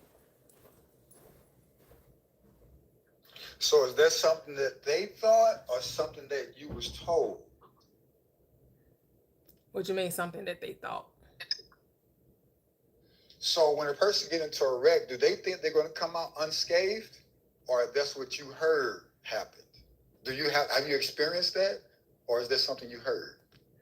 I mean, we've seen car accidents. I've been in car accidents. I'm not gonna say that the car was wrinkled, but I have friends and stuff that have total cars or what have you. You know, we've heard different scenarios with people. I'm not gonna say I have experienced everything that I'm telling you, but that doesn't mean that I don't have to personally experience a thing to believe a thing, just like you believe a lot of things you didn't personally experience, but you accept it's true. Everything that you accept is true, you have not personally experienced it. No one has. Right. So then experience is not based on concept, personal concept then. No, she's making a difference between experiencing something personally and having the thought that something is possible. This is a spectrum. So you can experience something and have the first-hand knowledge of something happening versus seeing something in the news versus hearing something from a friend versus whatever, making you aware of the possibility of something to happen. Right. That can be just enough for you to experience a thing or, believe that it's possible. Because here's the thing, life isn't about what happens to other people. It's about what I decide is going to happen for me. That's all life is. But we make our life be about someone else's experience. What if this happens to this person? What if this, or we bring in hypotheticals that, because Why do I care if a knife can cut me if I'm not using it in a way that it would cut me? And even if I accidentally did cut myself on a knife, the body is a self-healing organism. It will heal itself. If for some reason I wasn't paying attention to how I was slicing whatever I'm slicing, and I'm not being aware of what I'm doing. But I'm not going to just take a knife, and some people do. Some people do. Some people are so, life is so traumatic for them that they will take something that can slice them and harm them. They don't be unalived from it. Their body ends up healing itself. And yes, they use that instrument to cause harm to them. But I know you're saying this hypothetical, but you're not going to go and try to see, well, I'm going to say that the knife doesn't cut me, and then tomorrow I'm going to go cut myself to prove to myself that the knife still does cut me. Because that's all you will be doing. You would not be disproving that the knife wouldn't cut you. You will be proving that the knife still does cut you, which means you never believed that it wouldn't. You don't believe that it wouldn't. You will be slicing yourself with the knife to prove that it does still cut, not that it wouldn't. And guess what? You would be right. So whether I believe it or not, those both believing or not believing are still someone else's conceptual projections, is it not? How's it someone else's? It's yours. It's yours. It's not. It's yours. Before something becomes your own, right? You have to receive it, or are you just born with it? Or are we like born with these concepts and these perceptions? Absolutely. And it's yep, we're born with it, and then we're conditioned out of it. So as you said, the body can heal itself. Mm-hmm. The body healing itself is a given function. No one, as you said, no one thought or projected their concept on the body healing itself. It does it by itself without you even thinking. Right. Without your concepts, without your perceptions, right? Right. So things are made with a preconceived function. Right? So if it's already made with this, then what gave it? What projected that thought to the body to tell it, hey, you can heal yourself? That's a function that was given. It was born with that, right? Wait. All living organisms, whether you're mammal, fish, otherwise, all living organisms heal themselves. That is not a simple function of us humans. And if you're going to the concept of like creation, we're talking about, organisms that have been around for literally millions of years. That is not a new phenomenon. That is not something that's unique to humans. That is something that is just a fact of a living organism versus something that is not living. Like, that's one of the main facets of it. So that's not anything, that is, if you're trying to like make it seem like there's some divine order in it, blades of grass will heal itself. You could cut a blade of grass and it will heal itself. You could slice a plant, the stem off of a plant or a leaf of a plant, and it will heal itself. So I don't know where you're really trying to go with that, because that is not the direction I think you want it to go. Oh yes, definitely, 100%. So something that's living has a conscious versus something that's dead, as you said, something that's, I'm sorry, not all living things unalive. In my opinion, not all living things have consciousness. Okay, so blades of grass don't have consciousness. They are living organisms, but consciousness to me is something separate. Okay, so can something that's unalive regenerate itself? For example, a rock. Can a rock be regenerated once it's broken up? Can it mend itself back together?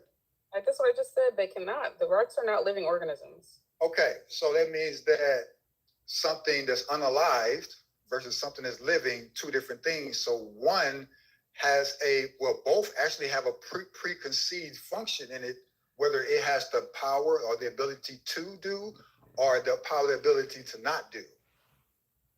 Correct? But what point are you trying to make? I already said that. So I'm not trying to figure out where are you going with this. Okay, so can you give me an example of something that's living and don't have a conscience? I just told you, Blaze. Anyway, what right? She said. She said the plant world. She told you all that. She told you that already. She said plant world. This because I constantly think that people are hearing me and not listening, and I constantly have to repeat myself. And this is something I manifested because I constantly have this experience where I'm saying things and people are not listening to what I'm saying. You did that.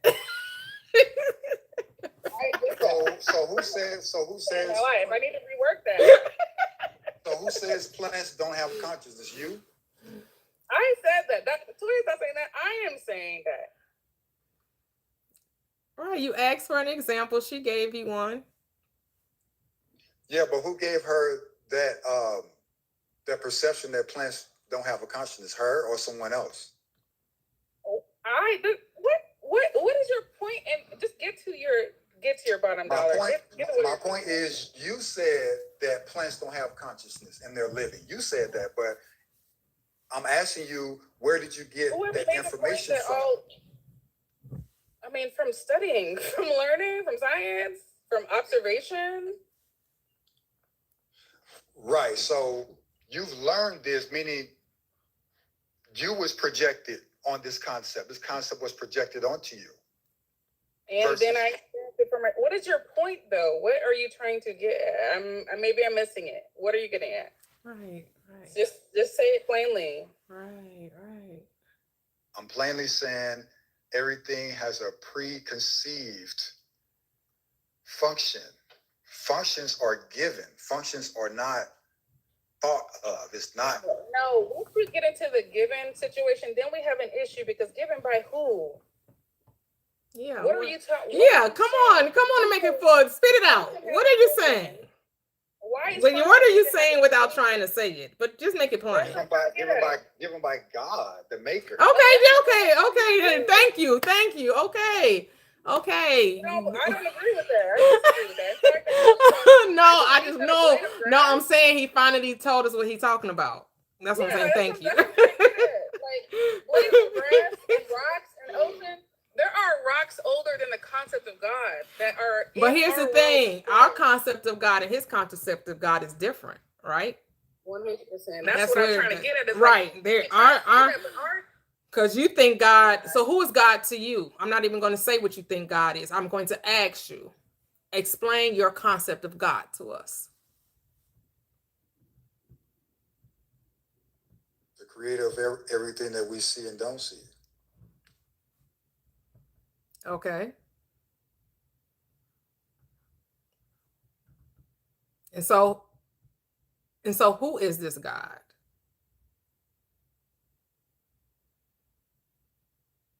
Where does this God reside?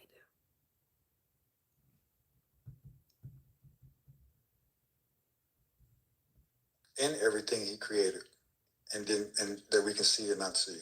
Okay, so God is in everyone. You agree with that? Correct. Yes. Okay. So if God is in everyone, can God be everyone? Can God be everyone? If he's in everyone, no. Oh, so he in you, but he can't be you? Because you're in something don't mean that you are it, if that makes sense. I'm inside this house doesn't mean I'm of that. Because I'm in this house right now doesn't mean I'm of this house. Because this house is made of bricks. But if something happened to the house, would not something happen to you? If a tree fell in the house and you were in the house, would not the tree fall on you? If I'm in the house, but if I'm outside the house, if I'm outside the house, then if the tree fell on the house and I'm not inside the house, then nothing won't happen. How does that correlate to humans and God? Please explain.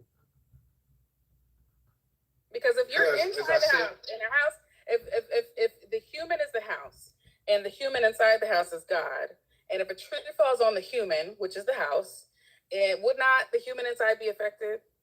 Like that's not a great analogy. So I need you to come back to the drawing board. But I think at the end of the day, the issue is this. If you believe, first of all, I will go back to my stance that there are rocks and inanimate objects that are older than the concept of religion, any religion in God. Let's start there. Okay. So this concept that God created earth in and of itself does not make any sense for me. Okay. So if we're taking that at face value, and why I believe, I'm taking science at face value here, that is just the truth, right? So if there are rocks that are literally millions of years old, humans have been around for some millions, but not that many millions. Okay. So this concept of God as the creator, it does not flow in time and space, right? Chronologically, this doesn't work that way. So if you believe in this God or whatever, you'd have to explain that, because that basically would make you like a creationist, which we all know the earth is more than 6,000 years old, right? So if you're going to go down that road, then you'd have to explain how that is possible. How did God, miraculously forget to include the dinosaurs in the Bible? Like, we'd have to go down a couple of different roads here for you to explain why you believe God is older than creation. Well, I don't believe that creation is older than God. I mean, and your perception on that was taught to you and documented, based on, what you've read, which is fine. There's something that you read. There's something that you believe what you read. You never saw it. You never experienced this, but this was something that was given to you, which is all good. But my stance pertaining to God being in everyone and in everything, and you talked about the tree falling on the house and we as humans being the house, right? And the person inside the house is God, right? Then I don't see it that way. I don't see us as the house, and the person inside the house is God. I see that we are the one inside of the body, and the body is just a house that we live in. That's what I see it as. Oh, so the Spirit of God doesn't dwell in you? Right. What? Well, that's another understanding, but no, that's a question that should be answered. Don't dismiss it. Does the Spirit of God dwell in you? Yes, in my soul, in me. I am the soul. I'm not the body. The body is what the soul dwells in, as the person. Okay, so you got the body, then you got the soul, and then you got the spirit in the soul. That's what you're saying? Yes, ma'am. So is the spirit still not in the body because the soul is in the body, and then the spirit is in the soul? So is the spirit still not in the body? How you gonna have the spirit in the soul and the soul in the body and the spirit not be in the body? How's that happening? How's that taking place? Well, because if I leave this body, then the spirit in me has left it as well. Because that's just like me layering socks. If I have two socks on, and I put the foot in the shoe, and then I'm gonna say, well, that first sock is not in the shoe because it's the second sock that's filling the shoe, but not the second. Then my foot really not in the shoe because it's really the sock that's in the shoe. Like, really? Well, I get what you're saying. I'll give you that. I'll give you that. So like what? I get it. I mean, when you say it like that, when you say the spirit in the soul and the soul is in the body, so wherever the soul is, the spirit is. I get that. Yeah. Mm-hmm. I get that. Separated upon death, like, do they get divorced? Like, what's happening? Okay, I get it. Yes, ma'am. I understand. So yes, the Spirit of God is in me, who is the soul, who is in the body. So since I'm in the body, then the Spirit. Right? Because are you a Christian? Because are you a Christian? Yes, definitely. Okay, so you know the script that Paul says that God dwells in a temple not made with hands. So in that script, what's the temple? Is it the soul or it's the body? It's the body. Okay. And the spirit, says Paul, dwells in the temple. So is he? So no. Is he lying? Is the spirit not in the temple? Is Paul misspeaking? Like, what is he saying? Well, you have to read the whole scripture. No, we just need to take that one scripture. We just need to take that one. God dwells in us. God's spirit. God dwells in us. God does not. It said God does not dwell in temples that's made with man's hands. Okay, so then what does that mean? Okay, so that means whatever man hands made, God does not dwell in that. So man makes houses. God does not dwell in houses. Man did not make the body. Okay. See? Mm-hmm. So Paul is saying God dwells in a temple. Okay, I don't think man's hands is not in the King James version anyway. Maybe in another version it may say man's hands. Okay. So okay. Well, let's take it a step. Okay. When he says, so is Christ the spirit?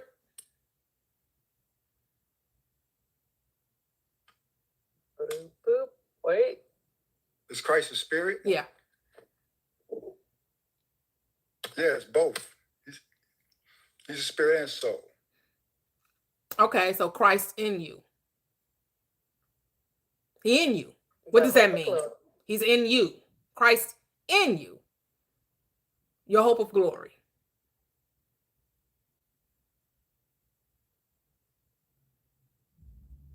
What does it mean? Yeah. Christ in us. His spirit and his word. It's in you how? How is he dwelling in you? Through his word.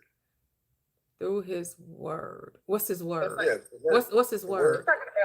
Wait, I thought we said he was a spirit. Word is spirit. Okay. Jesus said, the words I speak to you, they are spirit and they are life. Yes, he most certainly said that. So when you talk about Christ being in you, you're talking about the words that's in those 66 books. That's what you're talking about? I mean, that's part of the word. That's not the full word, but yes. So what's the full word then? What's the full word? That's the part of it. What's the full word? Enlighten us. Well, the words that's written is based on the words that were spoken. So everything that God spoke is not written. So then what's the spoken word? The spoken word is different than the written word. You can't a written but you word. Weren't, like you told me, you weren't there. Well, you weren't there. Like you told me I wasn't there. You weren't there. So this whole concept of there being like extra words. So how do you know? I guess because when you know something, you could tell it to a 5-year-old, right? So when you tell me that Christ in me is his word, because his word is spirit, then I ask you, where's God's word? And you say, well, it's the 66 book, but that's not the only word. It's also the spoken word. And so the question would be, whose spoken word? Okay, so you have your spoken word, you have your written word. Written word is words that's written down on paper. I don't need you to define what we know that. I'm asking you. No, I didn't say break it down. I said tell me what the spoken, because you said that the written word is just half of it. That's not the fullness. And so we asked you what the fullness was. And then you wanted to proceed to tell us what written words were. We're not asking about written words. We're asking about what's in addition to the written word. And you said it's the spoken word. Well, what does that mean? I don't need for you to define what written words are. We know what that is. I want you to tell us, how do you know the spoken word is God's word, and how do we differentiate that from your own word that's spoken? Because God's word is higher than our word. So his concepts, his perception, his thoughts is higher than my thoughts. So the way that I think, the way that I conceptualize things psychologically, as you got right there, God's psyche is higher than mine. So it's deeper, it's more. But how do you know it's God's spoken word is the question. Exactly. I know through what I read, And what is said to me From who? is From who? centered around Who's saying it to you? Who's God. speaking to you? How do you know it's God speaking to you? Because his concept is higher than mine. That doesn't, huh? That says a lot. So if you have a thought that you feel didn't come from you, you're going to say it's God's thought? Is that what you're saying? No. So what are you saying? So how do you know it's God speaking to you and it's not your thoughts? How are you differentiating that this word that you're hearing that's spoken and who's speaking it? Where's this? How? Because if it's spoken, it's audible. Where's this audible voice coming from that you know is God's voice and is his voice speaking the word? Because it's going to align with the word that's already in me. Okay. So, okay. So the word that's already in you comes from where? From his word, from the Bible. From the Bible. Okay. So God is only repeating what he's already written down. So how's it different? Because if what he's saying, hold on, if what he's speaking is what he's already said, then his word would just be that book. Because you just said that the spoken word aligns with the word that's in the book. So God don't need to speak audibly because his word is already there in the book. He don't need to say nothing else. It's already there. He don't need to speak to you. He doesn't need the spoken word when you already have the written word. Because he only going to speak according to that book. Correct? Well, so expounding. So when we expound on something, all we do is increase what we already have, right? So if something is given to me and what's been given to me is expounded upon. By whom? By you? Who's expounding upon it? Because God is only going to speak according to you to what he's already written. He only speaking based on what he's already written. So how's it being expounded upon? Spoken words that are not in the Bible. Because everything that's spoken is not written, which is what Jesus said as well. So what you're saying is the Bible is fallible? No, what I'm saying is it's not complete. It's not complete. Here's the thing. I agree with you with the Bible. The Bible is a spoken word of God. The Bible is a spoken word of God. Or what I would disagree with you, because you said you're a Christian, it's a Christian interpretation of that word. That's where we differ. See, I'm not going to disagree that the book is truth. What I'm going to disagree is the interpretation of Christianity's or the Christian interpretation of the book. That's what I'm going to disagree with. Because I know that the Bible is not a history book, but Christianity thinks it is. Because they took the literal, they took the metaphor for a literal interpretation. And it simply isn't. Because even the Christ said that I speak in parables. Proverbs tell you is allegory. Paul tells you is allegory. Yet, Christians believe it's literal. Proverbs tells you it's allegory. Jesus told you unspoken parables. And Paul says it's allegory. Yet, for whatever reason, Christians think it's literal. But guess what? You get to have that if it works for you. You get to have the literal interpretation. I'm not here to argue with you about it. I don't debate over Christian ideology anymore. If it works for you and your prayers are being answered, your joy is full, you're living the abundant life, you have peace that surpasses all understanding, who am I to try to tell you anything different? Because that's the purpose of that ministry. Was for you to understand what love was, for you to operate in the fruit of the Spirit, for you to have the joy, the peace. That's the purpose of the book. And if you don't have any of that, then you're man most miserable. But if you have all of that, who am I to tell you you're doing it wrong? Because as long as it feels right to you, that's all that matters. Well, I would say that it's both, ma'am. I would say that is metaphorical, allegorical, and literal, because concepts without figures is just questionable and they can be refuted. So But if who cares God if they're just said refuted? something, Who cares if they could be refuted? You're the only one that cares if they could be refuted. I could care less. well, You I only mean, care God, what other people think. You only care that people agree with you. You want people to side with you so they can be converted into your ideology. You're looking for converts. You're looking to proselytize. You're looking to convince, dissuade, and persuade for people to align with your ideology. I am not. I could care less if you agree with me. It's not going to change my world in the least. Not in the least. I'm going to sleep really well at night. I don't have to worry about demons and devils and Satan's on mine. I don't have to worry about if a prayer is going to be answered. I don't have to worry about God sees me as a sinner or not. I don't have to worry about if I'm pleasing to God, or if he displeased with me, or if he gonna send the devil. Did they gonna make a bet about how much I love him or not, or how much if I still worship and praise him if he decided to withdraw everything from me or take everything from me other than my breath. See, I don't gotta worry about that no more. me neither, ma'am. I don't even think the way that you just Really? That means you're not like most Christians. Then are you sure you're a Christian? Because that's how most Christians. That's the Christian. I'm definitely a Christian, but I wouldn't put everybody in the same category. Like people wouldn't put. So what part of what I said that you don't agree with that Christianity does? Well, you don't contend with Satan's and demons and you don't contend with the Satan and devil and demons. You don't. No, ma'am. That's not a part of your reality.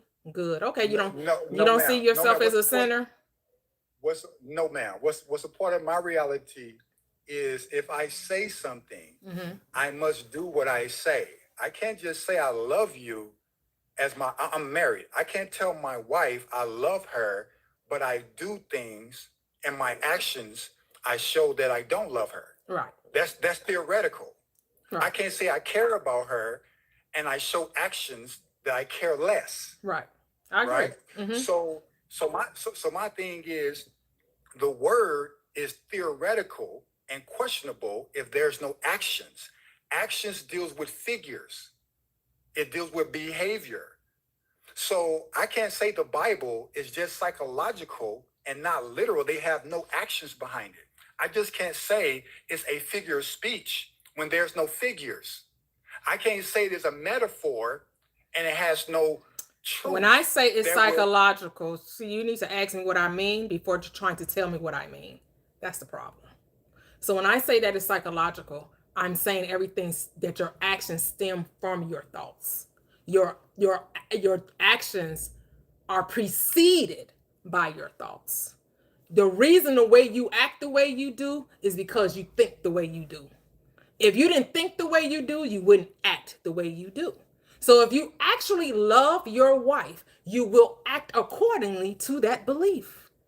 But if you say you love your wife and then I expect the fruit and I find out you're lacking, you honor her with your lips, but your heart is far from her. So yes, I don't know if you love your wife by your actions, but is only what's telling is that you really don't love her. You're just saying you love her. You're using word salad and not really embodying the state of love. Amen. So I would encourage you to put on the thing. The Bible is psychological into practical. No, I'm not changing it. No, because I know the effect has no power. I know your actions have no power. I know your actions only come from your beliefs. So I'm not changing nothing. I would encourage you to go start your own life and do it the way you want to, but don't come tell me how to do mine. That's what I would encourage you to do. Don't come into my life and tell me how to run it. I encourage you to go run your own life. And if you agree that it's psychological and both practical, then that's how you run your life, and that's what you talk about on your life. Thank you. I'm going to move on to the next guest. Hello, Snickers. You can unmute. Hello, hi, how are you? Great. How are you? I actually came up here because I've been diving into consciousness, and I actually have a few notes, and I have some definitions if you guys would like to hear it. But there is like different components, because I came up here when he was first talking about consciousness, and I think he was asking you ladies about plants and rocks and things like that.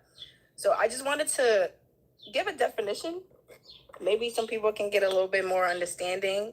But what I have is it says consciousness is subjective, personal experience of awareness, covering internal thoughts, emotion, and external surroundings. It also said that it involves wakened states, self-awareness, and sensory processing. And there's different components. There's phenomenal consciousness, there's raw sensations, there's access consciousness, and there's informational consciousness. And I'll read these to you guys real quick. So for phenomenal, it says raw sensation and experience is something that you see, smell, taste, feel. It's personal to you. Access consciousness is information available for reasoning and behavioral control. Self-consciousness is awareness of oneself as a individualized person. So a lot of these things is, like you're saying, it's in your mind, is however you perceive things. It got nothing to do with nobody else, what anybody else think, feel, acts, whatever. So I agree with you when you say it's psychological. That's why I think people, I'm just getting back into my religion. I'm Muslim, right? And I'm trying to understand, and I think a lot of people don't question religion, and that's why they're so confused, and they don't try to find understanding for themselves.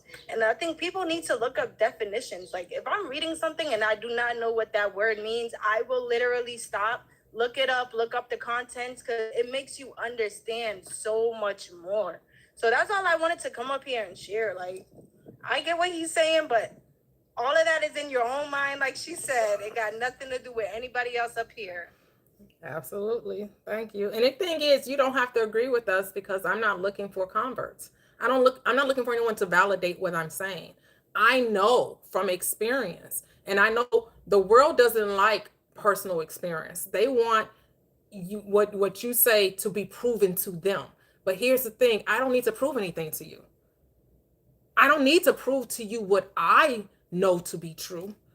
You can prove what I know to be true to yourself. It's testable.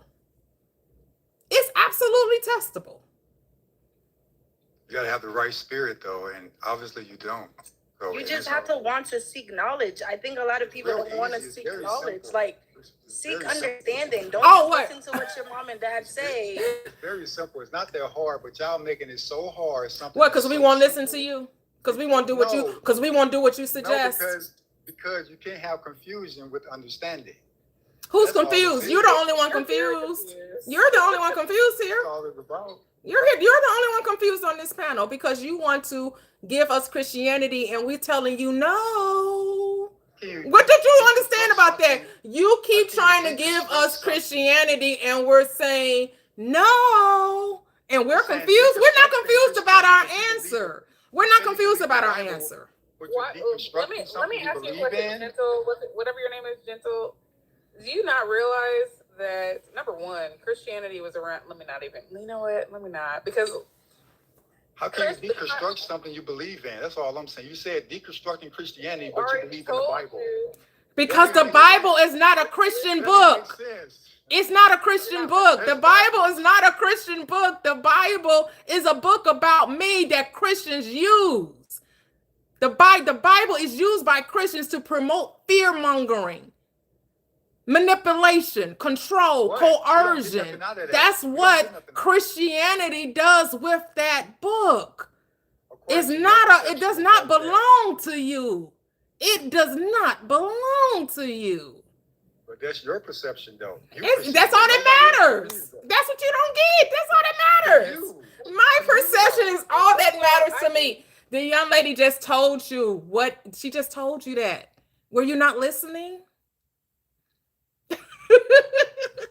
Yes, I'm listening very attentively. Like your perspective is true for you, and we say we gladly bid you adieu, because the Bible, though, it's not mine. It's not my perception. It's the Bible perception. Something you say you believe in. But how can you say you believe in something that's you're deconstructing? That don't make sense. How do you know what your perception is if it comes from your mind? It comes from your brain. You're the one thinking it. Therefore, that is your perception. Those So thoughts if come you from? believe the Bible from your head, you are the person who is thinking about the Bible. You're the person thinking about the Bible. See, the Bible tells you you're God, but you would tell me I'm a liar. Yet your God, yet your Bible tells you you're God, and I bet you would tell me I'm a liar. Where does it say that at? In Psalm 82:6, John 10:34.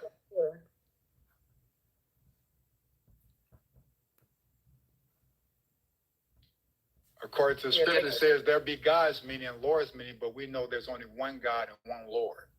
That's what is the scripture? Exactly. There's only one.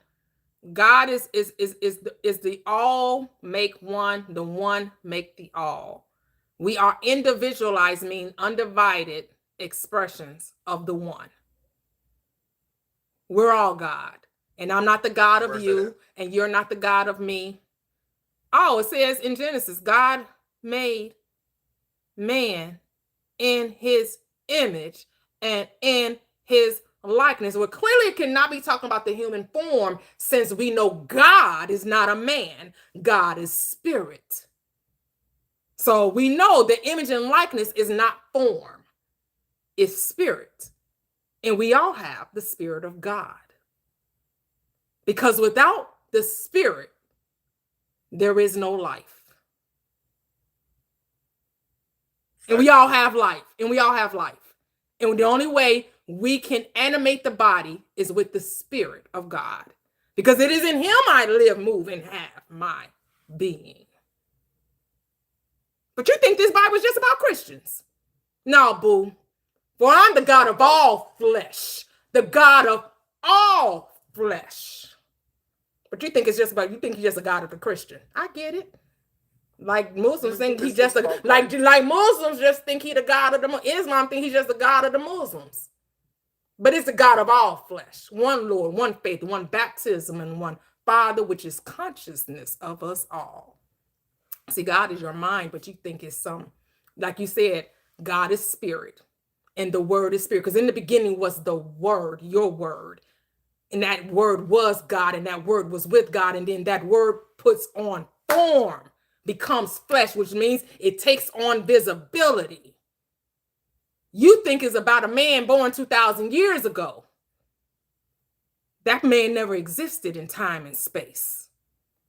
That man is talking about your mind, the awakened mind. See, that Old Testament is about Adam, that sleeping mind, because it tells you Adam was put to sleep. Adam represents humanity. It was a deep sleep caused upon Adam. It never say Adam woke up. You don't get to the awakened mind till you get to the Christ mind, which is in the New Testament. Where does it say that the mind is God? Oh my goodness, the word. John 1, I just gave it to you. The word is not a mind. The word is thoughts. Oh my goodness. Does the mind not have thoughts? The mind has thought, but the mind is not. It is a thought. It is a thought. It is a thought. According to you. Mind and thought are the same. Mind and thought are the same. I know you want to say they're different. They're not. Mind and thought are the same. Mind, thought, awareness, consciousness, they're all the same. It's the same. So are computers built with information, or is information put in a computer? A computer and the what? Well, back to the same. It's amazing how you try to compare that Christians try to compare invisible things with things they can see. Yeah, here's the thing. We're going to end this discussion because I'm not here to argue. And like I said, this is not a debate live. I could care less what you believe. Yeah, we're not arguing. It's all good. I think it's very conducive to the perception that's going on. It's all good. But you have to substantiate what you're saying so there can be a clear understanding. Well, everyone here has a clear understanding but you. You're the only one that don't agree with what I'm saying. So you're the only one challenging it because this is new information and it's not something that you heard before. This is not new at all. I heard this years ago. Okay. Even like you said, the scripture speaks on it. What does it that speak? God made man in his image, that God made man in his image after his likeness. Right. And so But you he's know talking it's not talking Christ. about the human form, right? He's talking about Christ, though. Christ is the image of God that's in the likeness of God. Christ is. Is he not? But is Christ not the firstborn among brethren? The scripture also is Christ says the that. image of God after the likeness of God? I Yes or pulled no? that scripture out of my ass because the scripture does also say that Christ is the firstborn among many. So let's not sit here and act like Christ is the only person that has the Spirit of God. Christ, Jesus, his entire ministry in the scriptures, in the Gospels, is about saying you have the power of God. The kingdom of heaven is within. Right. See, here's the thing. Right. The thing is, religion wants you to believe in a God outside of you when the book is telling you that God is in you. Because when I gave you Psalm 82:6 and John 10:34, you ignored that tells you you're God. It's talking about Christ first, though. It's talking about Christ being the Son of God. Did you read John 10:34? Because Christ is the one that's speaking. Do you not know Christ is the one that's speaking? And he says, he's quoting Psalm 82:6. It says, is it not written, or have I not said that ye are gods? And children of the Most High God. Yes. Christ is the one speaking. So you're telling me Christ is talking about himself when he's talking to the Pharisees and the Sadducees, telling them that they're God? Yes, because who is the image of God after his likeness? Who is that man there that you just quoted in Genesis? I'm talking about John 10:34. See, now you're trying to go back to I'm talking about John 10:34. Who's speaking in John 10:34? That says, have I not said that ye are gods? Yes, that's the Psalms. No, I'm quoting John 10:34. I know you are. He's talking about himself. So when the Pharisees about to stone him, and he asking them, why are you about to stone me? And he said, is it because of the miracles I do? And they say, no, it's because you make yourself equal with God. And then he responds, have I not said that you are gods? You say he's saying that to himself? He's talking about himself. Okay, girl. Okay. Bye. I'm done. This is a new one on me. It's a new one on me. I mean, at least say like the other Christians say, he wasn't talking, he was talking to the magistrates and the governors of the time. He wasn't talking to you. He wasn't telling you, you God. But now you talking about he was talking to himself? Okay, good. Okay, all right. I'm gonna go on to the next person. Life coach Malachi. Hello, how are you? It says, let this mind be in you that's also in Christ Jesus. Who is he talking to? Right, he gone. God said he's the firstborn among brethren. I don't know what that's supposed to mean, except if Jesus is God, then that means we are also gods. I don't understand how that's hard to understand. They're not ready to receive that. They're not ready to hear that. That conversation went on way too long anyway, because I'm just like... When the student is ready, the teacher shall appear. Right. That conversation went on way longer than it should have. But how you doing, life coach? What's going on? I'm wonderful. Can you hear me okay? Yes, Malachi. Cool, yes. cool. Mm-hmm. Well, what you are doing, first I want to commend you, because I do this for a living. Okay. Just to give you a little bit of history, not to impress you, but to impress upon you, it's wonderful just to come across someone and you see deconstructing Christianity, and then on the flip side, you see someone that is of the African American descent or African descent. It's a Black American, if you will, right up here doing this, talking about this, because this is a beautiful, honestly, it's a beautiful conversation. I wish he would have stayed on. Oh. he decided to leave, right? Well, that's because I was like, I can't have this conversation no more. We're going to not be honest with what that scripture was saying. I mean... Well, what you're dealing with also is the fact that we have so many of these inherited beliefs and we don't know that they are inherited beliefs. Mm-hmm. And I've spent literally my lifetime as a PK and then working in this space, going from Oral Roberts to Oklahoma Wesleyan to doing a PhD in this space, right? And the thing is like, we could go, it depends on how deep you want to go, and then all of a sudden you start running into the Dunning-Kruger effect, which he has. So you'll think that you have this expertise, but really you only have so much understanding and knowledge until you get into a space, right, that allows for you to understand what you don't know. And the more you start to know, the more you'll be like, I don't know shit. I don't know anything. Oh, that's okay. I don't know anything. And I want to interrupt you for a second. He's still in here. If you want to have a conversation with him, I'll let him come up. He could come up, but Yeah. And if the thing is this: if you want to have a dialogue, I'll just sit back and listen. Because I've been on here for a while. I love that dialogue versus monologue, right? And he's not an apologist, and so he's pretty. You deal with apologists, even though he's probably acting in some of that space, which is okay. But I just want to bring a few things to everyone's attention, right? Mm-hmm. In the efforts of what you're doing, I think it's beautiful because we need that in this hour, in this moment, in this day.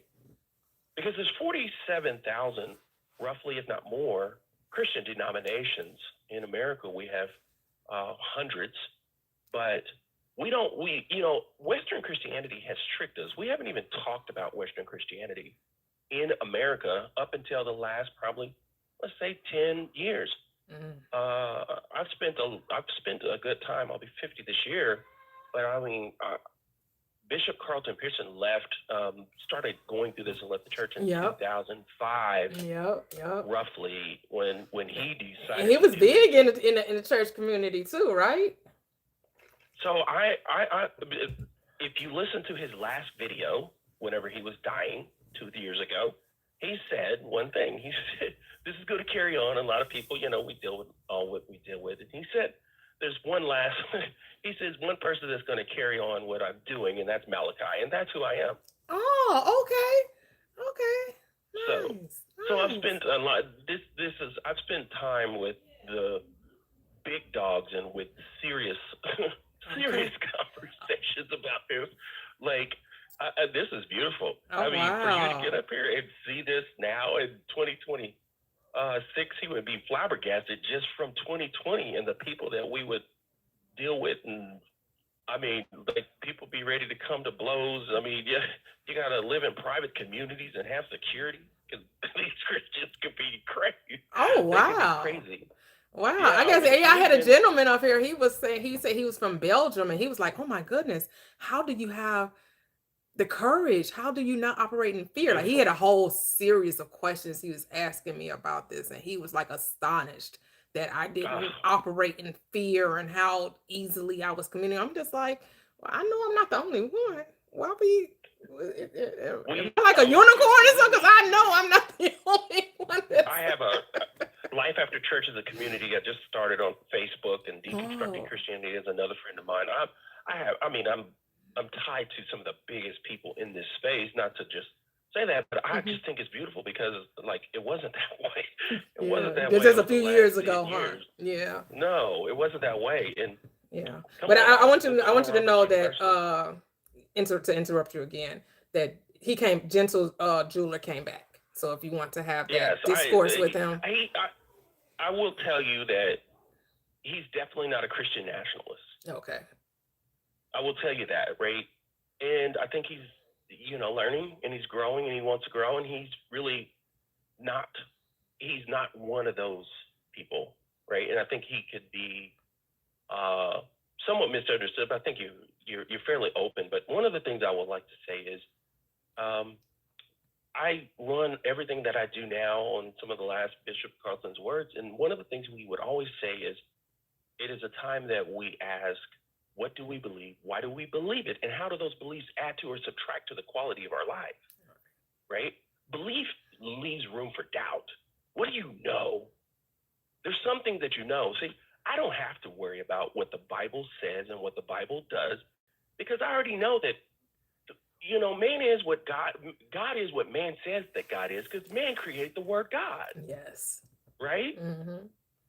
The Exactly. Bible, the Bible in itself is a beautiful illustration. I'm considered a mystic. If you go, you can just type Malachi Girls on Google and you can see everything, because I'm very exposed. But when it comes to this, and when you start dealing with actual theologians, right? And when I say theologians, I'm talking about individual people that go to study the systematic understanding of God and nature and religious beliefs, right? The logos, which is the word, which you guys are talking about, the word or reasoning of what we are faced or dealing with in the world. And so what's the objective of the deconstructing of Christianity? And then, of course, we're going back to the Bible. One of the things also you should write down that this came to me some years ago, and I think it's so beautiful, and I believe it's not just me, but it's all of us, and it will reflect in you as it will speak to you. And that is,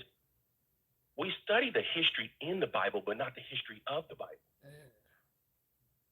Let that sit with you. We study the history in the Bible, but we don't study the history of the Bible, because they used that same book just a mere 120 years ago, which we didn't have cars or planes, mind you, right? We just started driving. We just started flying. But we debate. I live in Tulsa, Oklahoma. You can't tell me what happened 100 years ago in Black Wall Street, but we having a debate about something that happened 2,500 years ago in the Far East. Where are we going to go? We study what in this book, but it wasn't that long ago that we had the slave version, right? The slave version of the Bible. Go buy one. It's right there on Amazon.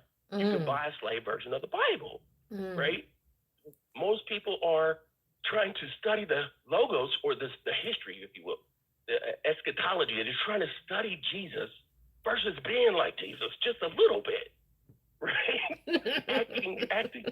acting in love. But it's hard for us to love when we don't know how to love ourselves, right? We all start dealing with psychology and the psychological effects, right?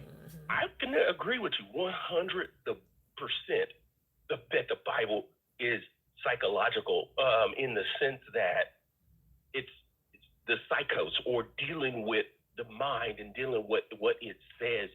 We don't even think about, where did it come from? Where did the interpretation come from?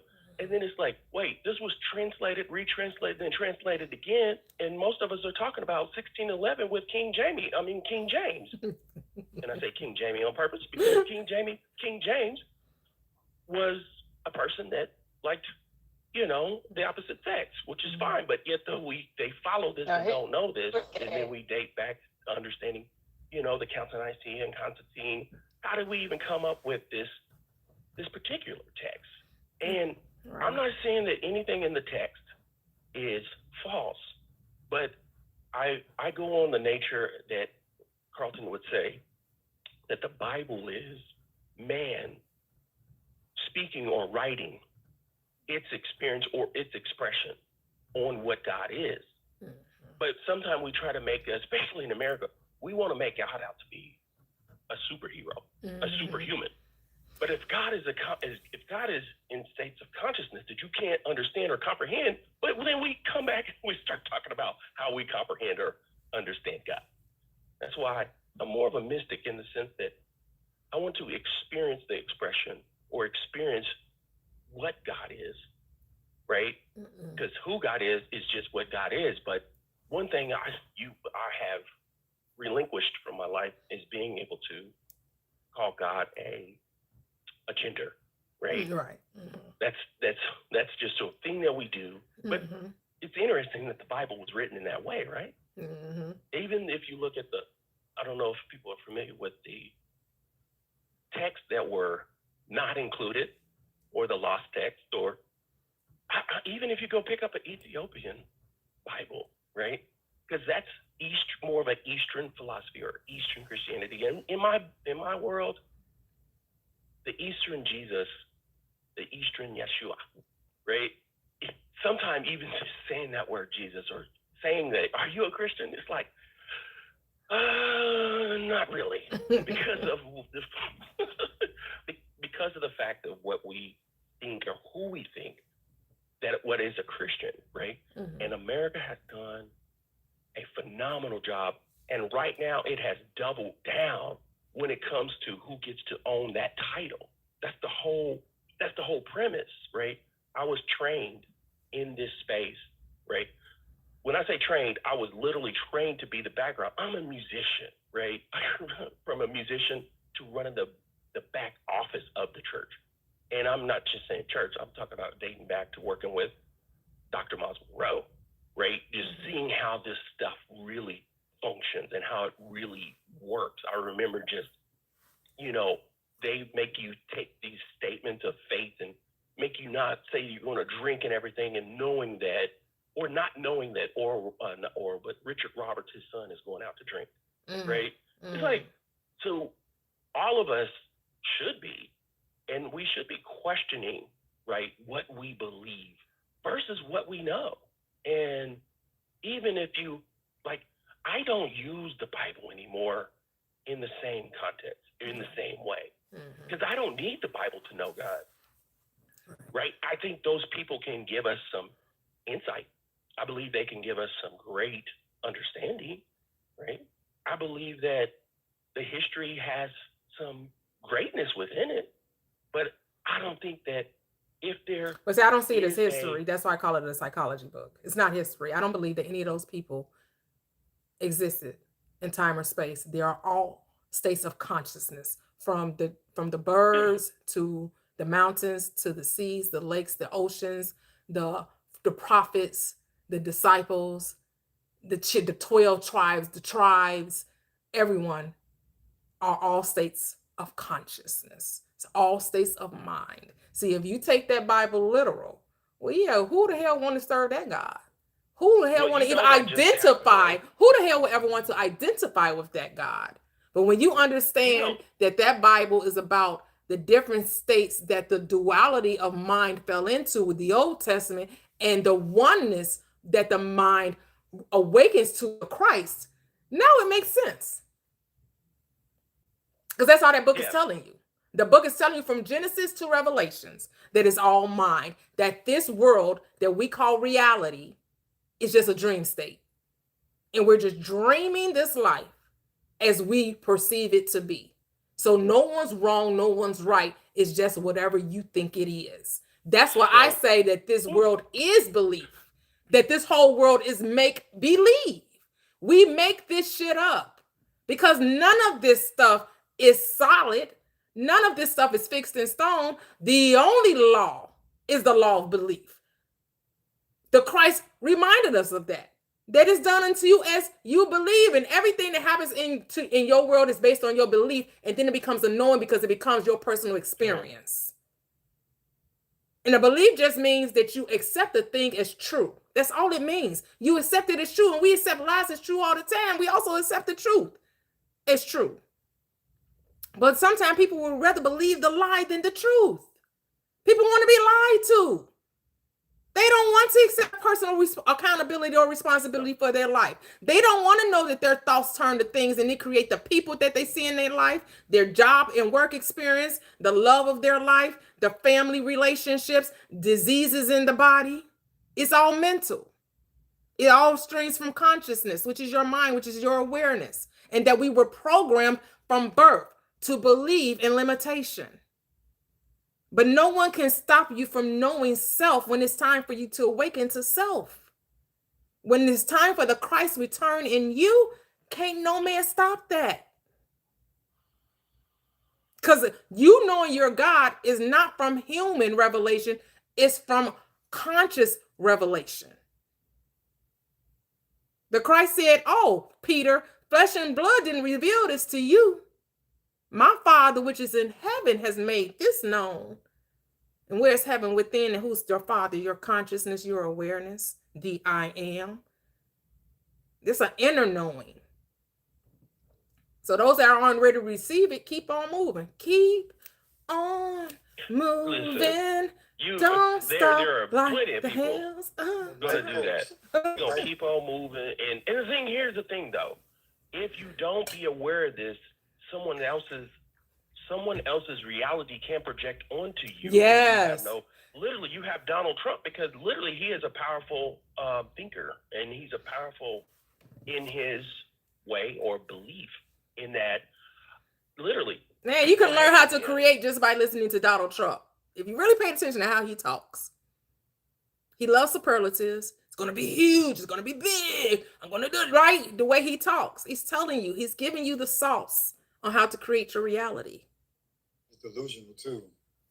And absolutely. Life coach, to your life coach, as you said, I'm not a Christian nationalist or the apologetics and all of those. Yeah, you're not that.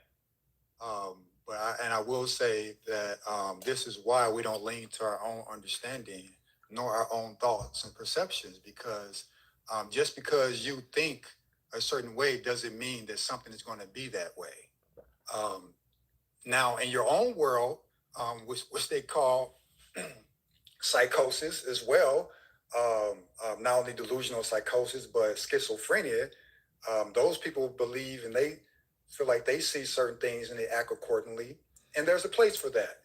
But see, this is why I ended the conversation, because I can't do the fear mongering, the prophesying the prophesying of negativity, and that whole Christian mindset. You just gotta go there and just gotta try to gotta demonize everybody, and just gotta tell you crazy and gotta speak illness and things over you. I mean, I can't, my mind won't, I can't receive. I'm just not gonna let you spew that hate on my platform. So I'm gonna have to bid you adieu, because you just can't speak without prophesying negativity and fear. And since you can't speak without doing that, I'm gonna have to say thank you, bye bye. But you're speaking to him on her platform. If he would just get to his question versus, or get to his. I'm sorry, he didn't. It's not in them. It's not in them. What's in you gonna come out of you, and you. They get to have it, but I don't have to accept it. Yeah, you're right. She gave him a second chance. One thing, do you know, like, to show himself, and he showed it. Some of the things you speak of, you do know, like, we can come back. A lot of my studies right now is transpersonal psychology, consciousness. I'm getting into neurotheology. What you're speaking to, you are definitely 100 into metaphysics. If you ever get it, you're into metaphysics. But the other thing too is I urge you to really get into some more of the quantum stuff. A friend of mine just wrote a book on quantum theology. He got Quantum Jesus. You're in that vein, right? And the thing is the thing about programming, the reason why religion, specifically, i.e. Christianity in America, has been used is because it is powerful, and it really does have energy and synergy. It really does have things that are tied to it that actually can be applied to life. And it doesn't fall in the space of just Christianity. I believe Jesus studied in the East. And so that's the reason why he speaks more like it's kind of, there's some Buddhism and there's some Hindu in there. Right. Yeah, the only way I'll accept Jesus existed in time and space if they're going to say Joseph and Mary were actually his parents. But if you're talking about a Jesus of a virgin birth, that's mythos. No. That's mythos. But if you're going to tell me that this Yeshua, his parents were actually Mary and Joseph, but the thing is, that's not how the Bible reads. It reads as a deity, and his story is not unique to him. So that's why I say that these people did not exist in time and space. None of the people in the Bible exist in time and space, though. I'm not just going to say Jesus is the only one that didn't exist. I'm saying the whole cast of characters. It is a book of Bible stories. It's a story. It is a book of Bible stories, which means it's a story. Written by man. No, you have to believe in Noah's Ark, because no. all those animals got on the boat and they decided not to eat each other. Right.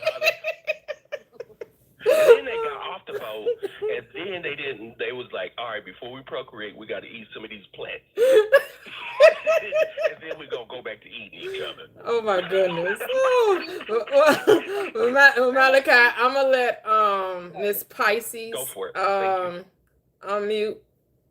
Are you there? Hello, Miss Pisces. Thank you for your patience. Hi, good evening. Good evening. I'm just listening to you guys. I've been scrolling and I see this platform. I decided to hop on because I'm seeing a lot of Christian platforms a lot over the place. And I actually got kicked off at least one or two of them because if you challenge anything that they know, it's a done deal.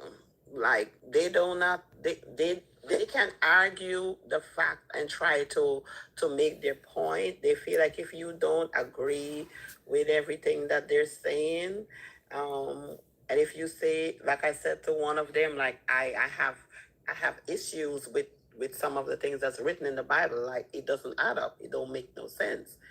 And they just went straight to, oh, the devil sends people to using people to come and say this and that. I'm like, we're talking about the Bible. We're not talking about God. So I'm not sure how you reach from talking about inconsistencies of the Bible to God and the devil. And yeah, she went to talking over and whatever. I'm like, okay, I'm not gonna even bother, cause, but I'm saying all of that to say that, unfortunately, a lot of persons, they're just so indoctrinated. Like we grew up on the Bible and we grew up in Sunday school. At least I did. And I was told all of these things, and then when you get to reading it for yourself, like who is this person that we're supposed to believe? It's like I'm confusing. It's a loving God, but then he's killing people and murdering people and telling people, oh, you have to listen to your master as a slave. Like, who are you telling me that I should fear and love? Like I'm confused. And I was not even disputing the fact that there is a God. I haven't even gotten to that part. I'm just disputing what the things that I'm reading in the Bible, and the majority of it doesn't make sense. So I am kind of happy to see that I'm not a loner, and there is actually people who's actually aware of the things them that's written in the so-called holy book that doesn't make sense. Yeah, because it's not a literal book. It's not a history book. It's not a history book. Yes. It's a book of metaphors. It's a book of symbolism. One of the questions, one of the panels I went on, they had, as a matter of fact, that was on the board, and it say, why do people believe in historical documents more than the Bible? So I was answering that question because historical documents can be fact-checked, right, based on, we can't fact check the Bible. You just gotta believe. It's hearsay. Like you said, Peter said that, Paul said that, John said that. Right. And right. Luke telling us what the Christ said, and Luke got it from somebody else. Yeah, it doesn't go together. It really doesn't go together. So yeah, my older brother is a pastor, and I think I saw one of your thing that you were talking about. I'm not sure if it was you or someone else that were talking about Abraham, and he pimped out his wife or something like that twice. Okay, so I saw something online and I sent it to him. I'm like, it says that Abraham pimped out his wife, that he went to Egypt, and he was saying to her, oh, you're beautiful and they're gonna want you. So whenever we get there, just tell them that I'm your brother and not your husband, so that they wouldn't kill me. And then when they got there, it's in Deuteronomy. When they got there, Pharaoh liked her, and then he took her in, and then he actually started to get plague and stuff like that, and he realized he actually was sleeping with someone's wife, but he had gave him cows and sheep and goats and all of that. So when he realized that, he sent him off, he sent him away, and sent the wife away. But then he did it again. So he's always trying to save himself by having other men sleep with his wife. I'm like, right. And didn't God wasn't God gonna punish the king for Abraham lying? Yeah. Wait a minute. Abraham lied and the king get punished? The king got punished, actually. Right. The king got punished. King got punished So, for Abraham lying. Like, that's something like this. Abraham You know what the Bible was the read like? father of The the Bible nation. read like a soap opera. That's what I'm like. This is not literal history. It reads like a soap opera. And Bathsheba and David, Abraham telling his wife, tell people that you're not married to me, tell them that you're my sister.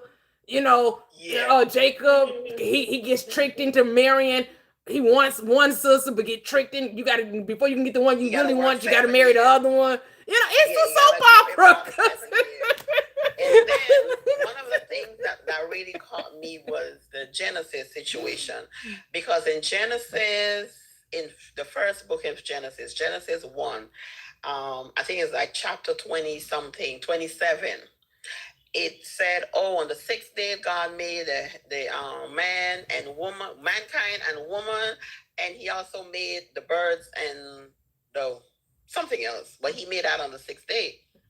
But then in chapter 2, when they talk about Adam and Eve, he talk about how he made Adam, and then he saw that Adam needed a helpmate, and then he put him to sleep, and then he took the rib and he made Eve. So I'm like, okay, so if he made them on the sixth day and he rests, when did he get a chance to see that Adam was lonely and needed a helpmate? So then the person on the panel went to say, a day in heaven is not like a day on earth. I'm like, but he made them on earth. He was on earth. Right, he made them on earth. How do you come up with a day in heaven? Like, he wasn't in heaven when he was creating them. He was right here on earth. So, which one is it? They hoping you don't think and ask so many questions. They don't want you to think and don't ask so many questions. Because we're gonna question God. We just don't know. His ways just not our ways. His thoughts just not our thoughts. Woo! God's ways, his ways are past, find, and now you just don't understand. You would never understand. Yeah.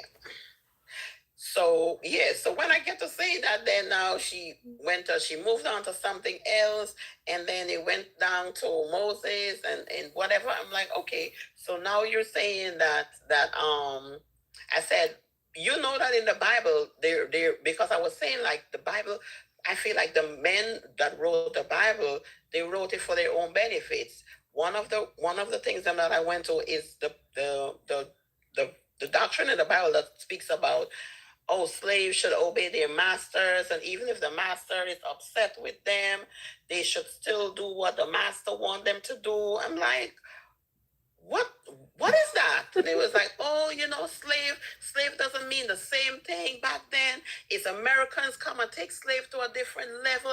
I'm like, here we go with the nonsense. Yeah, I think I saw somebody said slavery was like you working at Walmart now. I said, no, you didn't compare slavery to working for Walmart. Like, so she tried to change up what slavery meant to working with Walmart. Okay. That we have. And as a Christian, when people say to them about the LGBTQ, and then you have the transgender who say that they're a woman, and then they get upset because, God didn't make them like that. But you're doing the same thing, because they're changing the meaning of woman. Mm-hmm. To have us be cis women, and a woman is if you identify as that and all of that, you're changing the meaning of slavery. Since when slavery is a good thing? Or was ever a good thing? I mean, if it's God ordained, anything that's God ordained, we will just not ever understand God's mind. Because if God said it, it must be just. That's their explanation. So if it's in the Bible and God permitted it to be so, then it must be just, because He's a just God. Really? So when I sent the thing to my brother now, and I was talking to him about the Abraham thing, he was like, "Oh yeah, it was used to show that men are flawed," and I'm like, "Please stop it, please stop it." And they permit women not to teach. Sound like men don't need to be teaching. That's what it sounds like to me. They talking about women shouldn't teach. Because the Bible is phallic instruction. It's all from a male perspective. It's all from a male point of view. Yes, it is. So, I I saw another verse in another part, because they make me read the Bible even more now, where they talk about the woman. If a man takes a woman into the field, I'm trying not to. I want to get the correct words. If a man take a woman into the field, like he forces himself on her, if she doesn't make loud enough noise, that means that she did not try to get away. So her father and the village people can actually stone her. So the man doesn't get punished for forcing himself on her, but the woman gets punished because she didn't make loud enough noise to prevent the.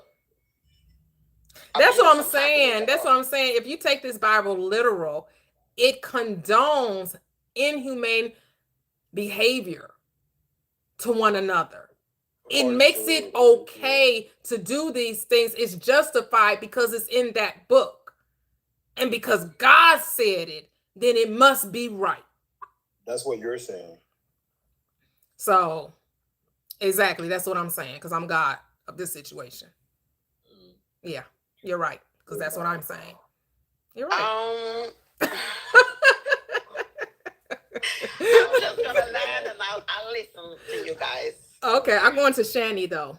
Hello, Shani. How are you? Hey y'all! Hey! It's been a minute. Let me tell you something you put me on, and it's made my life so much more better. That's not a part of my. That's what we need to say. That better. Let's go. That's not a part of my world. I don't want nothing to do with that. I don't want nothing to do with that. That ain't a part of my world. I ain't seen it. But my thing is, everybody knows on here. I don't care what you say. I don't care how you believe. Everybody knows on here. When you read the Bible, you're reading it for yourself. It is a path for your own life, which means it's equal to your thoughts and the life that you are living. Everybody reads the Bible for themselves, and everybody gonna interpret it a different way. But everybody gonna come together on some stuff. Because I have started reading the Ethiopian Bible. Okay. I've started reading other things. So it's like, okay. Because you have to realize that a group of men got together, sat down, and wrote this King James. And then you have to look at the other books that he's written. So all this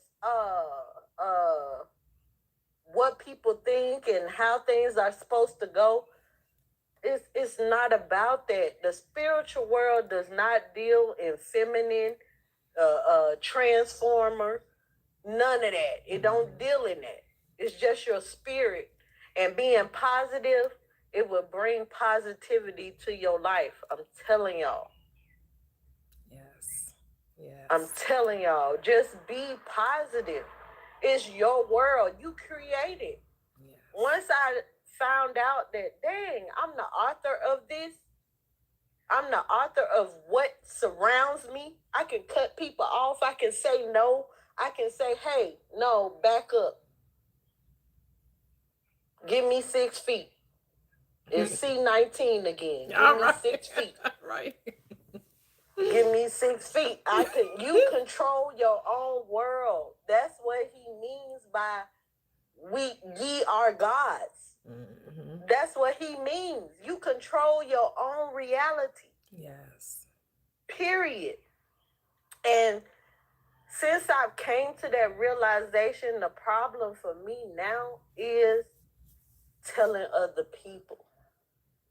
And especially my family that's in the church.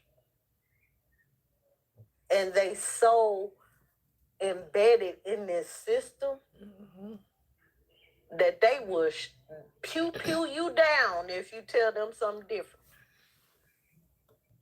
When you're only speaking positivity. It doesn't matter. A man wrote this book. A man wrote this book, and y'all uphold it like Jesus wrote this book. And I'm like her, shoot, Jesus, look, you know how many people died just like Jesus before Jesus came along? Mm-hmm. Once you study history, it's sad. I'm from Mississippi. Mm. And the way they use that Bible to massacre my people and whoop my people, it hurts me to my core. They use this Bible as a weapon. It's just a book. It's another book.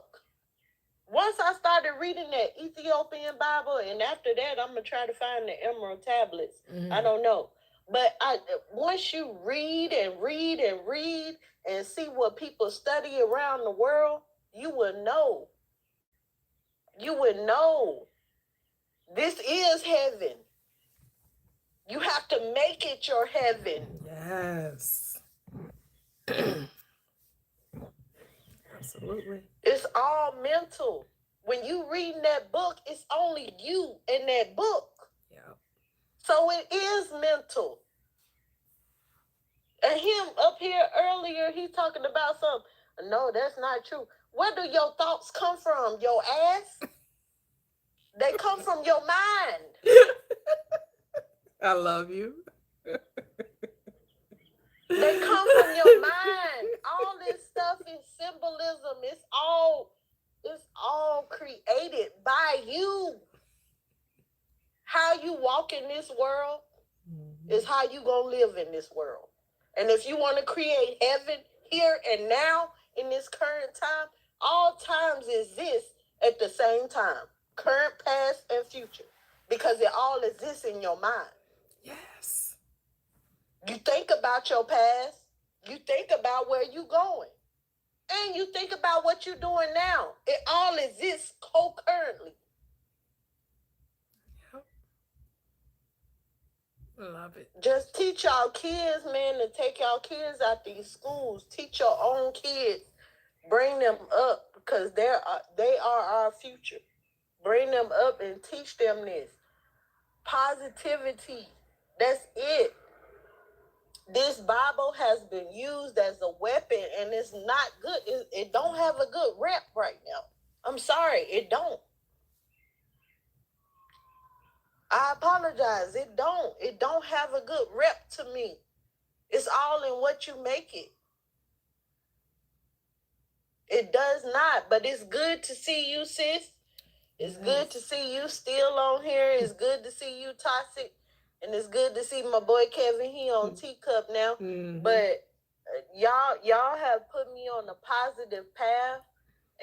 And I appreciate it. I appreciate it. You guided me towards that. It's not that you trying to get nobody to, hey, convert to this. Mm-hmm. But open your eyes. Open your mind. It goes so far. The things we can do, it goes beyond our means. I promise you. I promise you.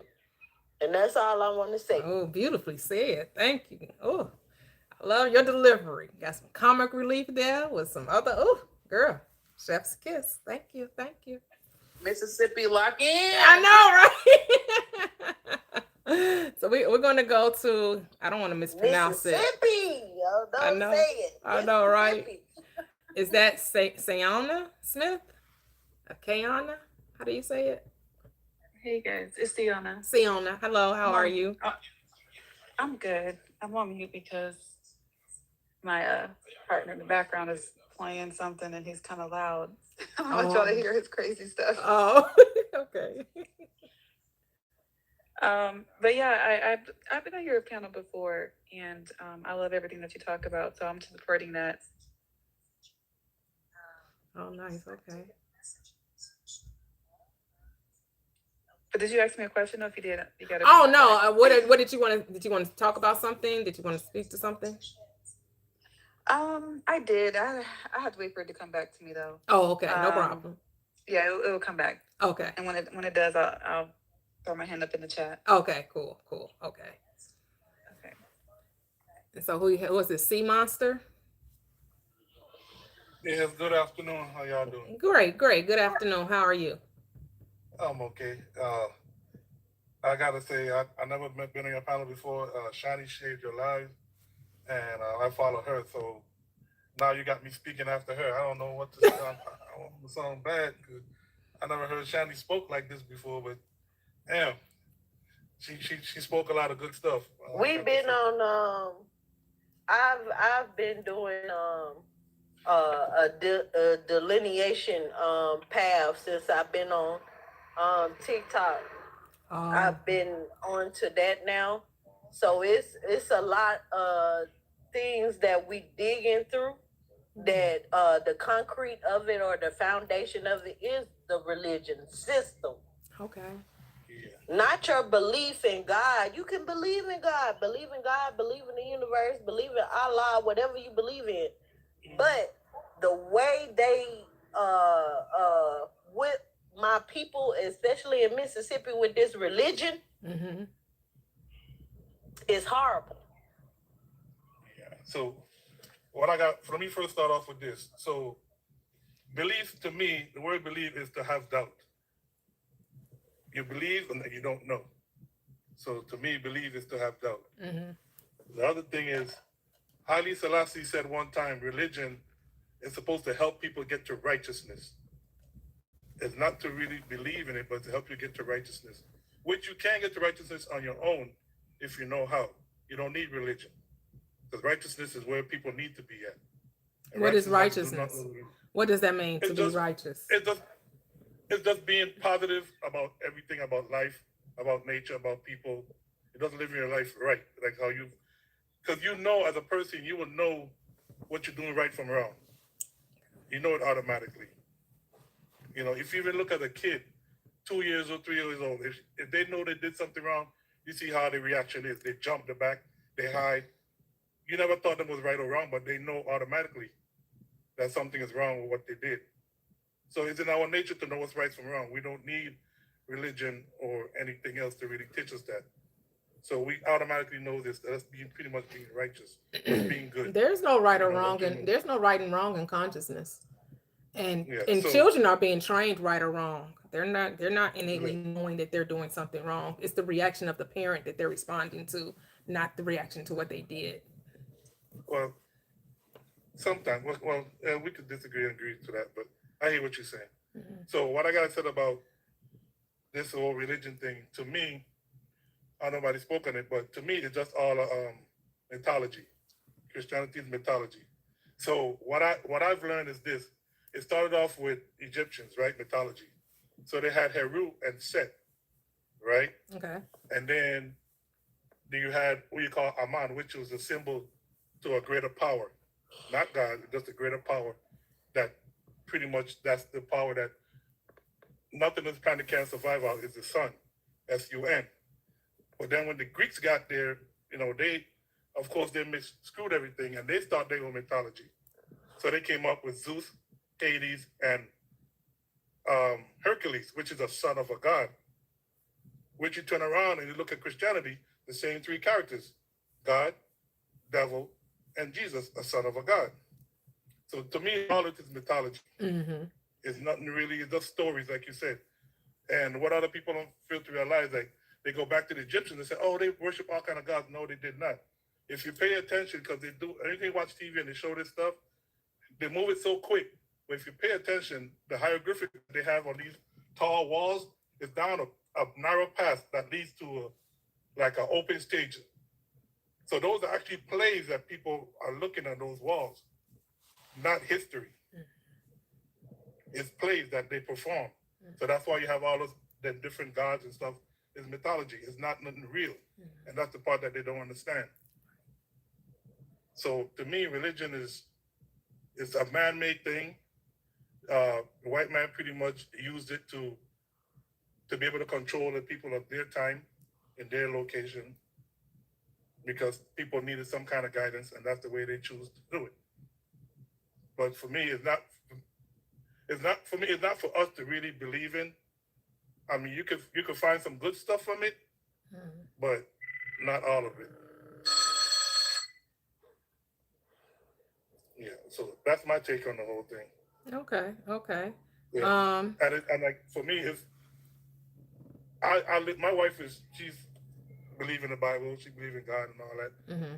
I don't, but we still live together, and we're happy with each other. We just know how to coexist in the different beliefs. Beautiful. Oh, that's beautiful. I like what Ed Official on YouTube says it's not just about believing. Can you hear me? Because I can't hear you. You can't hear me? Going in and out. Oh. Anybody can hear me? Yes, I can hear you. But hold on for a second. Yeah. Hold on. Okay. I had to take off my Bluetooth. That's what happened. Oh, okay. Hold on for a second. I'm streaming on YouTube as well. And YouTube, it said official_JTV. It's not just about believing, but understand the motifs and learning to create your own reality from them. I know people don't like to say believe. They like to say it's about, because it got lie in the word and it's about doubt and all of that. But here's the thing. Your whole life you've been believing something. You just don't like the fact that you was believing a lie. And so now I want to tell you, instead of believing a lie, believe the truth. And what's the truth? Whatever you say it is. Because you're mad that you believed what they said. But now I'm telling you, believe in what you say. Because the moment you believe in what you say, it becomes what you get to experience. Well, see, you was believing what they said, so you experienced what they told you was true, even though it was a lie. It was their story, because a lie is just a story that they tell. That's all a lie is. And you chose to believe the story. Now you got to tell a different story. But who's going to tell the story? You're going to tell the story. And you're going to believe the story that you tell. And that story can still be a lie, because nobody cares. Because again, a lie is just a story you tell. You keep telling that same lie over and over again, it becomes your belief. And then that belief becomes your experience. And then what? Now it's true. And it's true to who? To you, because you're experiencing it. That's what makes it true. It's your experience now. An assumption, though false, if persisted in, hardens into fact. Every truth can start off a lie. But because you get to experience it, now it becomes your truth. Because you know, when they were building airplanes and when they were trying to build an airplane, they called them a lie. We can't fly in the sky until we could fly in the sky. And then that lie became the truth. But because they never saw it before, they called it a lie. But then when it became something they experienced, it all of a sudden became the truth. Can be the same thing for you.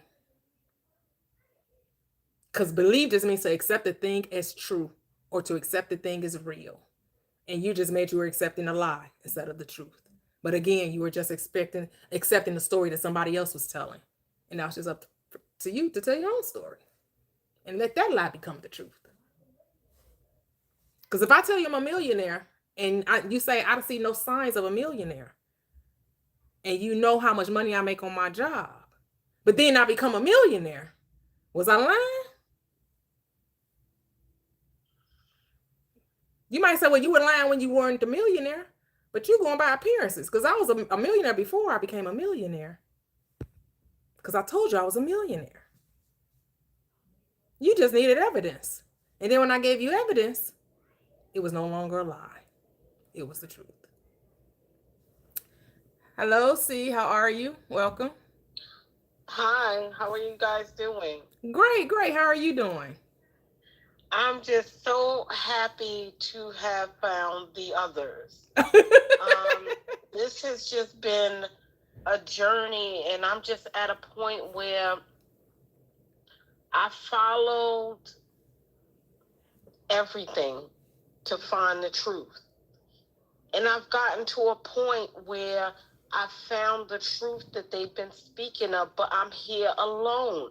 Like, I need help. Like, literally, I have to ground myself to keep on going, because I feel like I don't even live on the earth anymore. I've turned inward, and it feels like I'm projecting myself onto the earth, and the things that I'm walking through and experiencing, nobody else is seeing it or hearing it but me. And these are church people, people who say they know God, but the story and the experience that I'm getting of God doesn't line up with what other people are saying. So I start thinking, oh my God, did I die? Am I in hell? Am I with the devil? I start asking all the right questions. And so the truth starts to open up to you. And it literally starts to become your reality. And it's hard to keep defending it, because there is proof that I'm actually living here. So I know, I don't understand all the gist of it. I didn't go on any fancy schools of quantum physics, but when you experience it, you can literally see that there are different slices of reality that we all live in, and nobody is here with me. It's just like me and God. Where is everybody? And I can't make my way back. I know it's only not driving me crazy because I'm aware of it. I'm very much awake. It's like I could go to heaven alive and come back between the worlds. It's like I've always been able to do this, and then I got away from it, and then you come back to it. You come back to yourself at some point in your life. Like, where does anybody else know? Can anybody confirm, where am I? Because I haven't gone crazy. I promise you, I'm not on drugs, but this is very real. And the closer you get to Christ consciousness, the more they could speak to you in real time. They literally even can show up. I don't know what to do at this point. Well, see, you know they say ignorance is bliss. Yes. Once you become wise, that's how it becomes for you. Once you're coming into a knowing of yourself and who you are, and once you become into that knowing, everything else is ignorant to you. It is. I can't even have regular conversations with people because none of this is real, and it doesn't matter, and I can't even tune into that nonsense. So I don't know. And all kinds of energies come to me, ancient energies. I've even had and I know it's not me, because there's no reason for me to even think about these things. Like, there was like, I got visited by like a King George. King George, what is he doing visiting me? Queen Charlotte. Apparently in the 1800s, that's what happened to him. He was woke. He was woke, and they didn't know what to do with him at that time, because when you get these downloads, you have to be able to express it. You can only express it if you've had certain experiences, so you can translate these divine things that are not of this world into something that you can comprehend in this world. If you can't do that, you literally go crazy, because the energy is too much and you can't process it. You have to get it out. So I'm at that point, like, how do I get it out? Because the energy, it happens fast. It comes in, like, I don't know. Well, here's the thing. You have to stop. Here's the thing. You have to stop being fearful of it. You have to stop speaking negatively about it. See, I knew when I watched that movie with Queen Charlotte that he was seeing beyond the veil. Yes. And so I knew that just from watching the movie. I'm like, oh, they call him because he can see greater than what they can see. But here's the thing. But here's the thing. But here's the thing. See, you're still looking at it from the world's perspective, and you're still seeing it on some aspect as wrong. You're still talking about it as if there's a fear there. And so when you operate with the fear there, I'm so alone. There's no. Okay, I get so. Okay, so that's why that's where that fear is coming up. And so now you're feeling like, here's the thing: you're never alone because you're with yourself, and yourself is all you need. This is what you need to understand. You are enough. You got to get comfortable with being with you, and this is why you're feeling despondent and lonely because you're not comfortable being with you. This is why meditation is key. Where you gotta calm this body down. You gotta sit still. You gotta be still. And stop trying to reason it in your mind of what it should be. And just experience what is with love. Allow love to take over and not the fear. It's okay you don't know logically. Logically, yeah, that shit don't make no sense based on what you were told, especially if you come from a religious background. Because you're thinking that these energies are separate from you. No, they are you. They're not separate from you. You are all there is. And the reason why you're having this experience because you still think it's separate from you. You think it's other than you. When it's a projection of your consciousness. It is your awareness experiencing itself. Embrace it. Which means you have to surrender to it and stop fighting it. And appreciate the love, the beauty of being shown this because everybody ain't there. Everybody ain't getting to see what you see. And instead of seeing it as wrong, that's what I'm saying, that fear, you have to find a way to release the fear. This is where meditation, when you're going to have to sit with yourself and talk to yourself. Don't be afraid to have a conversation with yourself and ask yourself questions and then allow the answer to come up. Not trying to formulate an answer, but allow it to be shown to you. To flow through you. Exactly. Whether it comes to you in your dream, in your vision, in a movie, in a book, on a platform, I don't care how the answer comes. But you'll know it when you hear it because you'll be like, that's what I was asking. I was asking. This is the answer because I was asking for this. Can I say something to her? Yes. See, don't look at it as being lonely. Look at it as you are going to be shown right now who is really for you and who is not. There is no one against you. Hold on, Shani. Hold, Shani. There's no one against her. There is no one against her. There are no enemies other than the ones you create. So why would you create them? Remember, you create your own reality. You create your own world. Nothing is opposing God. There is nothing to oppose God. God has no enemies. Nothing opposes you. So then once you achieve like this level of enlightenment, like you see things, you reason with things differently because you see a different side of it, you become part of that Christ consciousness. How do you still live amongst the people who stop judging them? Stop judging them. Stop judging them. You're judging them. Oh, they're low vibrational. Oh, they're not right. Oh, they're NPCs. Oh, they're this. Oh, they're this. No, they're you. You looking at your world as it's separate from you. That's why you can't deal with it because you think it's other than you. No, it's mirroring you. You operating in fear and judgment. You're not operating in love. Where's the love? Because how you seeing the world as it is and don't see the beauty of it? Because you think it ain't you. You think it's separate from you. You're supposed to see, have this experience, and feel the love that it is. But you see fear because you operate in judgment. Because you think it's wrong. See, I've been there. I've been where you're going to have to release the judgment. You're going to have to forgive yourself, forgive others, and operate in love. Love is acceptance and not needing other people to be like you in order for you to be around them. But if you need everybody to be a clone of you, you definitely gonna be by you. Here's the thing: you're never alone though, because you are enough. But you don't think you're enough, so you think you're alone, because you think you need more than you. When you is all there is. Even the people in your world are just reflecting you. They're reflecting what you believe about life.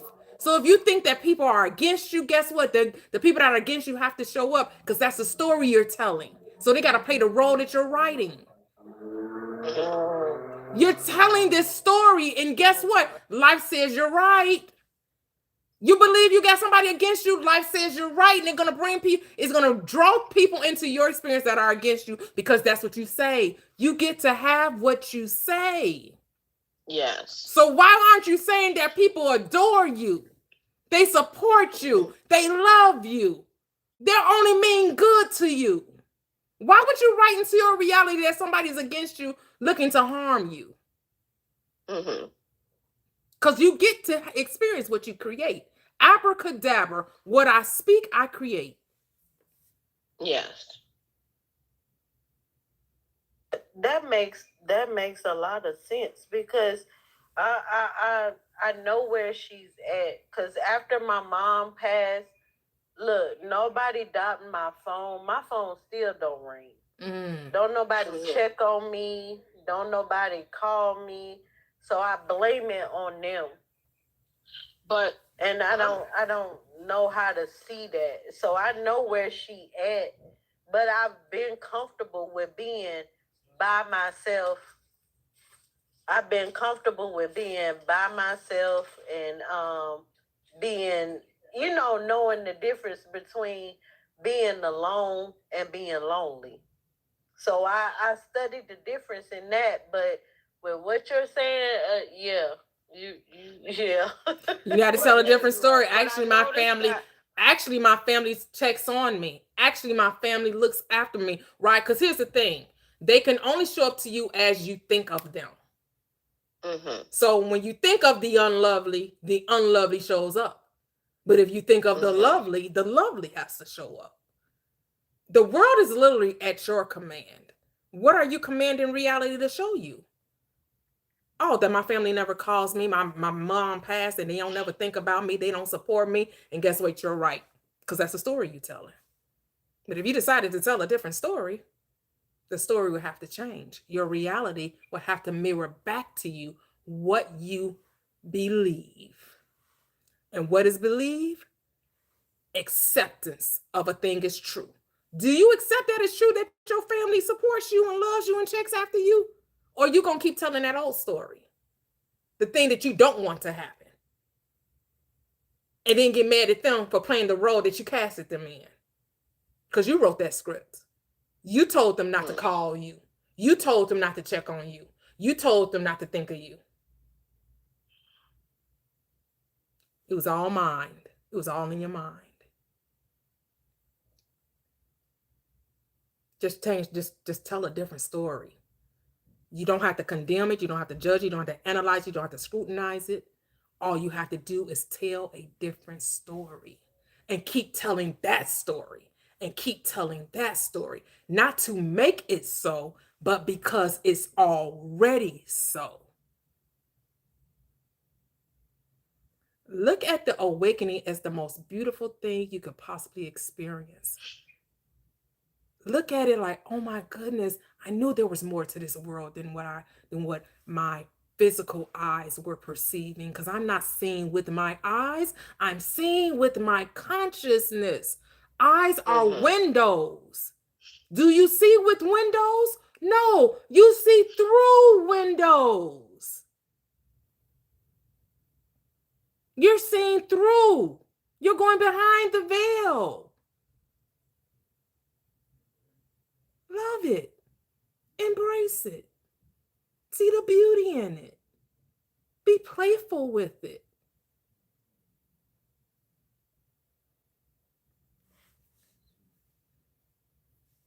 You got to give it a different perspective.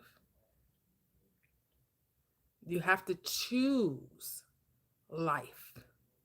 I said before you good and evil, life and death, blessings and cursings. Choose life. Life is beauty. Life is joy. Life is love. Life is light. Life is forgiveness.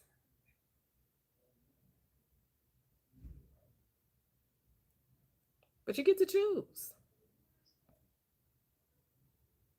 Choose love. Because love is all there is. Love allows you to see the beauty in all things. He allows you to see the beauty in others that they can't see in themselves. Why? Because the only reason why you can see beauty because it's in you. You can't see what's not in you. Impossible. And so if you see the beauty in them, it's because it's in you. And if you see the ugly in someone, because the ugly's in you. Because who's thinking it's ugly? You. You're thinking it. You're judging it.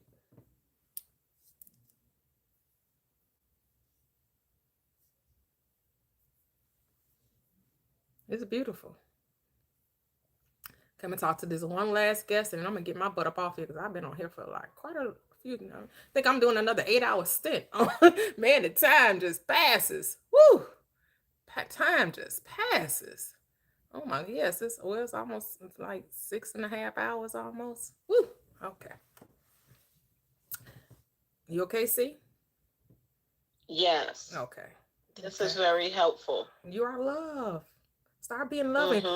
Be your own best friend. Like, if your best friend was telling you this and you understood what, say it to yourself. Speak lovingly to yourself.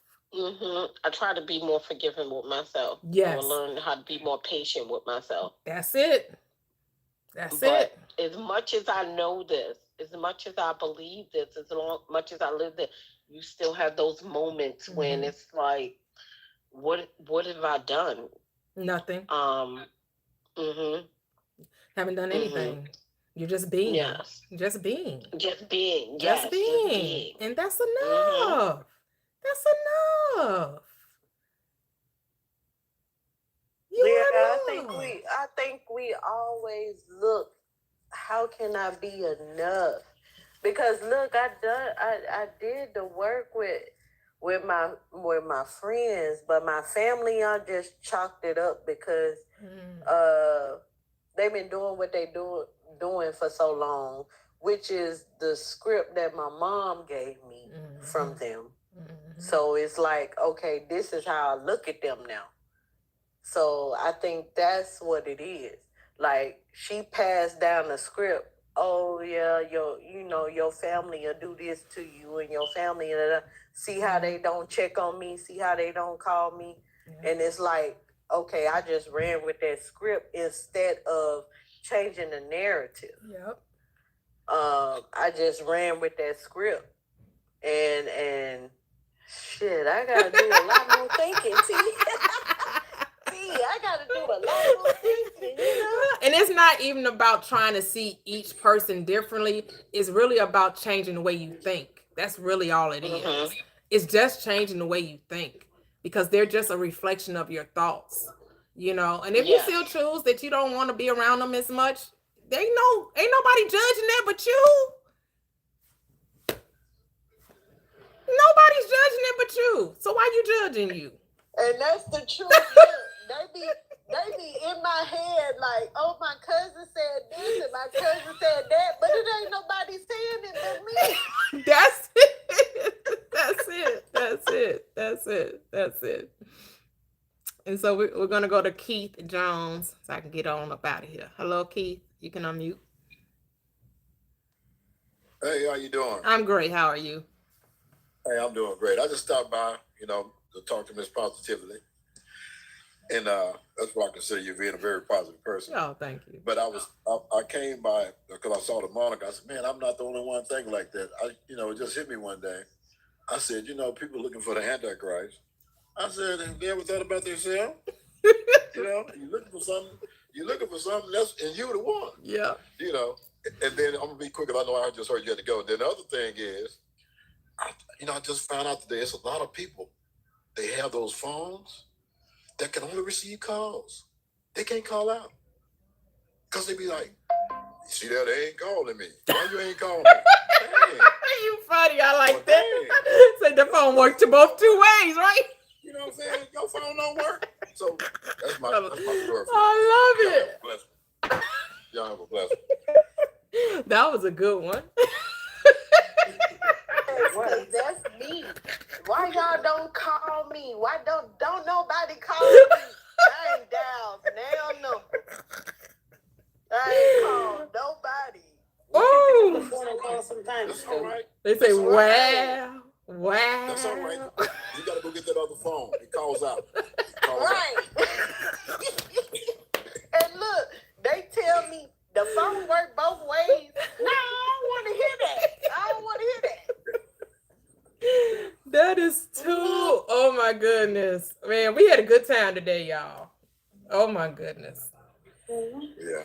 We had an amazing time. The Toxic Kevin. Oh my goodness. Thank you guys. Thank you, Shani, for swinging on by, and Keith, and hello to the newbies, Miss Pisces and C. We appreciate you. Is attracting so many good people. Yes. I'm so excited about that. Oh my goodness. I love it. Man. Yes. Well, I'm glad I found this. I'm glad I found this circle. Thank you. Yeah, Yes, we are a beautiful community. We are a beautiful community. We are over there on Facebook. We got a Facebook group called Prosperous Living with Toya. I'm also on YouTube. I'm actually streaming on YouTube as we speak. I'm on both platforms. I know a lot of times I'm more over here because this is where I can have the panel, but I switch back and forth to look and see what the comments are on YouTube as well. But yeah, I'm on. You can follow me on IG, and all the links are in the bio. And the YouTube, what's the YouTube? Is the same? It's Prosperous Living with Toya. Okay. Yep, the same as my Facebook group, Prosperous Living with Toya. You know, over there, you can ask questions. You can post favorite quotes, books, videos, anything that's inspirational. Anything that's not inspirational, I do not approve, because we all about, you know, high vibes, as they say. But we're all about realizing the desire that we want. So we like to encourage people not to talk about what they don't want, because you get what you say. So if you want life to be different, you have to speak differently about it. That's the only way it changes, because it's inside out. And the more you speak positively, the more you speak positively, the more you speak positively, and then you see it in your world, because it's as within, so without. When you know that life is good, life is going to show you just how good it is. You know, I used to get a lot of flack from my friends. Even my son recently, I've been talking to him, and he have a situation going on, and he would like tell me, I'm like, okay, so how are we gonna move forward? He was like, oh, but Mom, I'm talking to you, I'm telling you about it. Yes, I heard you. I heard what you're dealing with, but we're not dwelling in this. We're moving forward. So how are we moving forward? Oh, you don't want to listen? I'm like, no, you want a PT party, and I don't have time for that. If there's a situation, you acknowledge the situation, and then you seek to move forward. Yeah. That's it. So thank you guys. I'll be back Wednesday at 5 p.m. Central Standard Time. That's what we do, Manifesting Wednesdays. We talk all things manifestation. So come back Wednesday, and then Friday and Saturdays, we're deconstructing Christianity. But Wednesdays, that is set aside for us to talk manifestation. What you calling forth into your reality? Because whatever you say, that so shall it be. What the script say, I shall decree a thing, and it shall come to pass.